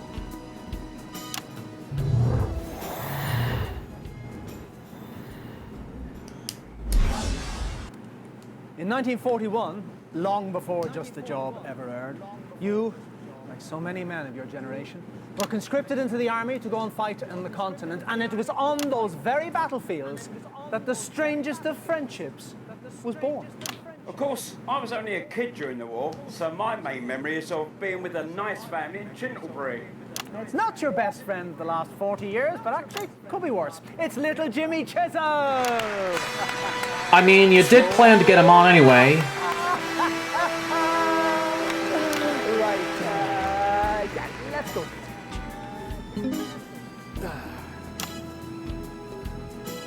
Mr. Cockley, I presume. You could call me Dick. It was Peter! Yeah, take a seat there. So, tell us, what's it like to be friends with Peter Clement? You know, Eamon, I was sitting back there watching all the footage on the monitors, and I was thinking, well, despite all the injuries from his constant drunken pranks, yeah, it was still one of the best bits of my life. We never really were friends, though, were we, LJ? Oh, I'll go by Jim now, mate. Right, you are. Yep. You see, Jim here can hold his drink. There's nothing lightweight about him. We put whiskey in his coffee, vodka in his squash. Just seemed to give the show a bit more of an edge of unpredictability. Oh, and kept the Red Cross on their toes, too, from time to time. God, we're awful to you, man. A lesser man Of would have course. walked out. And maybe a less desperate one. Well, I know it might seem backward, but we used to drink to ease the repetitive boredom of the same old success. And you know, Eamon, as my old man used to say, you can even get tired of Quinn. If it's the only dish on the menu. Little Jimmy Chisholm, everybody! Sorry about that, mate. that weren't your fault. Now, I kept my distance, if I'm being honest. I've been so angry with you for all these years now, Pete. I'm glad I did this. I think I needed to. See if I can't have to. Indubitably, Mr. Cockley. Of course, that was It Peter. wasn't only just the job, Peter, that brought you into the nation's homes. Starting in 1977 and running every weeknight for nearly 7 years, you brought that inimitable Peter Clement style to your eponymously named late-night chat show, Petey. Let's have a look at a classic clip now. And a couple of minutes back. Of course. Sure is. You okay, Eamon? Am I drunk, Eric? Don't think so. Must be the show, then. The show must be drunk, Eric.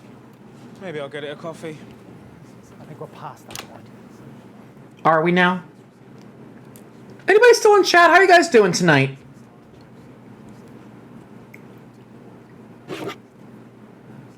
Lovely, down the hatch. Penny for him. If you were a pop star, Eric. a You'll be good, genuine Tim? cocaine groupies on Heckin' the cute, tour Proto. bus level pop star. Would you give it all up to be a priest? Oh, I don't know. Sip, sip, guys. Is giving up a 5-night-a-week chat show to become a politician. Ha! I'll drink to that. Oh, no thanks. I still need my job. Can we reset, please? Yep, this is the one where the Archbishop gets drunk. Let's skip over it. Press the add button again. Done. Well, how drunk is he? Well, we drank half a bottle of Urkistani Special Reserve, whatever that is. Urkistani Special Reserve. Like the guy who's coming on next. 10 seconds, everybody. You go with the fucking flow. I'm sticking to the script. Going in 5, 4, 3, 2. Unforgettable stuff. But, Peter, while you took all the credit, arguably, someone else did all the work, didn't they now? Who's this? Peter Clement, I coming for you. Ladies and gentlemen, it's someone foreign. Ivan Vonovich. Oh, and he ran off stage.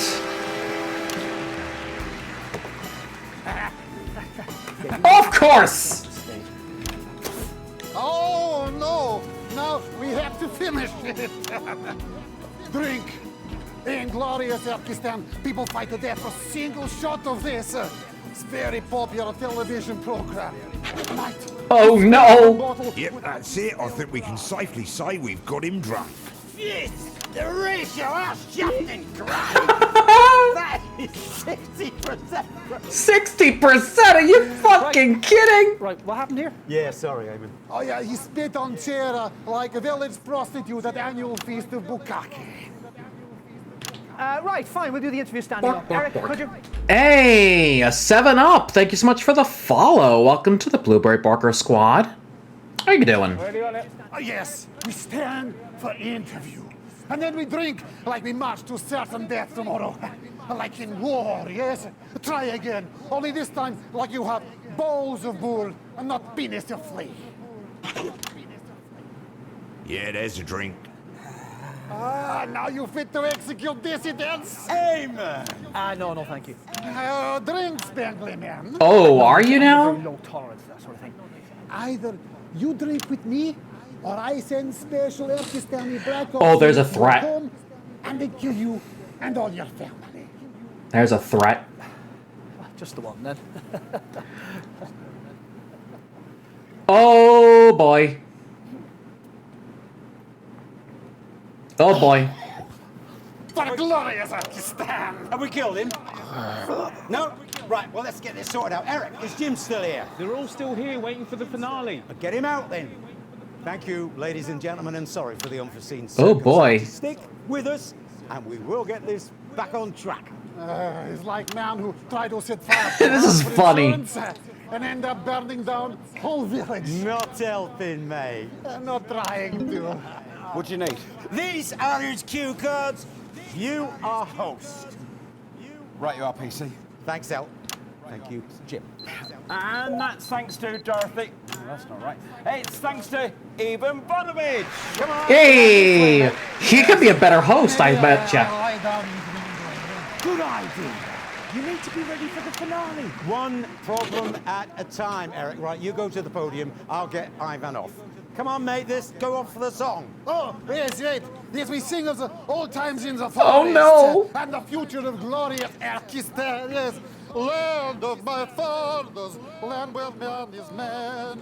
Onward to slaughter for glorious Erkistan, where the penis is and we think of the glory as our tumescent tales. Oh, let me see. Oh boy, this is fun. And that brings us to last year, when you surprised the whole country by announcing that you're forming a new political party. And as the last bit of your life is always the future... Son, it's time we had a talk. Well, I know that voice. It's your old man myself, and I assume your father. Please welcome Martin and Fanny Clement. Of course. Flip the script like nobody's business.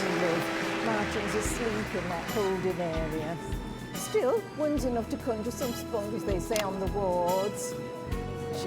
Nice to see. Indubitably. And you too, Mrs. Clement. Oh, call me Fanny, love. We're way past formality. After all, as they say in the Navy, no point in brushing your teeth when you've already swallowed me, look.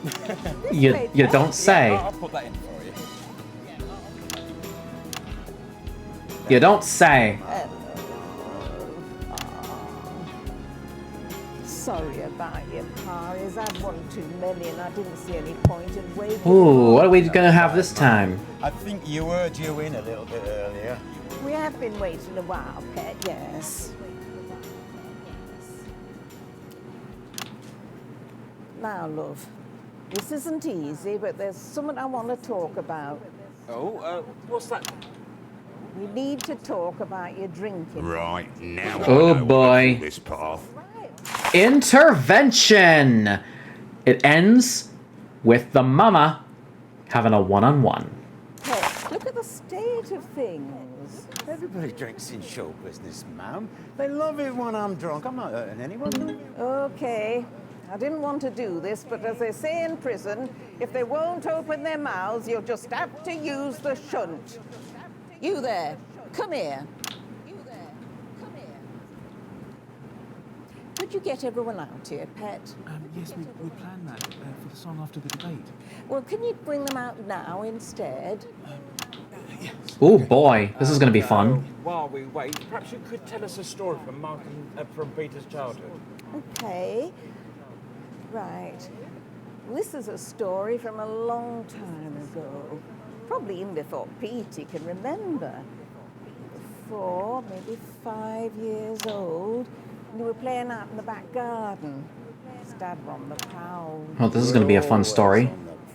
Yes, but this isn't about him. This is about you. Anyway, you hadn't been out there long when all of a sudden you came rushing in, all covered in blood. And you were holding something in your hands. It was a bird, a pigeon. Ray, hello, how are you? So good to see you. Heckin' cutie. All roughed up by a neighbour's cat, and you were holding it out to me like I was some sort of vet. So, got a shoe made a bed for it. Exclamation beast in chat. Ray, I know what Ray's gonna do. I remember this. And you refused to go to school.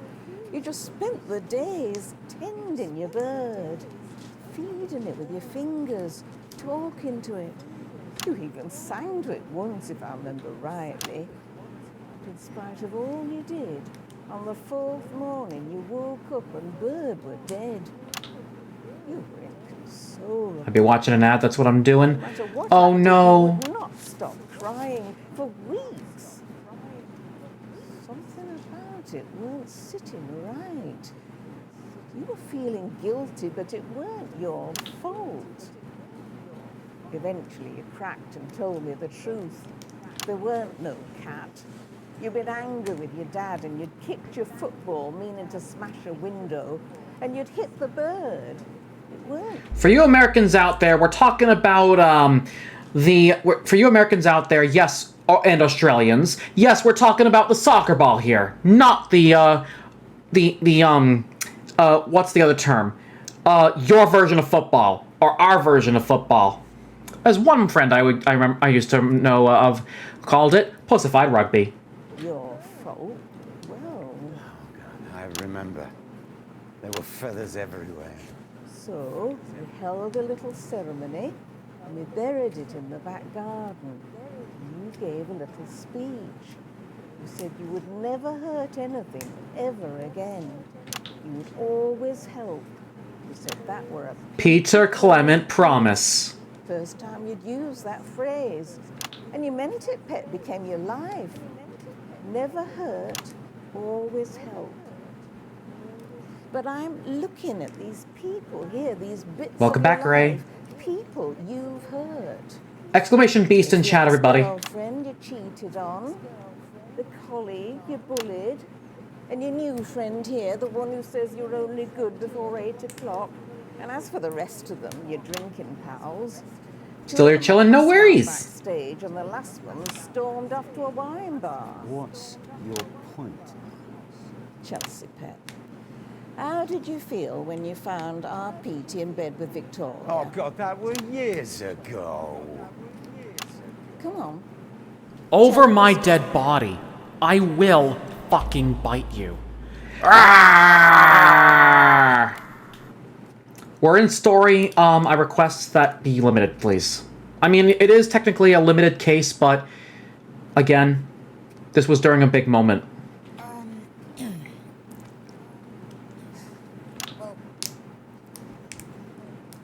I spent the afternoon with Jan Sandwood, you know, Victoria's sister, and I bought Petey here a present. So I went to look for him in his secret hiding place under the stage. Only when I got there, I could hear giggling and bottles clinking. Don't know why I kept on walking. I knew what was going on. I guess I just had to see it for myself, you know, with my own eyes. A pair of you were half naked, wrapped up in your tatty, bloody sleeping bag. God knows how much you'd had. At one point, your head just rolled backwards, and it was like You can see on the seen beyond. I'm gonna pause for a minute. You can see right here at the call centers that you can see Fanny Clement was correct. Martin had to sleep. I think there's a thing that Martin's been talking about. There's another thing he's been talking about. I don't remember if we're going to see it in the next one, but we'll find out soon. You were that far gone. It were like I were. Sodding invisible. I didn't mean for it to happen, Chelsea. It was just one of those things. Yeah, like when Jimmy lost part of his foot. Oh, come on, Jim. That was just Petey, you are a treasure, Pet, but when you drink, you hurt people. And the more they love you, sorry, but the more they love you, the deeper you hurt them. You're going to be Prime Minister, Pet. But if you don't stop, if you don't change, you'll forget things. You'll miss things. A reminder, this is taking place before the main events of Not For Broadcast. Tell us about Huntledon, please. Now we're getting the story of Huntledon. You saw it on the news, I'm sure. Tell us how it was for you. It was, well, as you all saw, Peter was slurring slightly, and the invective was, shall we say, flowing freely. And Peter called an audience member a, well, you all know what word he used. Aye, we do that. We couldn't, wouldn't it? Oh no. It was. That's not really what politicians are supposed to do. Didn't hurt us in the polls, though. No. That's the amazing thing. Nothing Peter does seems to hurt us in the polling. But I was watching a young activist in the crowd. I like to watch the crowd at these things, get some instant feedback. And she was looking up at Peter on the stage when you were talking, well, ranting by this point. And when you said that word, a light went off in her eyes. I saw it happen. And she looked at the floor and then she turned and pushed her way through the crowd. And that young woman will never vote for us. And it's not because of what Peter was saying, that the point he was making was really good. It was just the words the drink chose to use. That's what scared me. What are you most afraid of, Pet? I'm scared of two things. Oh? I'm scared that... Sorry, Peter. But I'm scared that you'll drink yourself to death. And I'm scared that it will cost us the election. And as a result, millions of people we could have helped. You only hurt people when you drink, Petey. But after the election, when you're running the country, how many more people will get hurt because you took your eye off the ball and onto a bottle? I don't know. What to say, Mum? Who here thinks things would be better? I think I'm gonna cry too. Gave up the booze. Sorry, mate, Yes. but she's right. I mean, well, obviously I think Peter is a suitable Not candidate. now, Pet, just... Sorry. Then, yes. Do you understand, Petey? Sorry, Charles. Jim. Sorry, Jim. Everyone. Don't be sorry, Petey. Be better. Say you'll change. Look your old man in the eyes and promise me. I want to. But I don't know how. You can't do it alone. It's impossible. You're not alone, are you?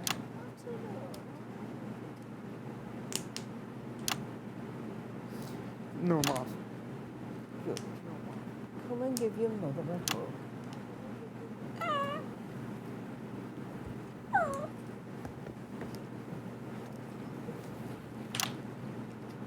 When you're feeling sleepy, but you just keep crying out, Ma's got just the job. When it's overwhelming and there's nobody about, Ma's got just the job. Troubles come like sunsets every single day. Brave men stand and fight with them. Cowards run away. But if you've made things better, when your time has gone to stay, then that's just the job.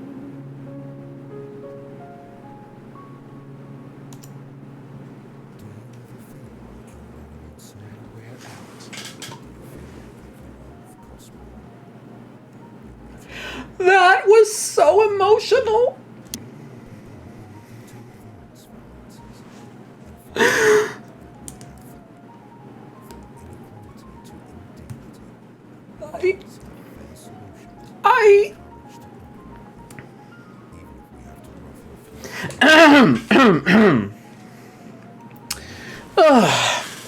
Well, that was something. We still have one more little piece of the puzzle to collect, and it involves a certain somebody that was mentioned in the main campaign, the main default path. Okay. The one Dave called the boring shit. Apparently there's a hidden brother. Maybe we find that out in a bit?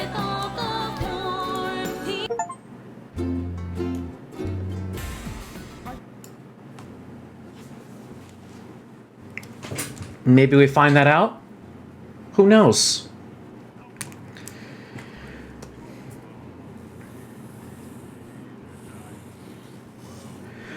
So before we go on to this last path, I want to make a review of what we've done. Just to make sure that my idea of what the last path will be is correct. Fourth time's the charm, and here's your fourth time through hint. Don't worry too much if you don't get a path right first time and you fall off track. Eamon will still have a tidy little nervous breakdown, that's always fun, and you can change what happens in those breakdowns by getting Peter Clement drunk, angry, or both. So even if you fuck up the main treasure hunt, there's still new stuff to see and fun to be had. Because it's my DLC, and I told them to spoil you rotten with content. And I have compromising photographs of the developers. You've told me that already. Anyways, before... let me take time to think about this. Before I go on, I do want to bring up something that, yes, I'm starting to see it firsthand. Imagine this. What places have these guests not been placed? Math! That's been a while. Thank you so much for the raid. How was Blackwell Legacy? Can we get an exclamation SO for Math X2, please? I didn't expect you to start streaming this late anyways. Actually, my mods are asleep, so I'll go ahead and do that.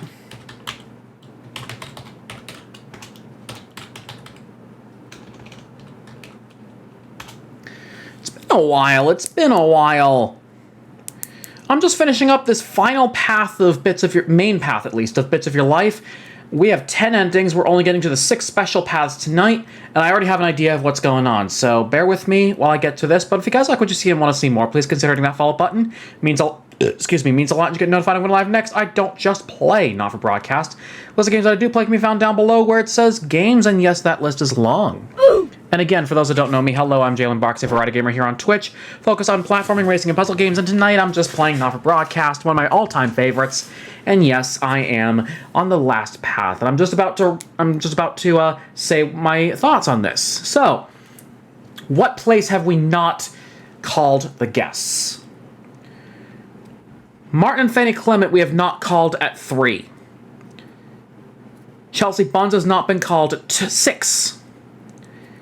Our friend Jimmy Chisel has not been called at 1. Sir, how are you doing? So good to see you. Ivan Vodovich has not been called at 2. Dorothy Hammerman has not been called at 4. And Julia Salisbury has not been called at 5. If my... I had an instinct at the very somewhere in the middle of this little stream. I had a little thing somewhere in the middle of the stream that there's a symmetry going on here. That the last path, we already had the hint down below with 341562 from Julia Salisbury at the beginning of the intervention path. That hint will lead us to this very last path. Symmetry is a math thing? Yes, there is. And I'm actually noticing it right here as a math nerd myself. But yes, I am excited to get these main paths done. One more main path to go, and I'm just about to get it done.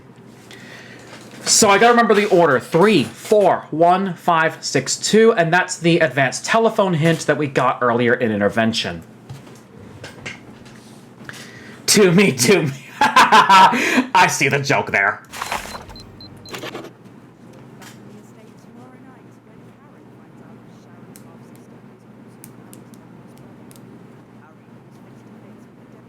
So glad you do. Yes.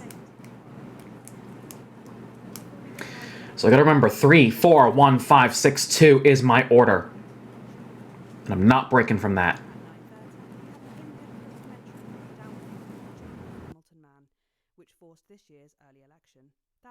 3, 4, 1, 5, 6, 2. You can easily see it in here. This little hint right here that I got in a previous path.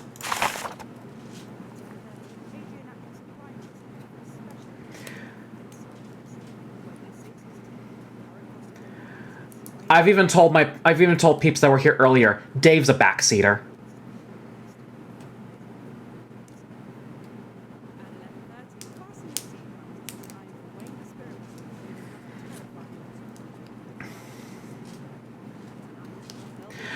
Dave, the player, the person who's the person who we're controlling, and was our tutor. I'm sure you haven't played this game, Math. In the main campaign, the start of the game, Dave calls you from the phone. This guy Dave that we're playing as right now, this Dave calls us on the phone and gives us a tutorial on how to play the game. You played the prologue? Oh, you have played this game!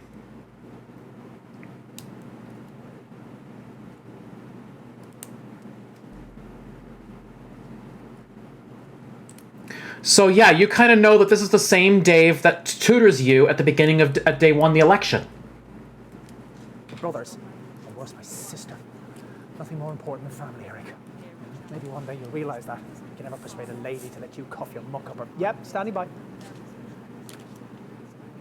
Good evening, I'm Eamon Tightly. Behind me is a I wonder what this one's going to be about. Now running for Prime Minister. Everyone's handiest man, Peter Clement. Now, Peter thinks he's been brought here tonight to film a special reunion episode of Just the Job.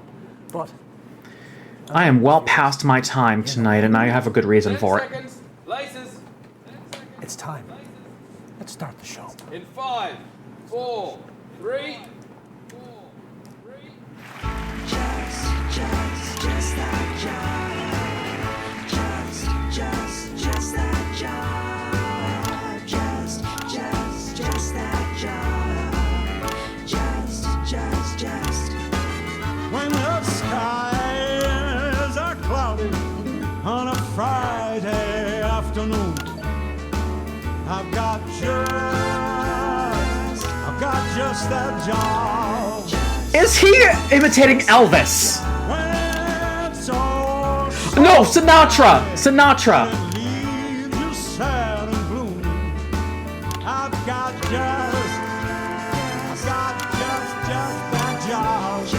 You're missing a lot, Math. This game was hella fun when I played the whole game. Monkey baby. Get that off my screen. Hi, Malachi. How are you? So good to see you.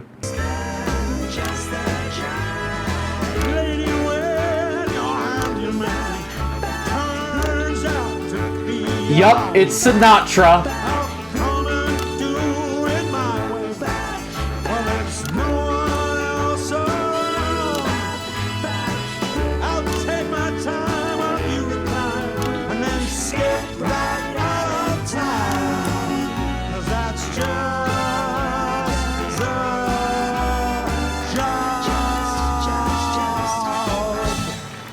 $178 games beaten. Nice. Cracking stuff. Good evening, friends, and yes, it's true, and I can't really believe it myself. We are back with this special one-off reunion episode of Just the Job. And just to be clear, it is the show that you remember with me old sidekick, little Jimmy Chisel, some top tips on how to improve your DIY, and of course, some special surprise guests from Just the Job. Dave's family planning clinic. Dry and itchy or angry and weeping? Beg your pardon? Just passing the time. Oh, we don't have much time, so... You'd be surprised, mate. We have all the time in the world, in a way. Well, you might. But I'm on a bit of a tight... Math, you have a good night. Thanks so much for stopping on by. Stand by, Eamon. And go, Eamon. Sorry, Dave. Back in a sec. Not going anywhere. It certainly is me. You naughty fucker! Sorry, Peter. sorry. Frank, did you know about that? Look at that expression. You did, didn't you, you fucker? Peter, you thought you were here tonight to record a Hope to meet you in person sometime. Just the Job. FWA! But tonight, Peter Clement, these are the bits of your life. Come on, let's get you back to the studio. And again, like I said, this is the exact same. You don't want to comment on this. Right, I'm back. It's... You all right, Eric? Yeah, sorry, Dave. Just got the weirdest feeling of deja vu. All right. Really strong. Oh, that's really unsettled me, that has. You ever get that? What, deja vu? Yeah. No, mate. Never once. It's really the strangest... Oh, Eamon! Have a good show. Too easy. Hold up! I have the gutsiest feeling that Eric has finally caught on to what Dave has done. But let's not go into detail about that, shall we? Minister, of course I could have your vote. So, Eamon, how long have you been planning this? Eamon? How long have you been planning? Eamon?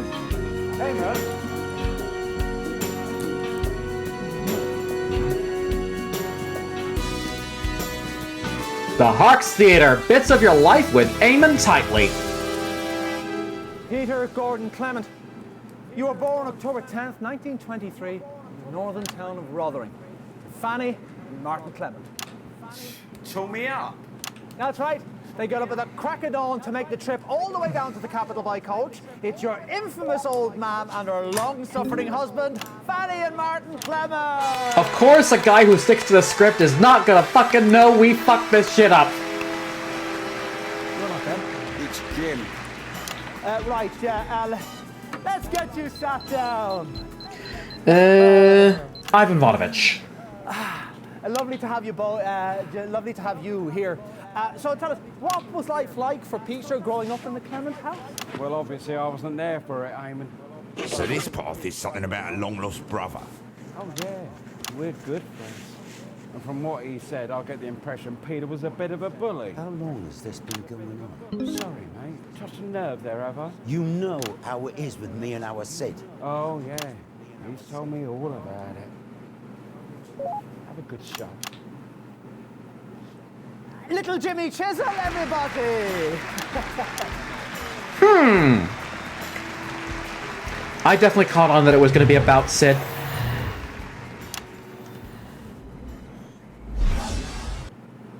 In 1938, you were a 15-year-old at Rotherham Elementary, and already you had quite the reputation as a ladies' man.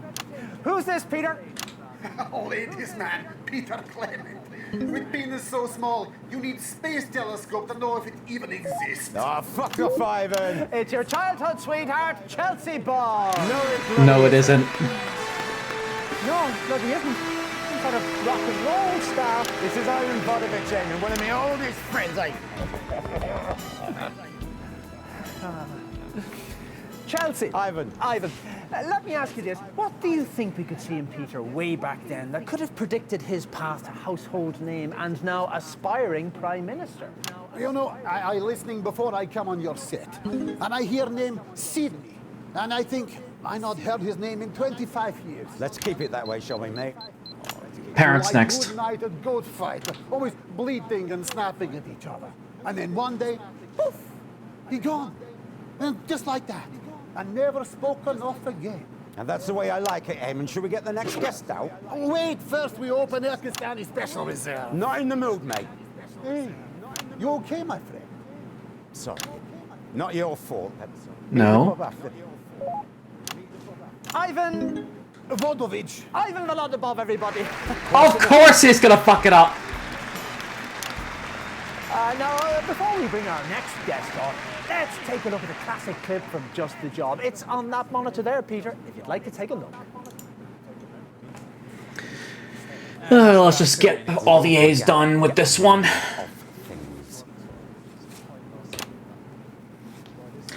How are you guys liking this so far? We're down to the last path already, and oh my god, things are starting to look good. Everything okay? I remember this one. LJ sulked for a week. Good choice, Eric. Not my choice, if I'm honest. Can we reset, please?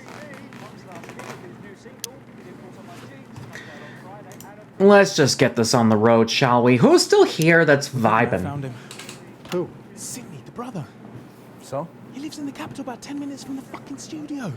I'm not aware of there being any brother in the script, Eric, so, I mean, what's the point of us? Eamon, fuck the script. This is the type of TV that people remember. The type that wins TV Nation Awards. TV Nation Awards? Yeah, they're coming up, aren't they? Yeah, fuck it. Let's send Helen in a taxi just in case. Already on it. 10 seconds, everybody. TV fucking Nation Awards. We're getting excited for this, because this could be a moment. 3. What fantastic memories there from one of the nation's most beloved TV shows. Now, Just the Job had 2 successful runs, of course, from 58 to 64, and again from 1972 to 1976. And across many, many of those shows, there was always one man by your side. Oh no, hang on, wait, he's been on already. We didn't have much back then, but where there's a finger, there's fun, as they say at the confectioners. Give me that woman. Son, it's your dad. The pricks have sent us on at the wrong ruddy time. Of course. Yes, that's right. It's a man and a woman who need no introduction, but we're going to give them one anyway. It's your sidekick. No, look, it's clearly your parents. Of course.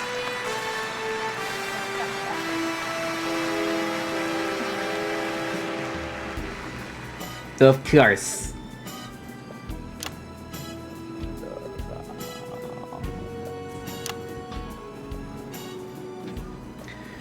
Let me guess. Talk about the brother. Well, you're certainly in a position to give us a unique insight into this bit of Peter's life. What are the differences, would you say, between the on-screen and off-screen versions of Peter Clement? Not much. They're both feckless ingrates. Martin Clement, you take that back. He's your own flesh and blood. Shut up, woman. Blithering on with your nonsense. I think everybody thinks they know our Petey, but no one knows him like his mam does. I know him better than he knows his own force. Oh my God. He was just about passable when he was younger. Not a patch on his brother, but... Oh, there's a brother again. We're ever so proud of him. He's like the first cock of the spring, as the airmen say. Well, apparently we have some archived, never-before-seen footage of you, Peter, with your mysterious Oh no. brother on the Just the Job set. What is this, Eamon? Fucking ambush! Oh, he won't like that. Shall we? All right, Pete. All right, our Sid. What brings you to the capital?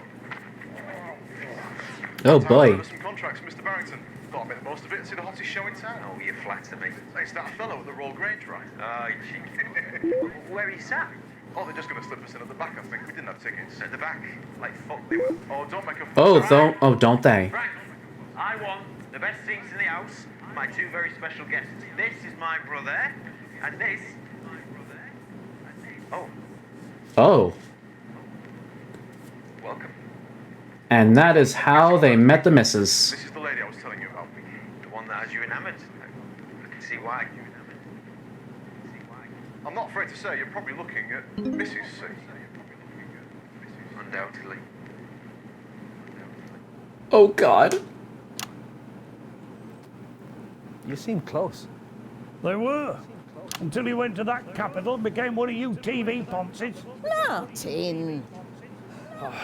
Abandoned his brother. He abandoned me. He walked away. Because of what you did, you sneaky little shite! Well, as they say at the laundrette, the past He is did. like a spunky jumper. Jesus, Horatio Grimlicker Christ! Will you shut up, woman, and let me speak? Hammerman next. Go on, then. Don't get the man upset. With all your fussing, I forgot what I was going to say. Fanny and Martin. Of Clement, course. everybody. Just like my ADHD, there are moments I forget shit.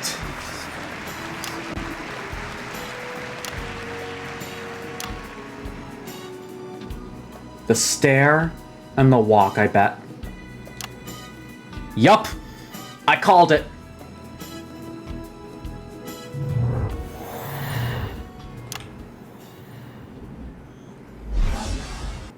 In 1941, long before Just the Job ever aired, you, like so many men of your generation, were conscripted into the army to go to the continent to fight. And it was on those very battlefields that the strangest of friendships was born. Don't worry, darling. We can still get this show on track. Oh, Christ. I think we all know that voice. At the wrong time in the show, ladies and gentlemen, a woman with the power to destroy us all, Dorothy Hammerman! Of course! Hello, Mrs. Hammerman. You're very lucky you didn't call me even earlier. I'm having a very difficult day, so just be glad I've had time to calm down and be in a more personable mood. However, the organisation on this show is a farrago. Yes, ma'am. It's Dave in the broadcast room. It's just fiddling with the machines. However, I wouldn't say fiddling, I'd say more like meddling. carry on. Look, here, take this and put it in there, shall we? Yes, ma'am. Of course. It's just a good moment in TV history. We're about to give him a Nation Award. Yeah, I just don't like talking about our Sid. Well, I know you don't, but suck it up, because it might well make you Prime Minister. Hey, sweetie? Let me ask you this. What's it like The being... last time that I saw Sydney and Peter together was in 1960 at Peter's wedding. Well, Sydney was sat at the front, and I was just starting out at that time. We all were, but I knew I had to get an invite to new TV sensation Peter Clement's wedding of the year. No, hardly. It was a small chapel near Rotherham. Yes, well, everything was going fine. How did she? Between songs performed by that dreadful band you booked, the two of you could be heard screaming obscenities in the car park. Well, you came back in. How could she? Nothing had happened. Grabbed Mrs. C and started dancing the lambada, if I remember correctly, which, as you know, darling. You always do. Yes, I always do, don't I? Well, Sydney drove off, and rumour has it that you never spoke again. Is that true? Why are you telling everybody this? Well, it's greetings, darling. Greetings. So, the question I have for you, Peter, is... What the hell were the two of you rowing about that night? So did you say something about that night? Well, it's just I usually ask the question. Oh, was I? Well, what do you want to say? No, actually, that was very good, yeah. No, sorry, Dottie viewers. But that conversation were private, and that's how I think it should stay. Salisbury next. Salisbury next. You're famous. There is no private. Still, your funeral or election.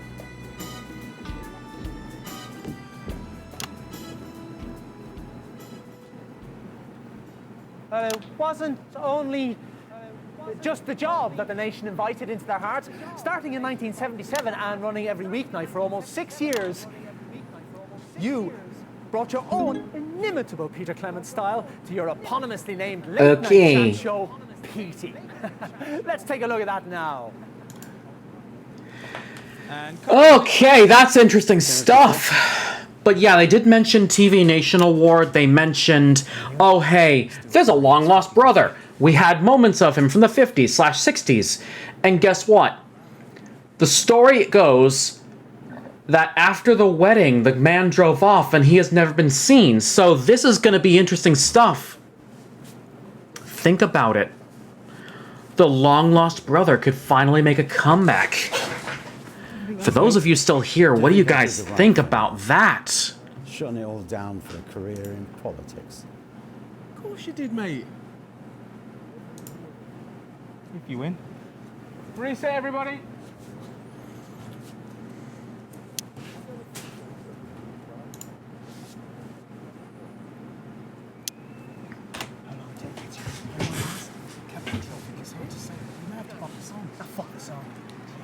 TV Nation Award. What can I do? Fuck the song. They're not gonna do the song. 10 seconds, everybody. So they're not gonna do the song. Fuck only knows. Going in 5, 4. Interesting. Unforgettable stuff. But while you took all the credit, arguably someone else did all the work, didn't they now? Well, I don't know about taking the credit, but I'm hoping to share in the trust. With the fifth of the bits of your life, it's... Play the music! Yup. Of course, yes, Julia Salisbury.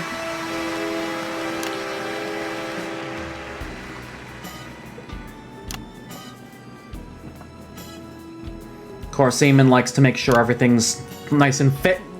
Don't worry, Pet. They'll all know it soon. Let's take a seat, shall we? Lovely, lovely to have you here. Lovely, lovely, lovely, lovely. So, Petey ran for nearly 6 years. Tell me, what's your favourite memory from all those shows? Well, my earliest memory of Peter was actually from the news. Ew. I was a precocious child in the 50s. 57, was it, when you cycled the length of the country for charity? Can you believe you even did that? Still got the dicky knees to prove it. And then by the time that Petey was on, well, I was very busy with my legal career, so I rarely got the chance to see it.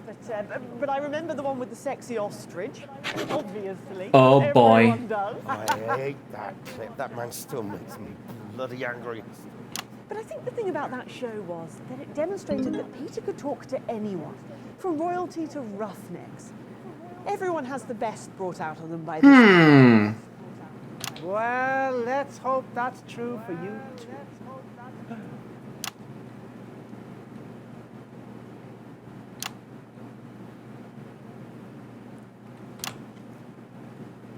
What's next? Do I go? Mrs. Miss Saltburn. Salisbury. Let's just go with Julie. So, what The brother. do you know about Peter's brother Sidney? We have a brother. We'll talk after. How could you not mention your brother? We will talk after. Okay. We'll talk after. Oh boy. This is gonna be fun.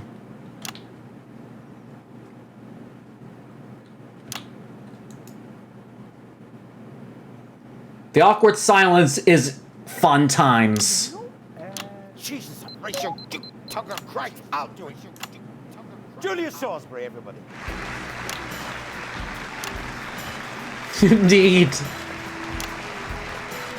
Indeed.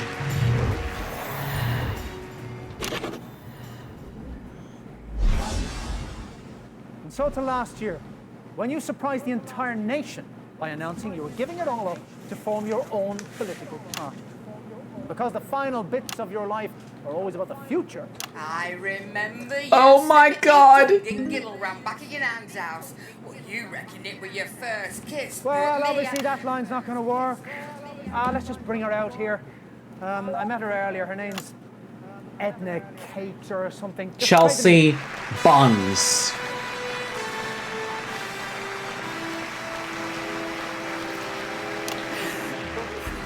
We met her at a path and she got insulted by the names. Easy. Oh, come here, Oh, the kissies. All right, take a seat now. Don't get in trouble with Mrs. Thank C. you so much for taking the time out from your campaign to... Oh, no, not that one. Do you think Peter Clement is a good fit for politics? No, don't need that one. So have you ever met Sidney Clement? Of course I have, kiddo. Hee. Oh, those two, they were like that, inseparable. Oh, the amiable...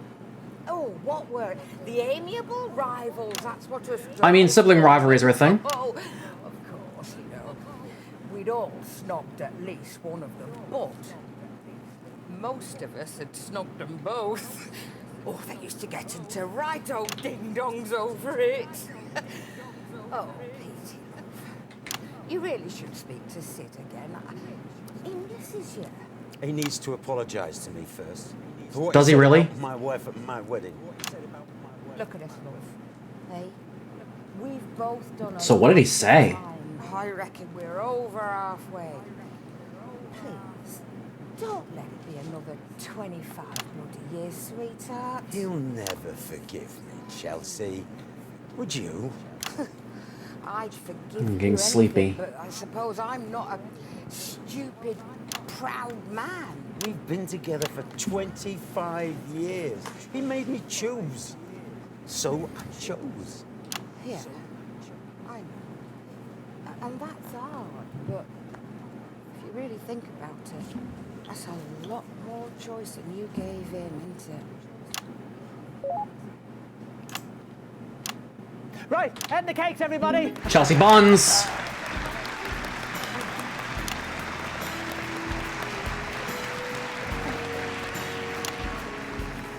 Yeah, right, off you go that way, love. Fantastic. Well, we've got a bit of a treat for you, and for you. But first, let's take a look at the current Peter Clement. This is a bit of footage from you from the debate a few short weeks ago. Every single study worldwide acknowledges that a society's most stable... This is going to be interesting stuff at the very end of it. We're going to have a real treat for you guys. Important too, but just, not in the way that you do. We need to put in place policies that encourage families to stay together. Whose family? Of course. I beg your pardon? Your family, Jacob, with your estate and your nannies to wipe your ass? Yes, nannies. Or yours, Henry, where your children's education is factored into the Of budget? course you do. But my parents were self-made. Self-made millionaires, yeah, no, I get it. And if I came from families like yours, I'd probably feel the same way too, but I didn't. I didn't get piano lessons. Our neighbours didn't complain about us because we had piano lessons. They complained about us because we fought. We fought and we fought. My dad tore strips off us with his bare hands and his belt. And we deserved it because we fought too. And there were times... Doesn't matter. What I'm trying to say is that not all families should be encouraged to stay together. Uh-oh. There are some cases where families should just simply be left to rot. And they're sticking two chubby fingers up to both of you for family first and families forever or whatever it may be, because they didn't stay together because they wanted to. Oh? They stayed together because they had to. Because the successive policies of both your governments meant do that or fucking starve. Amazing footage there from the debate. Well, Peter, as you know, normally at this point in the show, we give the guests their picture frame and we roll end credits. But we're changing the format a little tonight and tearing up the script, which I have to say on this occasion actually feels quite thrilling, you know? This is going to be interesting. Sort of, I don't know, TV Nation Award or something, you know? Get on with it. Tonight, we're running over a little because we have a surprise 7th bit of your life. Hidden piece, if you like. You haven't seen him for 25 years. Oh, fuck off! Your brother, Sidney Clements! Yo!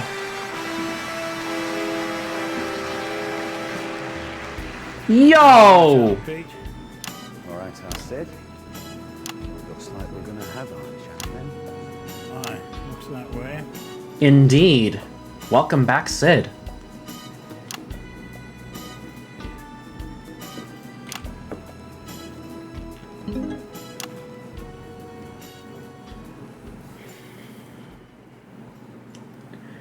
Long-lost relatives together at last.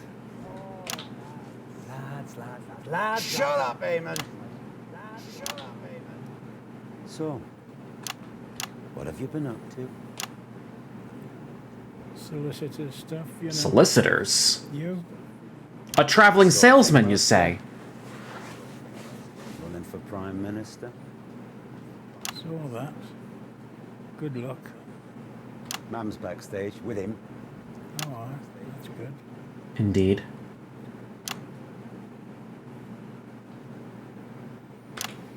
Don't just sit there, say something.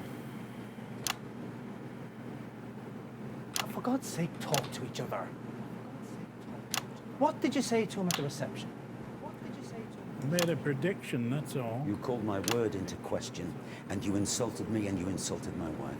Oh my God. I should have thought of that before you stole her from me. It was her What? choice. It was always that way. Always their choice. We agreed. As children, maybe. Not as adults. Not as men. It was her choice, Alice. I know. And I never should have said what I said. Bloody awful prediction. What was it? A month? It'll be 25 years this anniversary. Oh, she's quite the woman. She is that. Oh, it's so strange. Beautiful stuff. I was sat at home watching this show, watching that clip of me introducing you two, and I thought, I wish they'd had the camera on her face. 'Cause as soon as she set eyes on you, I knew I was gone. And it's taken me a long time to come to terms with that. What you have that I don't. It's just the job. Just the job. Celebrity makes you sort of sparkle. I don't understand it, but it's true, nonetheless. I really loved her, Pete. I know. And I am sorry, Alison. And it's taken me a long time to understand that, too.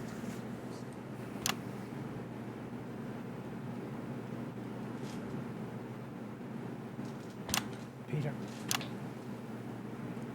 These are... And it is. The bits of your life. And there it is.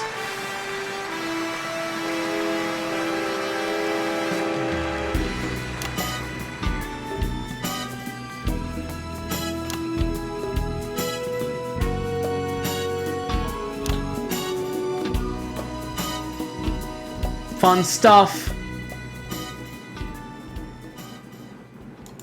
TV fucking nation of world! TV nation of world! This was a great path to finish on tonight, guys. This was an absolutely great path to finish on tonight.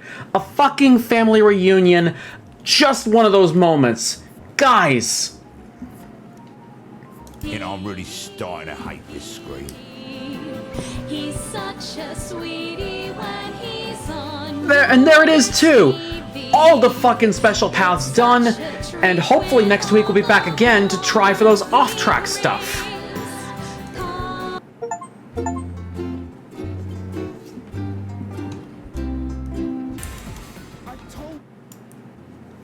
So, Chubby, thank you for head pats. I'm just about to end too. Thank you for coming on in.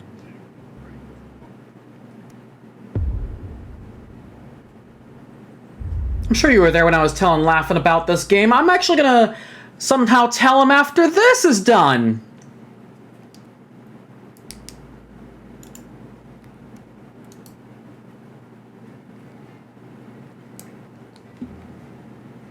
Just got off work and sadly I don't believe I was. Oh, okay, so I definitely was at Laughins when I was telling him about this DLC. But yeah. I am just so excited to get back onto this, and I'm just happy that I finally finished the 6 paths. I just got 4 more endings to do, and that's basically the different variants of the off-track stuff. By the way, guys,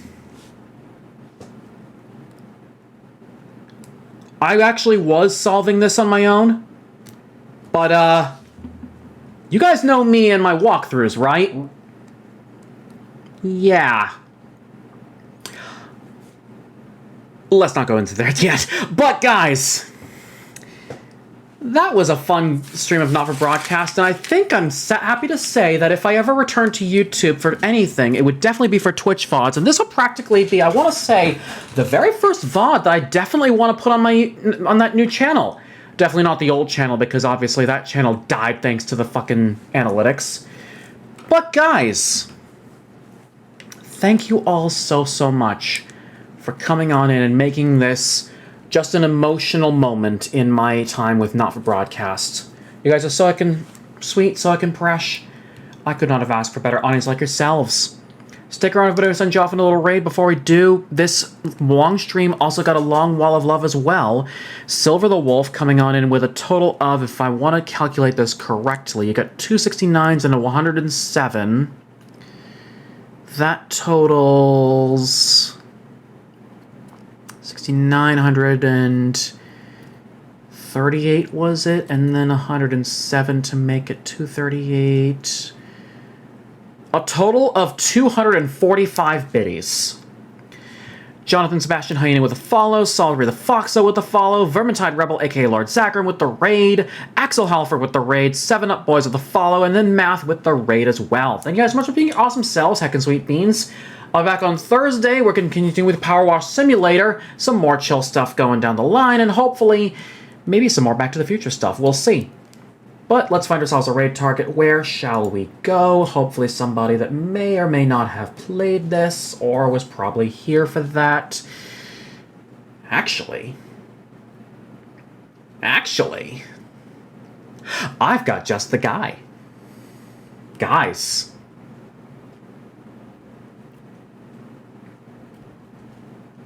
Yeah, we got him. I'm surprised he's going late as well. So let's go ahead and give a certain Canadian wolf who's got his own maple syrup and just won't share that goddamn recipe all the love that we can give him. Guys, let's go ahead and give our wonderful love to the wonderfully awesome Bon Maple Wolf, currently playing Fortnite. If you guys have my love emotes, go ahead and copy from Blueberry Folf Bot. If you guys don't have my love emotes, you guys can go ahead and copy from Nightbot and add your own love emotes before and after the all caps. Make sure it's only the all caps and love emotes, nothing else. Your raid message should look something like this.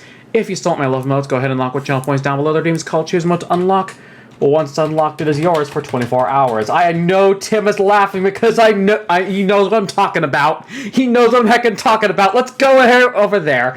Let's go over and see Bon Maple Wolf and give him the amazing Blueberry Burger love that you guys give me every single stream. And please ask for the secret recipe.